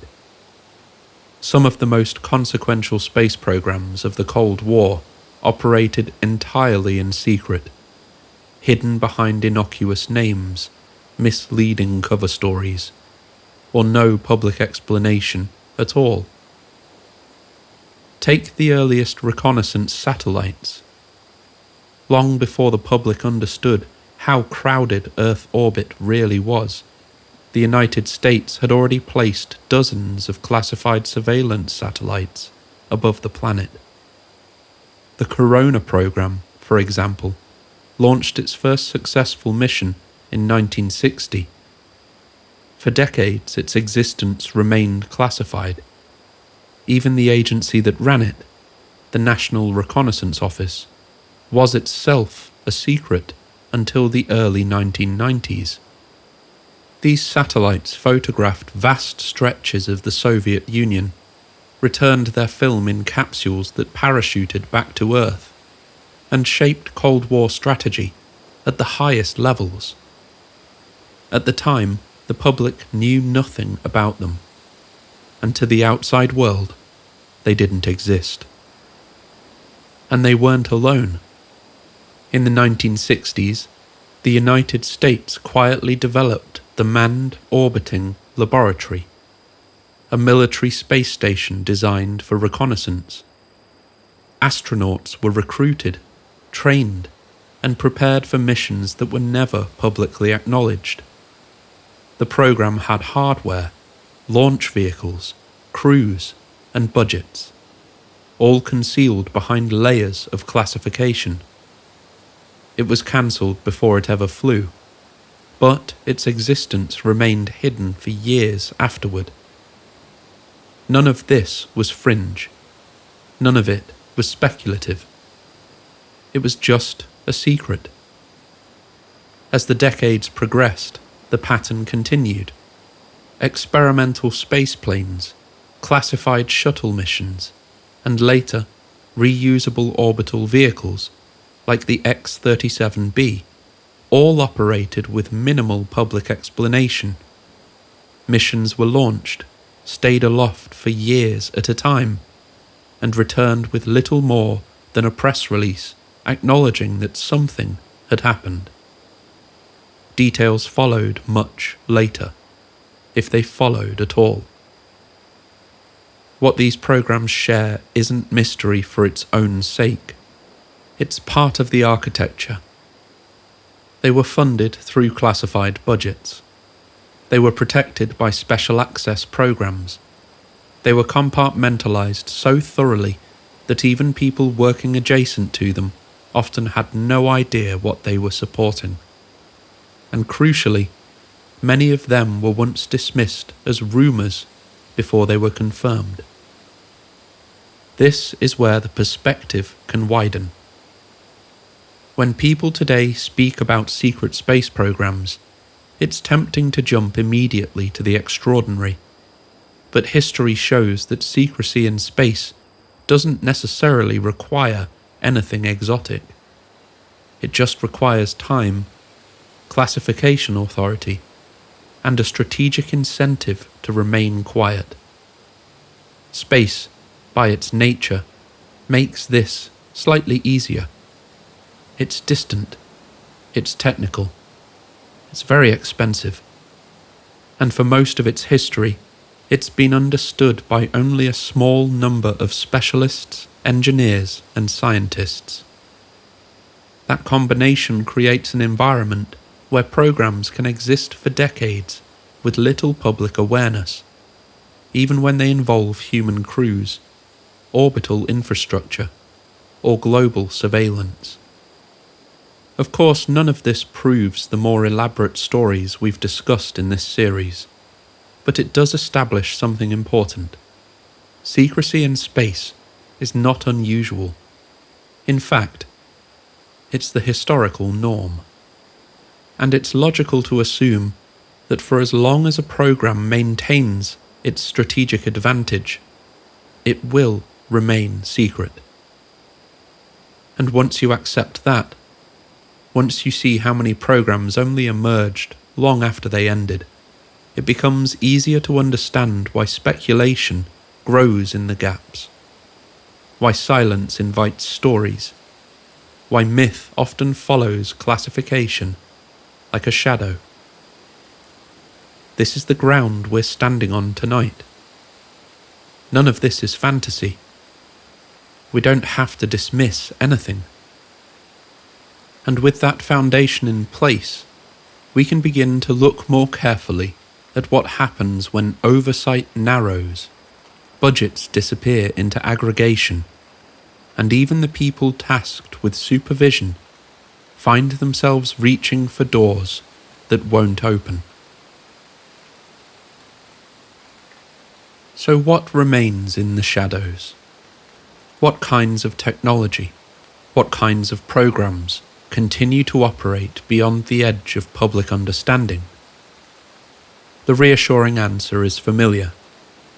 Even unacknowledged special access programs, we're told, still sit within a framework of congressional oversight. The oversight is narrow, access is extremely limited, briefings are restricted. But the structure exists. Rules are followed. Authorizations are signed. Everything proceeds within the boundaries of the law. Right?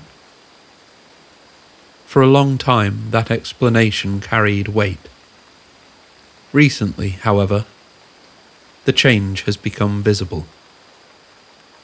If oversight were functioning smoothly, even in its most constrained form, there would be little reason for what we're seeing now. There would be no need for repeated public UAP hearings, no reason for legislators to speak openly about their difficulty obtaining information they believe falls under their authority. Yet those statements are now on the record. Members of Congress have said repeatedly that they are encountering barriers when attempting to understand certain programs. In some cases, the difficulty appears before questions of content are even reached. Access stalls much earlier, even at the level of acknowledgement. An uncomfortable tension has been created, and I believe I know where. One explanation appears again and again in historical precedent: the gradual movement of sensitive programs away from direct government custody and into private, corporate environments. This process is well documented. Across decades, large portions of classified research, development, and infrastructure have been transferred to private contractors. These environments operate under different rules. Financial records are proprietary. Internal documentation is protected by trade secret law. Oversight flows through contracts rather than committees. Private entities are not subject to private records requests. Their accounting is not designed for public scrutiny, and their internal decisions are shielded from view by default. Over time, this creates distance. This context is explored in unusual depth in a document known as Sub Rosa, written by my good friend Rob Jones. It examines the financial and corporate structures that allow legacy classified programs to persist across generations through mergers, acquisitions, subcontracting, and legal insulation. The full document is one of the most detailed technical treatments of these structures available anywhere online, and I'll link Rob's Substack in the description for those who want to explore it further. We don't need every detail here, and frankly, I'm not sure I have the intellectual capacity to convey Rob's ideas with the intensity he is able to do himself. But the central idea is enough. When secrecy becomes embedded in private corporate systems, oversight can lose cohesion, authority fragments, visibility narrows. Even well-established mechanisms struggle to assert themselves. Seen through this lens, recent developments begin to align nicely. Public UAP hearings take on a different character. Legislative efforts to define reporting requirements begin to look persistent rather than symbolic. Repeated attempts to include UAP-related language in annual defense bills suggest sustained concern. One element stands out in particular: provisions related to eminent domain. Proposals that would compel the transfer of certain technologies or materials back into government custody have appeared, stalled, and quietly disappeared again. Their repeated difficulty suggests friction at the boundary between public authority and private control. This resistance does not require extraordinary explanations. It fits a familiar pattern. Secrecy can remain lawful while becoming increasingly difficult to govern. Programs can continue to operate within legal frameworks while drifting beyond effective oversight. Over time, responsibility disperses and clarity fades. This is why the conversation has surfaced now. It isn't driven by proof of extraordinary claims. It's driven by uncertainty around authority, access, and accountability. When oversight strains long enough, the response becomes visible. Hearings are held, language is proposed, and jurisdiction is asserted. Lastly, pressure points leave traces. One such trace takes the form of a memo. Often referred to as the Wilson-Davis Memo, it entered public awareness years after it was written. It surfaced quietly among the personal papers of Apollo astronaut Edgar Mitchell, following his passing, and circulated privately before becoming widely discussed. Its significance comes from the situation it describes, rather than any conclusions we can draw from it.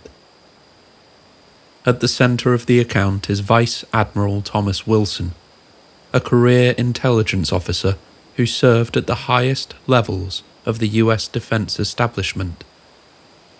At the time described, Wilson held senior positions within the Defense Intelligence Agency, roles that ordinarily carried statutory authority to review and oversee special access programs operating under extreme classification.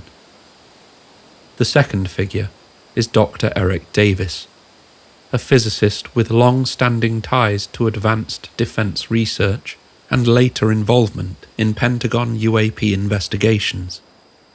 According to the document, Davis recorded a conversation in which Wilson recounted events that had occurred several years earlier. Those events began as routine inquiry. Wilson had attended a briefing related to unidentified aerial phenomena. The subject stayed with him. Following established procedures, he attempted to trace related programs through official channels. Database searches and internal references led him toward a highly restricted program associated with a major aerospace contractor, a program nested within multiple layers of classification. As the inquiry continued, progress slowed. Responses became measured. Meetings were postponed. Eventually, Wilson was directed toward a small group responsible for managing access to the program. According to the memo, this group acknowledged his credentials. His rank was understood. His clearances were valid. Access, however, was still denied. The language recorded is administrative in tone. Wilson was informed that he was not included on the approved access list. That list, sometimes referred to in classified environments as a bigot list, determines who may be briefed and who may not. At one point, the explanation narrowed to a single phrase: "You are not cleared." The weight of this moment comes from its context. This was a senior intelligence official attempting to exercise oversight over a program he believed fell within his authority. The refusal did not escalate. It didn't trigger review or arbitration. It concluded the inquiry. According to the memo, Wilson raised concerns through additional channels within the Pentagon. The response suggested closure. The access restrictions remained in place. The matter ended there. But not without warning. Wilson was advised that continued attempts to pursue the program could carry consequences, including potential impacts to his position, his clearance, and his pension. Clear boundaries were outlined. The expectation was understood. What remains is the friction itself. A system designed to centralize authority encountered a boundary it could not pass. Oversight had narrowed to a point where individuals charged with supervision could still be excluded. The memo doesn't require acceptance of any specific program or technology. Its relevance lies in the pattern it reflects, a point where compartmentalization and access control overrode hierarchy. Authority, rank, and clearance did not result in entry. Whether the account is interpreted as accurate, incomplete, or disputed, the scenario aligns closely with the structures explored throughout this episode. waived programs, contractual control, oversight reduced to an absolute minimum, questionable legality, visibility constrained by design. The document that emerged from the personal belongings of an Apollo astronaut is not proof of anything beyond the fact. Still, its quiet journey, from private conversation to personal archive to public discussion, and finally to congressional record, mirrors the path of so many stories that circulate around secrecy and space. The door was located, it was approached, and it remains closed. Attacking the structure of this secrecy, it appears, is impossible from the outside. But what about from the inside? So far tonight, we've looked at secrecy from the outside, at budgets that don't resolve, at oversight that narrows, at doors that remain closed even to those with the required rank and authority. Pressure inside a system doesn't only accumulate at the top, it gathers internally as well. Every classified program is built on silence. That silence is formalized through contracts, clearances, and law. Those who enter sensitive programs understand this from the beginning. Non-disclosure agreements are explicit. Penalties for violation are clear. Loss of clearance, loss of career, and criminal prosecution are all written into the framework. For many, this arrangement is sustainable. The work is presented as serving national security. Oversight is assumed to exist somewhere higher in the structure.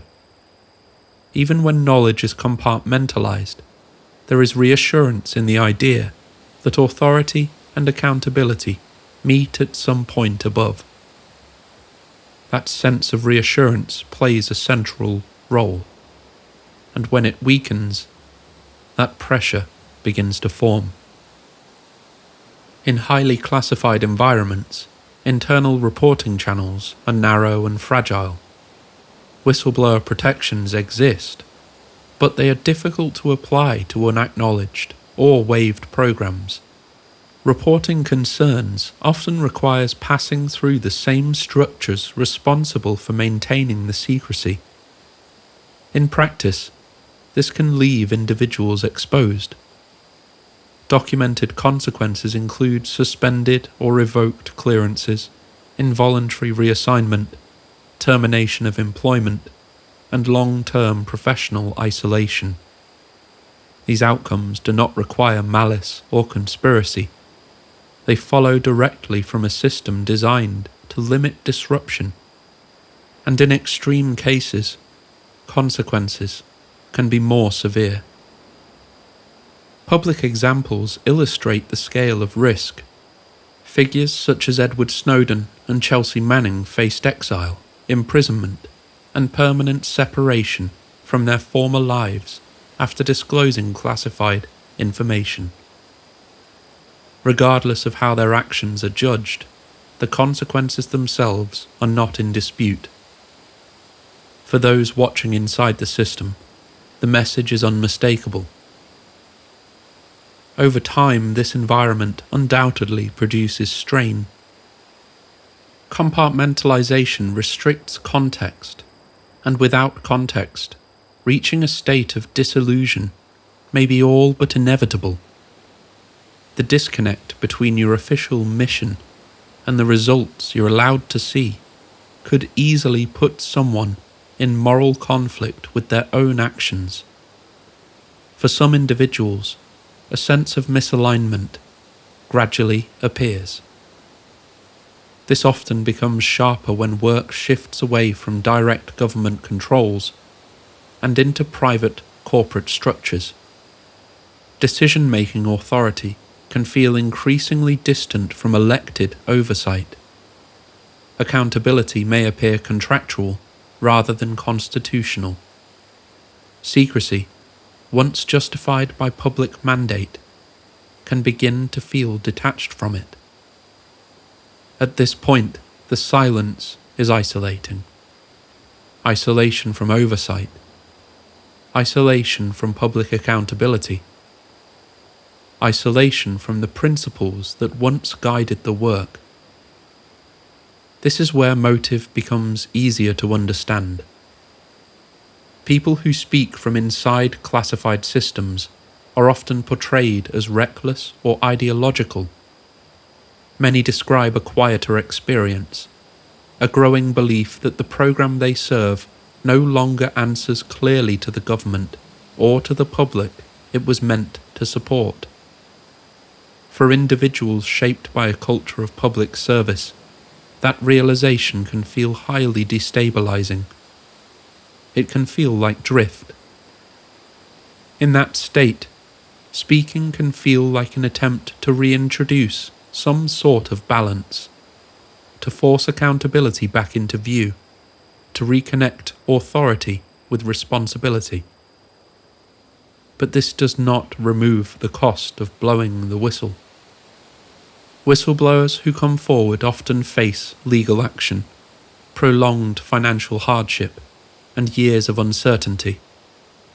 These outcomes are well documented.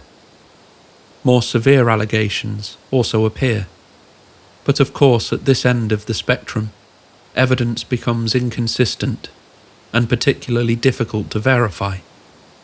But with the stakes stacked so high, it's easy to assume that what's known as wet works does enter the frame eventually. Whatever the consequence, the system clearly strongly discourages disclosure, and it does so effectively, which is why whistleblowing is so rare, and why, when it happens, the internal strain is clear for everyone to see. But unfortunately, what remains unclear, at least to the public, is the proof of extraordinary claims and the confirmation of hidden technologies. So for the time being, it seems whistleblowing functions as an indicator rather than a solution. When internal channels feel exhausted or as shut down as Wilson's attempts. When individuals believe alignment has been lost. Placed alongside the memo, the pattern comes into focus. Those inside the program are just as shut out as we are. Oversight encounters resistance from above. Conscience encounters constraint from within. The system continues to function under this tension until, at some point, that tension becomes too much to bear.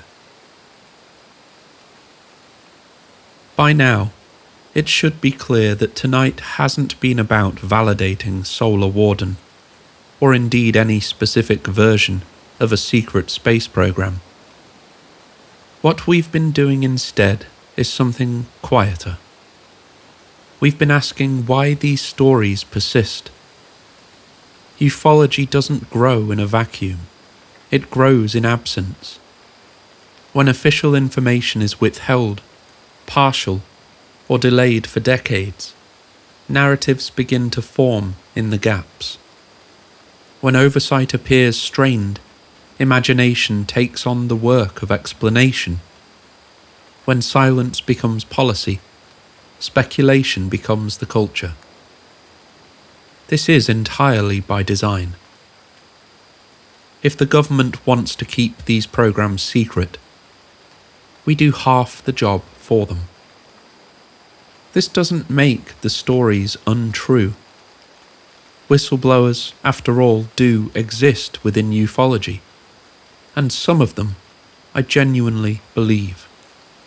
But what I intended to show tonight is that we don't necessarily need them to logically assume that a secret space program likely does exist to this day.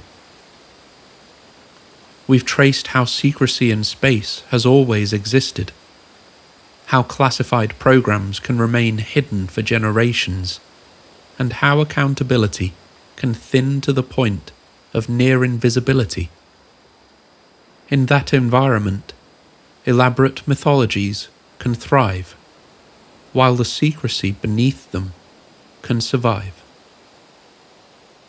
The US military-industrial complex, working in lockstep with an enormous defense apparatus, has created a system capable of extraordinary secrecy. After our journey through the history of acknowledged secret space programs tonight, we've seen how long things can remain hidden, how carefully knowledge can be contained, and how effectively silence can be enforced. So with all of that in mind, it becomes harder to assume we've been told everything. I wouldn't take that bet. Trillions of dollars have moved through black budgets since audits began. Technology hidden for decades, only emerging when its strategic relevance has faded. Oversight has narrowed, authority has diffused, responsibility has grown harder to locate. There's a widely circulated quote attributed to Ben Rich, the former head of Lockheed's Skunk Works. We now have the technology to take E.T. home. Whether he said those words exactly as remembered is open to debate. What matters is how little disbelief they now provoke.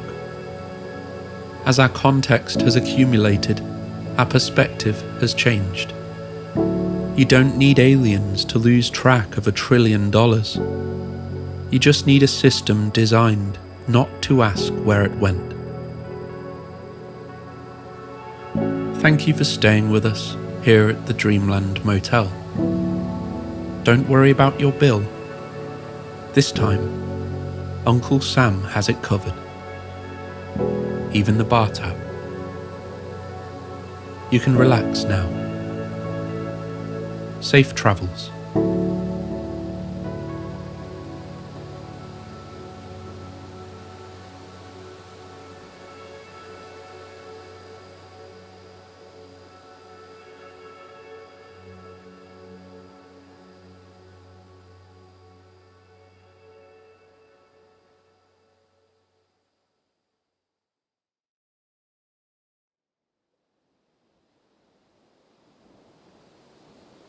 A good motel is good at holding time strangely. You've noticed it. The way a corridor can feel like it belongs to more than one decade at once.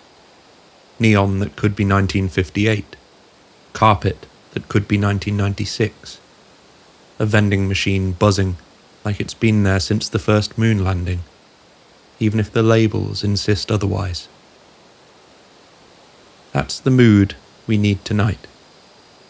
Because we're going to travel through history, using an object that behaves the same way. Die Glocke, the bell. Here, it serves as a vehicle, something that moves. It doesn't sit still in history the way a documented artifact does. It passes through decades wearing different coats. In one telling, it's a late-war Wunderwaffe hidden under the mountains. In another, it's a post-war prize, carried away, stamped, and quietly misplaced. In another still, it becomes a shape people think they recognize in a falling fireball over Pennsylvania, matched long after the fact. A bell that appears out of order.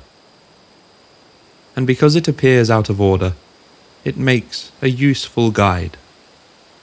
Now before we go any further, something needs to be set down gently. Tonight's subject moves through difficult terrain. War, ideology, propaganda, secrecy, and the human cost beneath it all. The beliefs and worldviews we encounter are presented for context and understanding only. They appear because they exist in the record, and because their stories continue to echo to this day. If that feels heavy for this hour of the night, it's always okay to pause, or step back, or choose another door along the corridor. So tonight, we'll let Die Glocke carry us, slowly, along the chronological path through what's often called the Nazi secret space program narrative. And before we continue, if these late-night walks through strange history keep you company, you're welcome to like, subscribe, or even leave a comment. And I'm pleased to announce that the Dreamland Motel theme music, along with other tracks written for this world, is now available in full, for free, on the Xander Jones YouTube channel. A side building, perhaps, for ideas that don't quite fit the rooms. Link in the description. Now, let Die Glocke move first, and we'll follow it back to where the stories say it begins. Before the banners, before the salutes, before history tightened itself into dates the world would remember forevermore, the story places the bell earlier, in a softer, stranger time, when power had not yet claimed the narrative, and ideas were still loose enough to be developed further. According to later researchers, the origins of what would eventually be called Die Glocke do not begin with the Third Reich at all. They begin in a mythic gestation period, a space of sketches, seances, marginal notes, and private convictions, where technology, spirituality, and longing were not yet sorted into separate drawers. In the secret space program narrative, this period stretches all the way back into the late 19th century. Here, the figure of Charles Delchaux appears, an inventor and artist whose aeronautical sketches, preserved in notebooks, depict strange, bell-shaped craft and elaborate propulsion systems decades before powered flight becomes ordinary. The story describes Delchaux as connected to German-speaking aeronautical circles, sometimes referred to as the Sonora Aero Club, suggesting a lineage of ideas that predates modern aerospace engineering. Within the myth, these drawings function as ancestral memory. They're treated as evidence that the bell's shape did not emerge suddenly in wartime secrecy, but existed already as a form waiting to be rediscovered. The sketches are not presented as blueprints in the modern sense. They act more like echoes, proof that certain configurations recur in human imagination long before they become feasible, or claimed to be feasible. As we drift through our timeline into the 1920s, the narrative shifts from paper to people. Germany in this period is portrayed as fertile ground for esoteric experimentation. Economic collapse, political fragmentation, and a wounded national identity leave space for metaphysical explanations. According to later researchers, such as Len Kasten, this is when the bell's story moves from inherited idea to active pursuit. Enter the Vril women. In the secret space program narrative, they appear as a small circle of psychic mediums operating independently of political movements. Their focus, as the story tells it, is contact, specifically with a civilization associated with the star Aldebaran.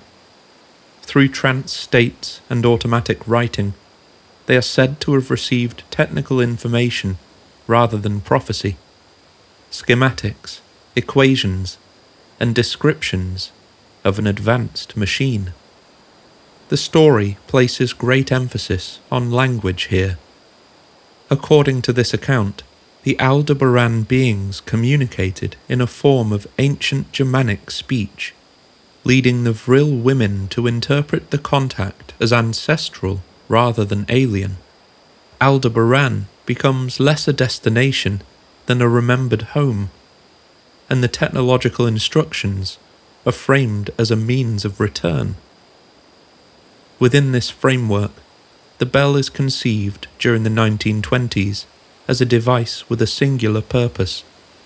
In Kasten's version of the narrative, it functions as a teleportation or trans-dimensional machine rather than a weapon or aircraft.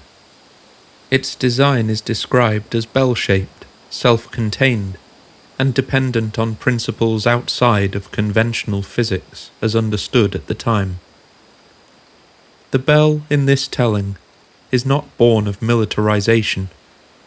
It begins as an aspirational object, a bridge rather than a bomb. Its creators are depicted as seekers rather than strategists. The later association with violence and conquest enters only when political power learns of its existence.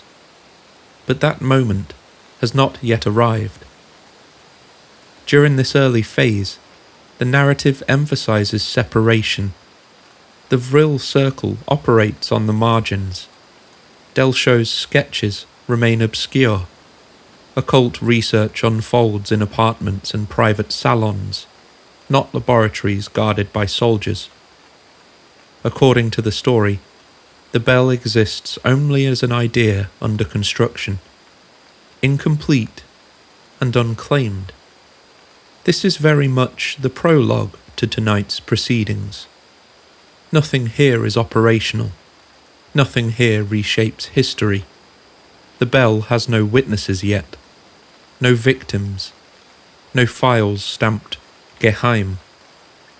It exists in the same way many myths begin, as an answer to a question that hasn't fully formed. How do we leave a broken world? How do we return to an imagined origin? How do we believe that knowledge has been withheld and might be restored? Later researchers point out that many of the documents associated with this period appear decades after the fact, often filtered through post-war interpretation and often retroactive coherence. Regardless, by the time the political movement that will dominate Germany steps onto the stage, the bell already has a past, at least in this story. A shape remembered. And by the time a man called Adolf Hitler rises to power, Die Glocke is already waiting. By 1933, the corridor changes. The door closes softly on the loose, speculative world of private circles and late-night discussions. In its place comes a new architecture: offices, uniforms, letterhead, and authority. The rise of the Nazi state alters the environment in which every idea must now survive. In the historical record, Adolf Hitler's relationship to occultism is marked by distance and control. He presents himself, at least publicly, as a man of destiny, grounded in abhorrent racial ideology and political will, wary of any belief system that might rival his authority. Esoteric organizations that had once intersected with early nationalist movements are dissolved, folded into the state, or quietly sidelined once they outlived their usefulness. This consolidation signals a shift. Myth is permitted, so long as it serves power. Privately, Hitler's worldview continues to draw from symbolic language and messianic self-conception. His tolerance for mysticism depends on its ability to reinforce hierarchy rather than challenge it. Anything that generates its own gravity, its own priesthood, rituals, or independent explanations attracts suspicion. According to historians, This tension explains why occult enthusiasm retreats from public view during these years, even as mythic imagery saturates propaganda. Running alongside this historical track is another figure, moving with greater freedom through the shadows of the regime. Heinrich Himmler, Reichsführer, or leader of the SS, chief of the German police, and the second most powerful man in the Third Reich, after Hitler himself.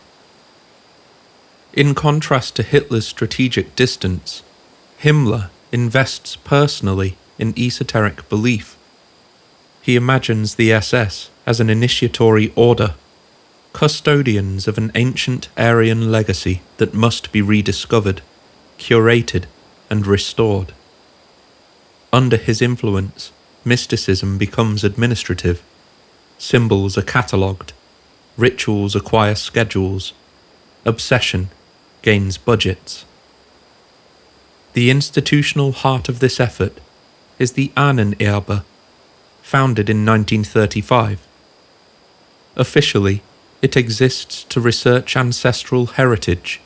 In practice, it becomes a clearinghouse where archaeology, folklore, racial theory, and speculative cosmology share one common goal: validation. Evidence is sought to confirm ideology already assumed to be true, and when conventional scholarship resists, methodology is adjusted, rather than conclusions. This is where the Bell's story enters a new phase. In the secret space program narrative, esoteric groups active during the 1920s do not vanish with the rise of the regime. They are absorbed, their members reassigned. Their ideas are reframed in language compatible with state secrecy. The Bell's mythic gestation gives way to classification. Knowledge becomes compartmentalized, and access narrows. According to later researchers, Bell-related research is said to migrate into SS-controlled programs operating beneath layers of bureaucracy. Its origins are obscured even from senior leadership, including Hitler himself. This concealment fits the internal logic of the myth. Himmler's SS, functioning as a parallel state, preserves projects it considers too consequential to expose to political volatility. At the same time, the regime's interest in what it terms Grenzwissenschaft, border science, expands. These fields occupy the margins between accepted science and speculative theory. World ice cosmology, alternative physics, ancient catastrophe models. Within the state narrative, they represent ideological commitment rather than superstition. They promise a distinctly German epistemology, aligned with racial mythology and resistant to external critique. Die Glocke, in this phase of the story, loses its spirituality. Trance becomes protocol, vision, hypothesis. What began as channeled instruction is translated into engineering abstraction. The myth presents this as a quiet transformation rather than a rupture. The Bell remains extraordinary, though its justification changes. Expeditions launched during these years reflect this dualistic ideology. Historically, Ahnenerbe missions to regions such as Tibet are documented in historical record as racial anthropological projects, framed as scientific fieldwork designed to locate traces of an ancient Aryan homeland. Measurements are taken, artifacts catalogued. The results feed propaganda rather than peer review. But in the secret space program narrative, these same journeys acquire additional meaning. Antarctica and Tibet become preparatory spaces, locations selected for their isolation, symbolic resonance, and strategic remoteness. They are described as environments suitable for testing logistics, secrecy and endurance rather than discovery. Exploration gives way to rehearsal. And the bell, during these years, remains unseen. It doesn't appear in official memos, it leaves no photographs. Its absence becomes part of its mythology. According to the story, this invisibility is entirely intentional. The bell's value lies in its insulation from public myth-making. It belongs to a layer of the state that understands myth as a tool to be managed rather than believed. By the late 1930s, the transformation is complete. What began as esoteric speculation now exists within a machinery of power. Occultism, stripped of spontaneity, becomes a state secret. The bell, once imagined as a bridge between worlds, becomes a classified concept, moving through internal channels that leave little trace. The war has not yet begun, but the conditions that allow the bell to become operational, secrecy, hierarchy, urgency, are now in place. And somewhere beneath the weight of paperwork and ideology, the myth adjusts itself, learning a new posture, waiting for acceleration. Some places invite stories simply by virtue of their geographical location on a map, being beyond the reach of 99% of humanity. Antarctica is one of those places. On a map, it appears clean and final, a continent outlined in ice, distant from trade routes, cultures, and witnesses. In practice, it resists familiarity. Few people go there. Fewer stay. Fewer still return with anything resembling ordinary experience. That distance, both physical and psychological, gives Antarctica a particular narrative gravity. It becomes a place where stories can be stored, put on ice. The historical foundation is real and modest. In 1938 and 39, Germany mounted an Antarctic expedition, sailing aboard the MS Schwabenland. Aircraft surveyed a section of Queen Maud Land, and swastika-marked darts were dropped onto the ice to symbolically claim territory later named Neuschwabenland, New Schwabia. The mission's scope focused on mapping and whaling reconnaissance, framed within the geopolitical norms of the era. It generated photographs, charts, and little else that entered the public record. And then, the ice closed over it. The expedition leaves behind a curious shape in history, an official presence with minimal narrative follow-through. No permanent base, no settlement, no sustained program, just a name on a map and a thin folder of documentation. Seems a little unambitious. And so, within the secret space program lore, this thinness becomes an opportunity. Antarctica's defining features, remoteness, hostility, lack of population, allow it to function as what later researchers describe as a narrative container. It holds whatever is placed inside it, because there are few natural contradictions to push back. Unlike Europe, it carries no cities with memories. Unlike Asia, it carries no ancient texts. Unlike the oceans, it carries no shipping lanes dense enough to generate witnesses. It is empty enough to absorb almost anything. Even a base. Base 211. At this stage, it remains more suggestion than structure, a designation rather than a facility, a number that circulates without blueprints, dates, or witnesses who can be placed firmly in time. For now, it enters the story as an idea that something could exist there, because the geography allows for it. But that idea has not yet been asked to hold any extraordinary cargo. For now, Antarctica functions differently. It establishes precedent rather than proof. It shows that the Reich looked south, mapped ice, and claimed silence. At this point in tonight's story, nothing has been hidden there. Nothing has been moved beneath the ice. No technology has vanished into tunnels or caverns. The bell has not yet arrived. The war has not demanded such an exit. This container is empty. But rest assured, once a place has been marked as remote, inaccessible, and unfinished, it doesn't need to be used immediately.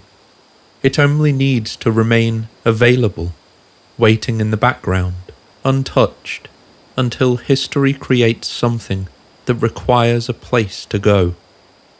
But let's not get ahead of ourselves. For now, Antarctica stays where it is on the map, distant, quiet, and largely ignored, while the war accelerates elsewhere, and Germany turns its remaining attention toward weapons that can be built, tested, and deployed in time. The ice will wait. We've moved on, and now we arrive here, where the air has changed. We've climbed back inside the bell, whatever it is, however it moves, and when the doors open again, we find ourselves in the early 1940s. The speculative margins have fallen away. The world is already burning. Now, little explanation is required. Europe has been torn apart. Poland has fallen. France has collapsed with startling speed. Britain endures sustained bombardment. Germany's gaze has begun to turn eastward. By 1941, the war has expanded beyond armies into cities, factories, railways, and civilian lives. Scale defines everything now. This conflict unfolds across continents and climates. Supply lines stretch. Attrition accumulates. Every decision carries a cost measured in fuel, steel, labour, and time. Momentum creates expectation, and expectation demands continuation. That demand produces pressure. Early victories shape belief inside the regime and among the population that technological superiority can preserve advantage. As fronts harden and resistance stiffens, reassurance takes on a physical form. Innovation becomes a promise embedded in metal, circuitry, and propulsion. This is the environment in which Wunderwaffen emerge as a category. They arise from necessity, from urgency, from the narrowing window in which decisive change still feels possible. We land here because this chapter requires the war to be fully present. Understanding what Germany builds and what remains unrealized depends on recognizing the conditions under which engineering decisions are made. Bombing campaigns reshape production, labour shortages alter priorities, rival institutions compete for dwindling resources. Time becomes the rarest commodity of all. Secrecy tightens, documentation multiplies. Projects are evaluated by proximity to deployment rather than ambition alone. Only within this context can the boundaries become visible. Between weapons that reach production, concepts that remain theoretical, and stories that will arrive later. So we step out of the bell and into the noise. Engines, sirens, factories, rail lines. This is where the wonder weapons become tangible, and where reality begins to assert its limits. Mainstream historical record gives us solid ground to begin with here. Germany did develop advanced weapons. Some of them were unprecedented. Some of them changed the future of warfare and the world. All of them carried weight, financial, logistical, and human, that the regime struggled to bear. The first of these was the V-1. The V-1 flying bomb enters service in 1944 as the world's first operational cruise missile. It is simple by later standards: a pulse jet engine, a gyroscopic guidance system, a fixed range.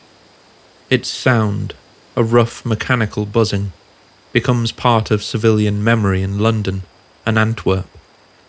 When the engine cuts out, people learn to count seconds before impact. The V-1 is technologically novel and strategically blunt. Accuracy is limited, but its targets are cities rather than installations. Its purpose is psychological pressure as much as destruction. Thousands are launched. Many are intercepted. The weapon consumes materials, labour, fuel, and transport capacity that Germany can scarcely spare by this stage of the war. Then comes the V-2. This is the leap. The V-2 is the first practical ballistic missile. It travels faster than sound, climbs to the edge of space, and falls without warning. There is no defense against it in the 1940s. It represents a genuine technological breakthrough, one that reshapes post-war airspace development and the future of rocketry itself. It also represents a profound imbalance. Each V-2 costs more to build than the damage it inflicts. Guidance systems remain imprecise. Production requires enormous industrial effort, including underground factories carved into mountains. Those factories are staffed by forced labourers drawn from nearby concentration camps. Thousands die manufacturing a weapon whose strategic effect remains marginal. The V-2 program shows what German engineering can achieve under pressure, and what it costs. It consumes so much, including political attention, that it requires a vast paper trail, requisitions, test reports and failure analyses, launch schedules. Hardly an invisible weapon. And although it may indeed be revolutionary, it arrives too late for the Third Reich. But alongside these deployed weapons exists another category: concepts that never leave paper. The most striking of these is the Silbervogel, the silver bird. This design imagines a piloted craft launched by rocket sled, accelerating to hypersonic speed, climbing into a suborbital trajectory, and then skipping along the upper atmosphere like a stone across water. From this path, it could theoretically strike targets across continents. The idea is audacious. The mathematics are elegant. The vision is decades ahead of its time. The materials are not. Heat-resistant alloys capable of surviving repeated atmospheric skips do not yet exist in the early 1940s. Guidance systems capable of managing such a trajectory remain theoretical. Rocket engines powerful and reliable enough for the launch profile are still experimental. Even the 2-mile launch track required for takeoff would demand resources and construction time Germany cannot justify. And so, by 1942, the project is cancelled, though the surviving diagrams and equations, like the V-2, would prove highly influential later. Taken together, these programs define the outer known boundary of what is possible. They show a state capable of innovation under strain, while simultaneously constrained by shortages, bombing campaigns, internal fighting, and the sheer friction of all-out total war. They show that even proven advantages struggle to reach maturity. They show that every extraordinary machine leaves a visible weight. The wartime German state leaves a dense paper shadow behind it. Files accumulate, memos circulate. Engineers argue over tolerances and timelines. Generals demand revisions. Advanced projects attract attention simply by existing. And yet, within later retellings, another layer is said to have existed alongside this documented frenzy. According to post-war accounts, certain projects were held apart, not discussed in open correspondence, not routed through ordinary channels, exposed to the same cycles of review and cancellation. These stories place them within small, insulated circles inside the regime, overseen by figures whose authority allowed them to bypass conventional scrutiny. By 1944, the Reich is operating under severe depletion. Everything visible strains toward survival. And yet, the myth introduces a different ambition running beneath that surface. It speaks of individuals who viewed the war itself as a limited horizon, a struggle over territory, and outcomes that felt increasingly narrow. Within this frame, conventional victory no longer represents the ultimate prize. Power is reimagined on an entirely different scale. Why stop at domination of the known world? Why anchor ambition to just a single planet? Here, Die Glocke begins to gather meaning before it gathers detail. From weapons that end conflicts to technologies that transcend them. From supremacy measured in ground gained to supremacy measured in the reach itself. Earth becomes a starting point, rather than the boundary. A device with implications too large, too unfamiliar, or too disruptive to be folded into a war already collapsing under its own weight. But now, the bell, Die Glocke's time, has come. Alongside the chaos of the 1940s, the bell enters its operational phase, at least in the story. Accounts place its activation between 1942 and 44, during the most compressed years of the war. The device is described as having moved beyond conceptual discussion and into controlled testing. Oversight is attributed to the SS, with administrative responsibility commonly assigned to Hans Kammler, whose remit conveniently already includes underground construction and advanced weapons infrastructure. Descriptions of Die Glocke remain surprisingly consistent across retellings.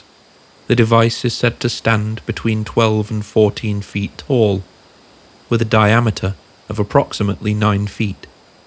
Its exterior resembles a bell or acorn, encased in a thick ceramic shell, reportedly 3 inches deep.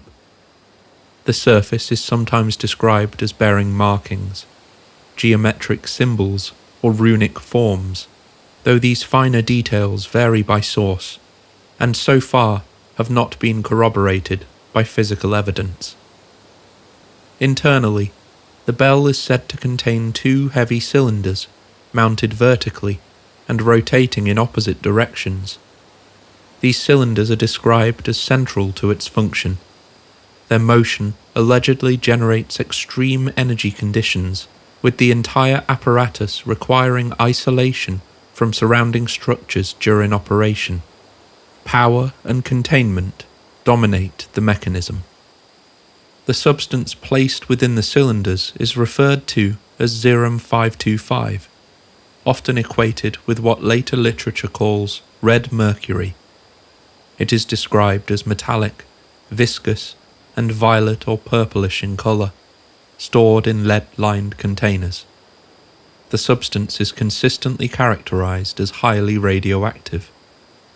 Within the story, Zerum 525 serves as both fuel and catalyst.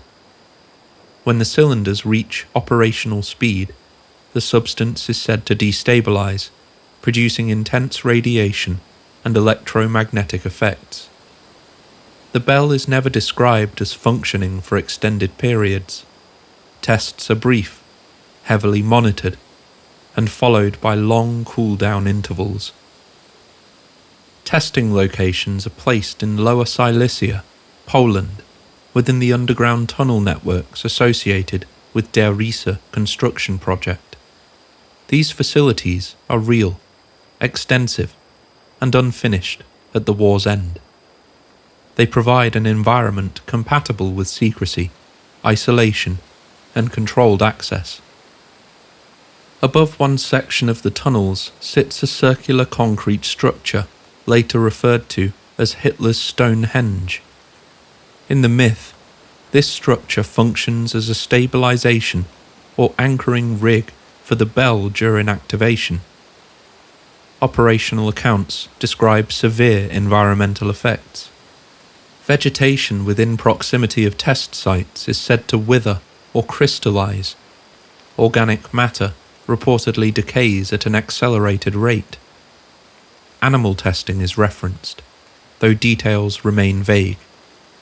Human exposure is described as catastrophic. Symptoms attributed to proximity include radiation sickness, bleeding, neurological collapse, and cellular disintegration. The number most often cited is 60 deaths. Scientists, technicians, and labourers associated with the project are said to have died either as a direct result of exposure or through subsequent execution to preserve secrecy. One frequently mentioned source is post-war testimony attributed to Jakob Sporenberg, a high-ranking SS officer who allegedly referenced the liquidation of personnel involved in a classified SS project. However compelling though this may be, this testimony appears only in later accounts and has no surviving transcript in official archives. What dominated the classified operational record, again within the narrative, is failure. The bell is said to have resisted control. Tests produce unpredictable outcomes. Equipment fails. Radiation levels exceed containment estimates. The device is described as powerful, unstable, and dangerous to operate. Repeated attempts are followed by longer delays between tests. Despite this, development is said to continue. By 1944, the bell is framed as approaching viability. Some versions of the story suggest limited success, momentary gravitational anomalies, time distortion effects, or spatial displacement within confined test ranges. These effects are never described with precision. They are reported as observations rather than direct measurements. Of course, no technical logs survive. No schematics have been recovered. No photographs exist. No components have been catalogued. All descriptions of the bell's construction, operation, and effects originate in post-war literature, interviews, or secondary testimony published decades after the war. There are no corroborating records within captured SS archives, Allied intelligence summaries, or declassified technical reports. The absence is consistent. But then again, it would be, wouldn't it? Within the myth, this absence is explained through total secrecy. As I said before, the project is said to operate outside normal bureaucratic channels. Documentation is destroyed. Witnesses eliminated.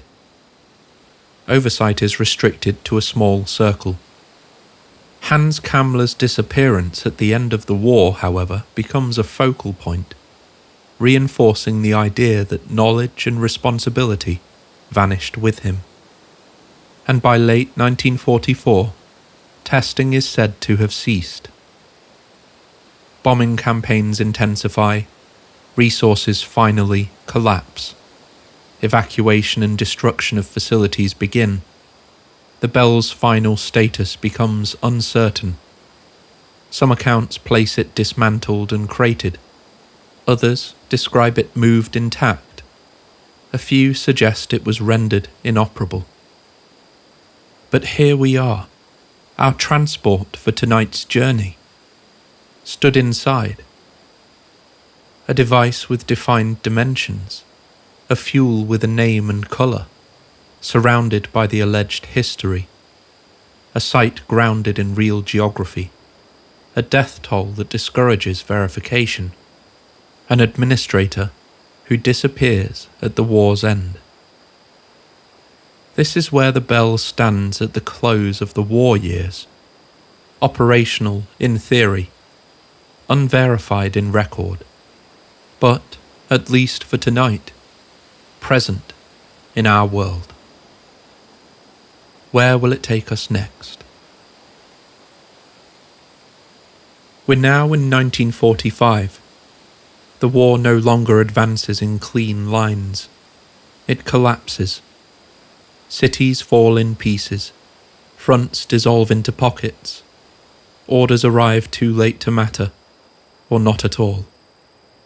The Reich contracts inward, shedding territory, authority, and coherence. What remains is motion without direction, convoys moving west, documents burning, personnel scattering. Germany surrenders in May. The formal end arrives through signatures and ceremonies, yet the material reality is disorder. Archives are destroyed in haste or abandoned mid-process. Underground facilities are evacuated unevenly. Engineers flee, surrender, defect, or disappear into the civilian mass. What survives depends somewhat on chance, capture, and prioritization. History records this phase as chaos. Scientists associated with advanced weapons programs are reassigned or detained. Some are interrogated repeatedly. Others are catalogued and transported. Facilities are stripped of anything useful. Hardware is seized, photographed, dismantled and shipped. Paperwork is collected where possible, pieced together where it is not. This is where Operation Paperclip begins.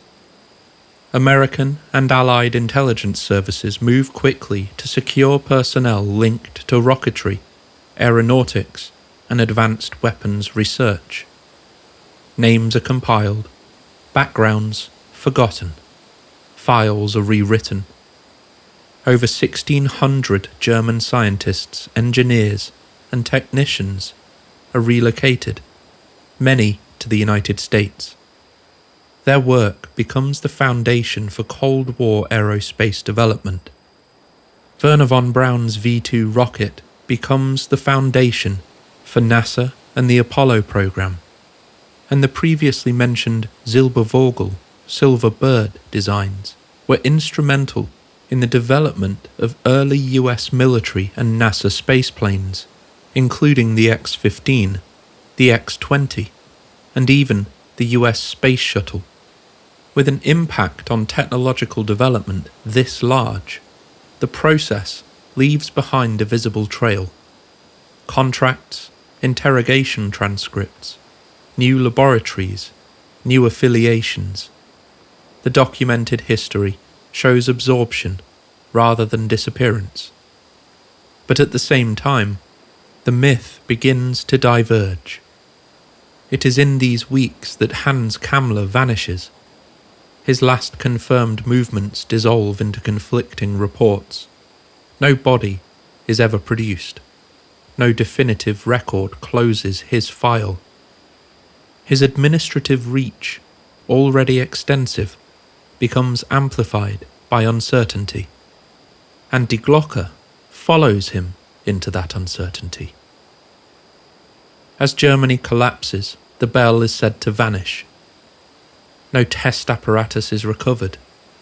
No shipping manifest surfaces. The device, described in detail during earlier chapters, leaves no trace at the moment when traces multiply everywhere else. Where the bell goes from here depends on which version of the story you believe. One version places the bell in Antarctica, transferred south through clandestine routes, absorbed into infrastructure prepared years earlier. Another situates it within American possession, acquired through secret negotiations or intelligence seizures, folded into black budget programs beyond public oversight. A third frames it as a seed of post-war aerospace projects, influencing classified research while remaining officially unacknowledged. Each version preserves continuity. The device survives the Reich. The knowledge survives defeat. So which version of events do we accept? Perhaps the bell releases us from having to choose at all. If the stories are taken at their word, we are already seated inside a device said to bend space, time, and distance, a vehicle that slips across boundaries rather than respecting them. In such a landscape, contradiction loses its sharp edges. Multiple outcomes can coexist. Custody becomes fluid. Location becomes provisional. In a world where everything happens everywhere all at once, movement is no longer linear. From that perspective, the bell does not need a single destination. It only needs places prepared to receive it. And one of those places has already appeared in our path tonight. A continent mapped and then abandoned. A name placed on ice and left to wait. Infrastructure imagined long before it was required. Antarctica. What if it was delivered to a base already sketched into secrecy, its construction hidden by distance and silence? What if the end of the Reich marked preservation rather than collapse? Or perhaps rebirth? In some retellings, the war's conclusion becomes less an ending than a transfer. Power steps sideways rather than falling. A future is deferred rather than denied. The idea of a Fourth Reich emerges here, framed less as conquest than endurance, a presence withdrawn from history's surface and waiting beneath it.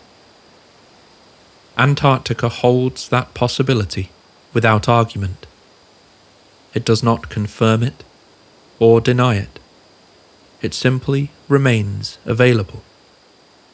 And so, the bell continues to move, not forward or backward, just sideways.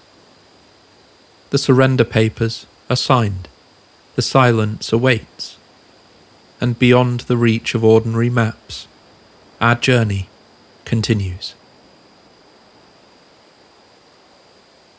So the war has ended. What remains is reorganization, borders redrawn, alliances hardened, attention redirected toward the next conflict waiting just around the corner. The world's military powers turned their gaze south, toward regions previously mapped only in fragments. Antarctica, long peripheral, acquires new relevance. In 1946, the United States Navy launched Operation Highjump. On paper, the expedition is expansive and direct. 13 ships, an aircraft carrier, over 4,000 personnel. The stated objectives include cold weather training, aerial reconnaissance, and the testing of equipment in extreme conditions. The operation unfolds under the command of Admiral Richard E. Byrd, a figure already associated with polar exploration. The scale alone invites attention. Highjump becomes the largest Antarctic expedition undertaken to that date. Aircraft survey vast stretches of ice. Crews operate from sea and air in conditions that test machinery and endurance. Photographs are taken, reports are filed. The mission concludes earlier than originally scheduled, citing weather, accidents, and logistical strain. History records this as preparation. But within tonight's narrative, Highjump acquires a second purpose. The Antarctic continent, already seeded with speculation through the New Schwabia expedition years earlier, becomes framed as a zone of unfinished business. US intelligence is said to suggest the presence of surviving German infrastructure beneath the ice. The expedition's size is taken as preparation for confrontation, not just a survey after all. And from this point, the story shifts tone. Highjump becomes encounter. Aircraft are reported to experience anomalies. Pilots describe fast-moving objects appearing without warning. Discs are said to rise from the water, executing maneuvers beyond known performance envelopes. Accounts emphasize vertical ascent, instantaneous acceleration, and the absence of conventional propulsion. Losses are implied rather than itemized. The mission's earlier-than-planned conclusion and the withdrawal is now folded into the narrative as evidence of resistance rather than environment. Public remarks attributed to Admiral Byrd, warning of future threats capable of crossing the poles at extreme speed, are repeated often. Over time, they detach from their original context and settle into a broader framework of forewarning. This is where the idea of a Fourth Reich gains coherence. In these accounts, the end of Nazi Germany marks transition rather than termination. Power is said to reorganize around technical capacity and secrecy rather than territory. Authority shifts away from visible leadership and toward engineers, administrators, and systems capable of persistence without public recognition. And Antarctica becomes central to this reorganization. Base 211 re-emerges as the anchor point. It is described as a subterranean complex embedded beneath Queen Maud Land, sustained by geothermal heat and insulated from surface conditions. Access routes are said to include natural ice caverns and underwater channels, capable of accommodating submarines. The base is portrayed as self-contained, industrial, and technologically advanced. SS personnel, among scientists and support staff, are all included. Some accounts describe the relocation of large labour forces during the later years of the war. Others emphasize a smaller, more selective transfer, focused on expertise rather than scale. Leadership remains fluid. Certain versions place our missing SS officer, Hans Kammler, at the centre. Others describe a distributed command structure shaped by SS hierarchy and technical necessity. In the secret space program, Highjump becomes first contact between surface powers and a hidden continuation. But the story expands further. Base 211 is no longer described solely as a refuge. It becomes a node within a broader system, known as the Dark Fleet, or Nachtwaffen. This system is framed as a secret space program operating beyond public aerospace development, enabled by advanced propulsion and alliances outside conventional geopolitics. The Bell sits at the centre of this expansion. In earlier chapters, we described Die Glocke as a stationary device, vertically orientated, dangerous to activate, and confined to a remote test stand in Poland. But now, it really comes into its own. Its principles are said to be adapted for mobility. The geometry remains bell-like, counter-rotating components remain integral, shielding is modified, power systems are reimagined, and the result is a craft. Descriptions emphasize lift without aerodynamic surfaces, movement without inertia as it is commonly understood, control without visible exhaust. All the bells and whistles, pardon the pun. The Bell's identity merges with the disc-shaped vehicles reported during Highjump, and later with the broader category of post-war unidentified flying objects. Engineering documentation, obviously, does not accompany this transition. Accounts rely on visual similarity, repetition of motifs, and the accumulation of testimony. Circular hulls, smooth metallic surfaces, abrupt ascent, rapid disappearance. The Bell becomes less a single machine and more of a template.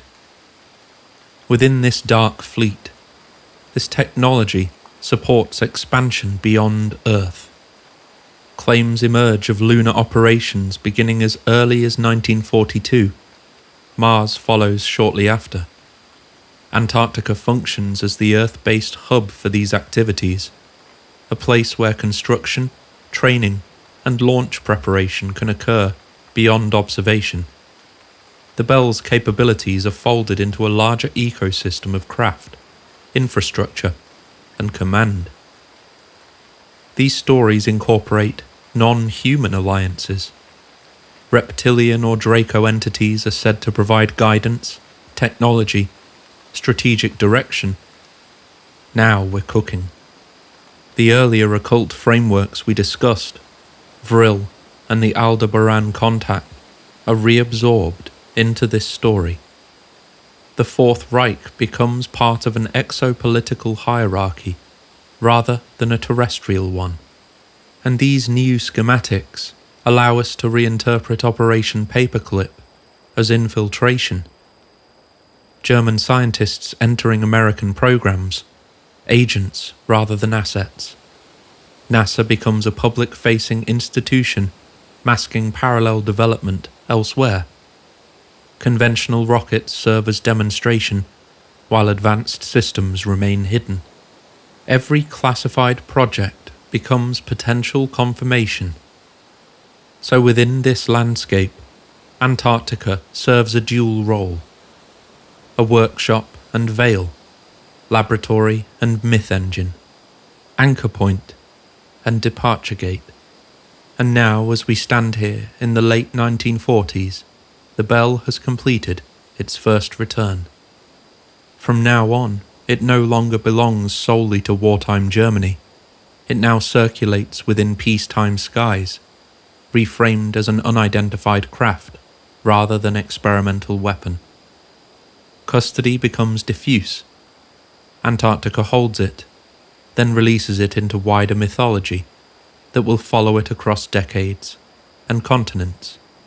Die Glocke has learned to fly.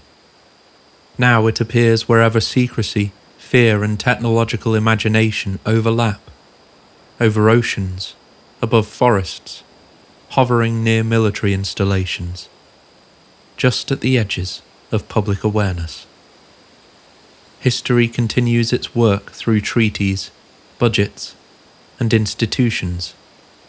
Folklore, however, charts a different trajectory. So now we find ourselves in the early 1950s. The Bell no longer belongs to Europe.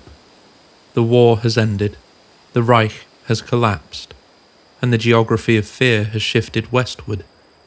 Radar screens replace battle maps. Airspace becomes the new frontier. The Cold War introduces a permanent state of alertness, and the sky acquires a different kind of attention. This is when the objects begin to appear, though they do not arrive with explanations attached. They arrive as blips, lights, shapes, and interruptions. Meaning follows later. In July 1952, unidentified objects repeatedly enter restricted airspace over Washington, D.C. Radar operators at National Airport and Andrews Air Force Base track targets performing abrupt changes in speed and direction.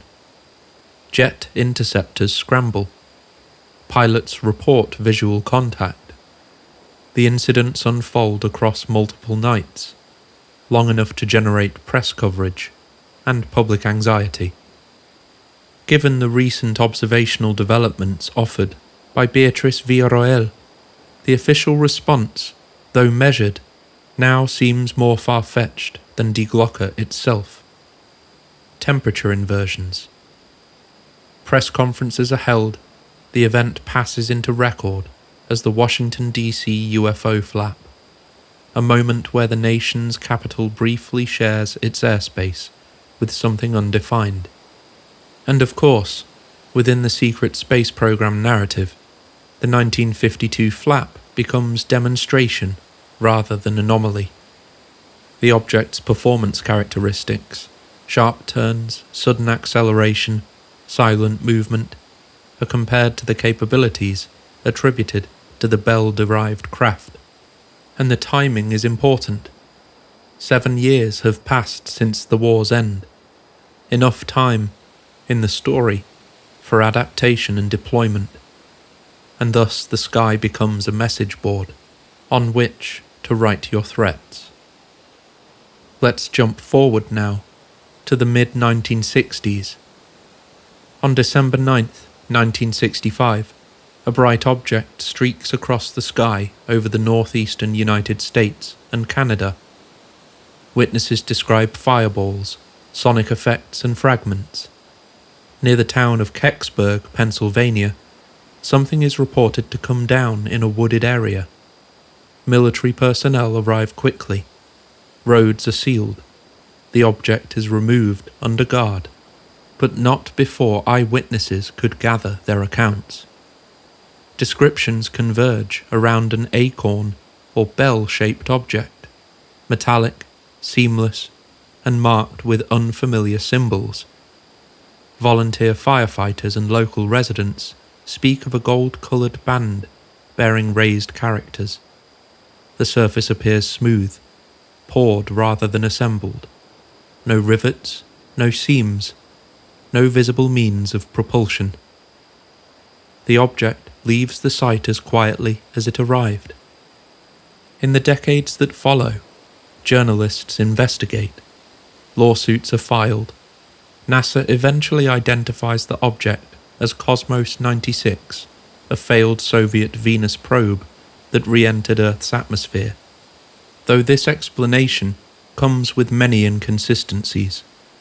However, further investigation indicates its path through the atmosphere was likely too steep to be consistent with a spacecraft re-entering from Earth orbit, and thus an alternate explanation includes a meteor. As speculative as this may be, the case is considered closed in official terms.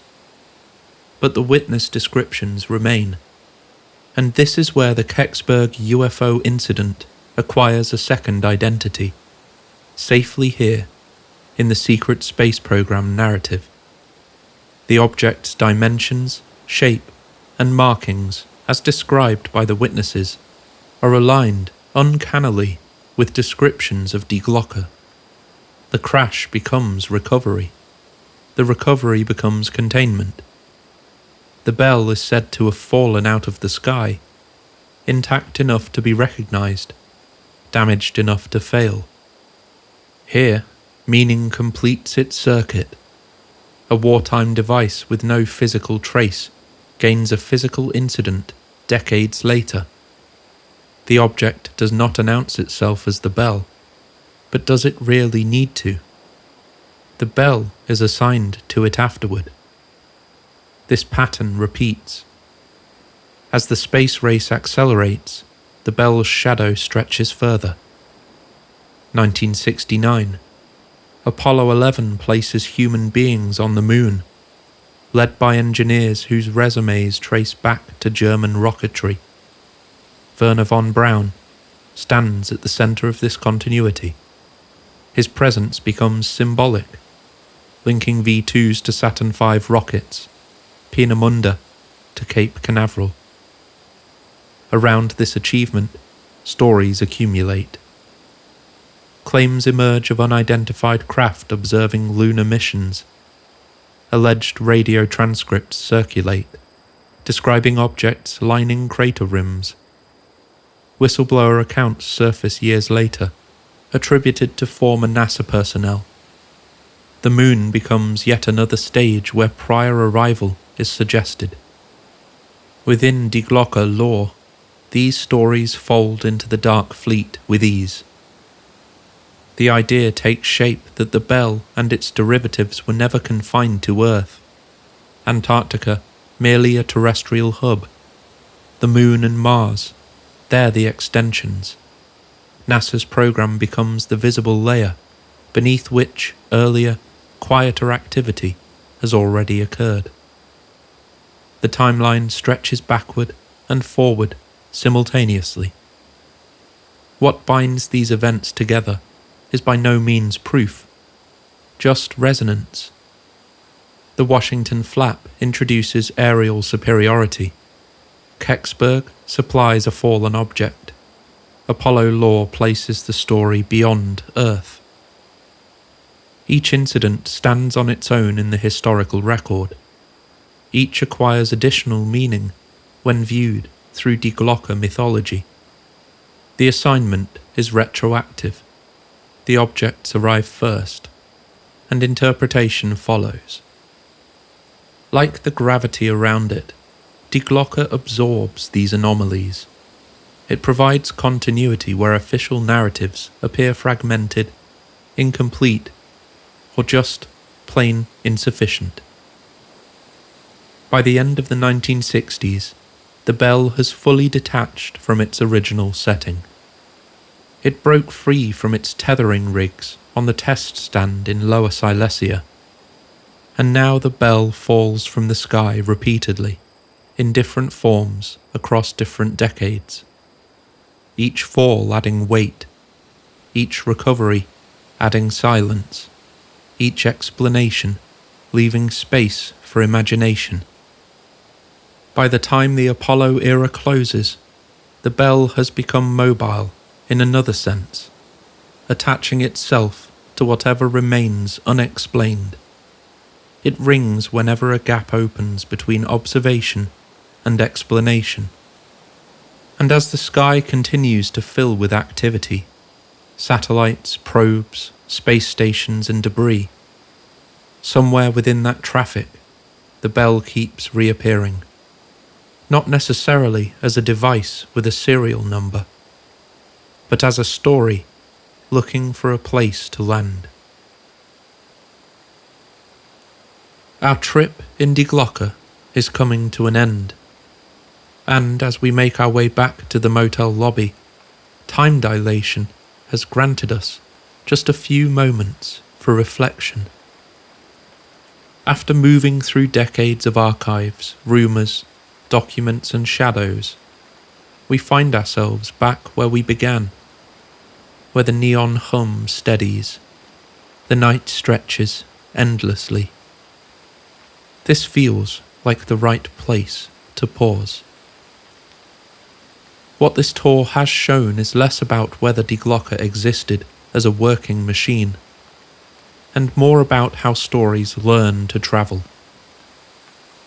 The myth borrows its authority from history. It leans on real wars, real institutions, real secrecy, and real trauma. It draws strength from places where records thin, where silence enters to fill the gaps, where power moved quickly and left little behind. In those spaces, imagination does its best work. The bell functions as a vessel. It carries fear, fascination, unfinished business, and the weight of a past that resists closure. It absorbs anomalies and redistributes them across time. It offers continuity where endings feel insufficient. And it's worth remembering that Nazism itself requires no embellishment to be horrifying. The documented record already contains atrocity on a scale that overwhelms language. And when you're lost for words, silence plays a central role. Secrecy during wartime accelerates myth long after the war ends. Destroyed files, vanished administrators, and classified programs create gaps that stories eagerly occupy. Over time, absence acquires shape. The lack of evidence becomes part of the narrative architecture. Stories of Glocke and the Dark Fleet reflect a recurring theme in secret space program lore. With an entire universe available as canvas, world building becomes almost effortless. Concepts expand, timelines branch, connections multiply. Project Serpo and Solar Warden follow these similar paths. And yet, Glocke and the Dark Fleet, in my opinion, remain compelling to explore, precisely because of how closely they intertwine with existing ufology motifs and genuine historical frameworks. They do not emerge from nowhere. They attach themselves to real events, real places, and real uncertainties. That entanglement gives them staying power, even when verification remains elusive.